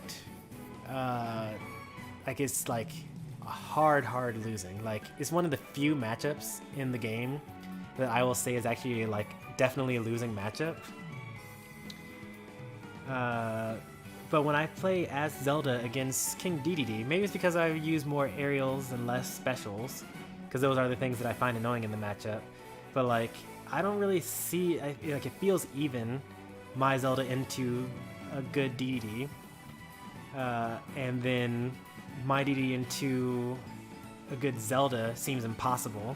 This is probably just me being bad at Zelda, honestly. And like I've actually had plenty of examples of me playing as Zelda against someone else's Dedede and getting completely rocked. Like what it comes down to is that Zelda doesn't have a good out of shield game, and you know, if you know all the inner workings of Armor Knight, like when there's where there are dead zones, like when it's going to do overhead versus underhand and things like that, basically Zelda has to almost stand still in order to use it. Like you can kind of shift like with a short hop cancel Armor Knight and things like that, or Phantom Slash, but you know, the main thing for Dedede against Zelda is that Zelda actually kills Dedede. Like there aren't many characters that just straight up kill Dedede, but lightning kicks are really strong. You know, reflecting Gordo's pretty strong. Like, you know, the thing that all Dededes do where they're like way above you in the air and then they throw down like a tilt Gordo. Like Zelda just like Nairs loves that directly back at Dedede. And if you're not ready for it, you just kind of die. lightning kicks work better on Dedede because he's so fat. You know, all of the like down throw up airs work better on Dedede because he's so slow and fat. Armor Knight, Phantom is pretty good. It's hard to say though, very hard to say. I'm going to say that Zelda wins neutral here. And I'm going to say that Dedede wins punish game. Because, like, there are a couple of reasons for that, right? So, like, if Zelda's forced to recover against Dedede, like, for one thing, when you're offline, you can just, like, listen for the sound of Zelda teleporting and just shield, and then you'll never get hit by it. That's not even, like, a concern at all. But even online, I usually just don't really get hit by it, like, unless I'm just kind of dash dancing lazily. Then I'll get hit by it sometimes. But so like that's not really a worry, but like if Zelda's forced to teleport low, then you can nair to 2-frame or you can Gordo stick to 2-frame. Zelda's pretty light, dies pretty early. There are very specific percents where like, you know, if I get hit, hitting Zelda's a problem, right? But like I'm pretty sure that Zelda dies around like 120 or so.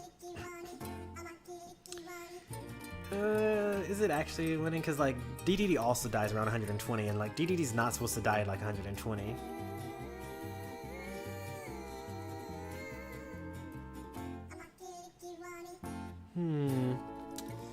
Yeah, I'm gonna put her here, but I don't know. I probably need more data points here. Last but not least, we got Zero Suit Samus. A very difficult matchup for Dedede. Just because she's so fast and kind of like annoying, but you know, as long as you don't miss any techs, you shouldn't really die against ZSS. And like don't panic roll because she has a lot of like, you know, tasers that kind of put you in place and then she kills you for it. You gotta understand how to counter flip kick. It's not invincible after it reaches the apex of its peak.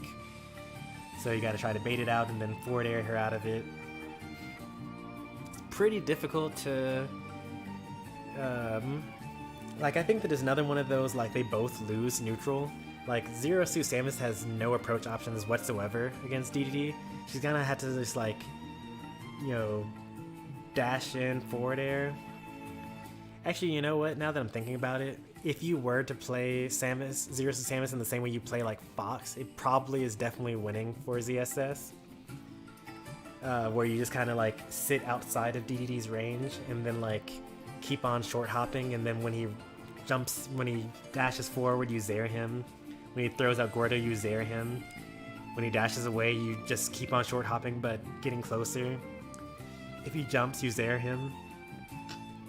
Yeah, I could imagine this could be pretty rough for Dedede in the neutrals perspective. When it comes to punish games, it's kind of hard to say. ZSS does have flip kick, which is invincible startup, so like there are a lot of true combos that aren't true, and there are a lot of like edge guard situations that, you know, end up in being reversals. But at the same time, like, oh, you know, but ZSS can just kind of kill you at any point in time. Like, if you just do regular get up at the wrong time, you could just die from nair flip kick, you know? You could just, if you just jump at the wrong time, you just die to up B. Yeah. Yeah, I'm gonna put ZSS here. It could be pretty rough, depending on how they play. Has it really been 4 hours? That's so long. But that's what happens when you have... No, it's been 3 hours. It's been 3 hours. But we have 80 characters, so like it's a lot of people to go through. Alright, so this is the list. What's this? Looks dear.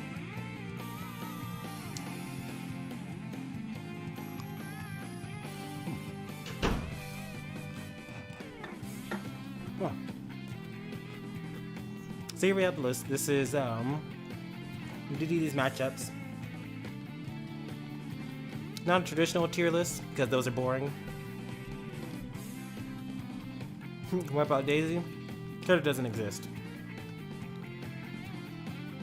People always ask me, like, what character do you wish wasn't in Smash? I always say Daisy.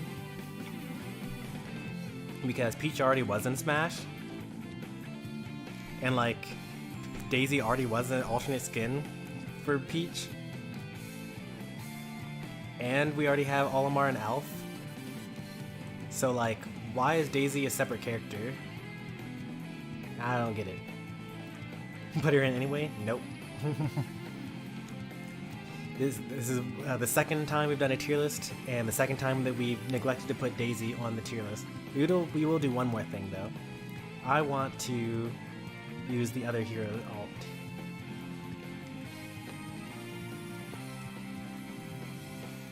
There we go. Any other alts we want to swap out here? Dark Samus is just Samus.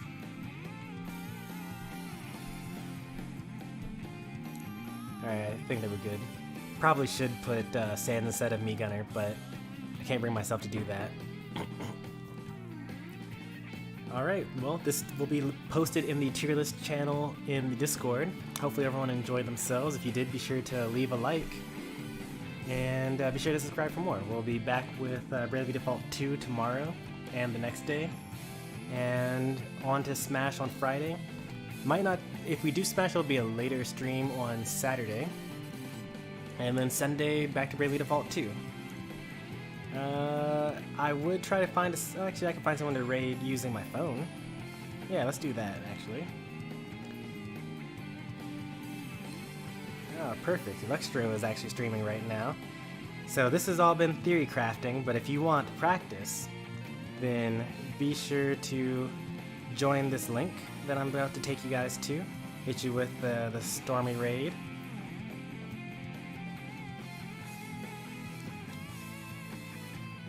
More difficult to do this quickly.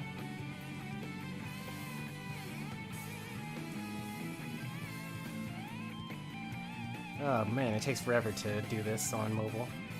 How do you guys do it?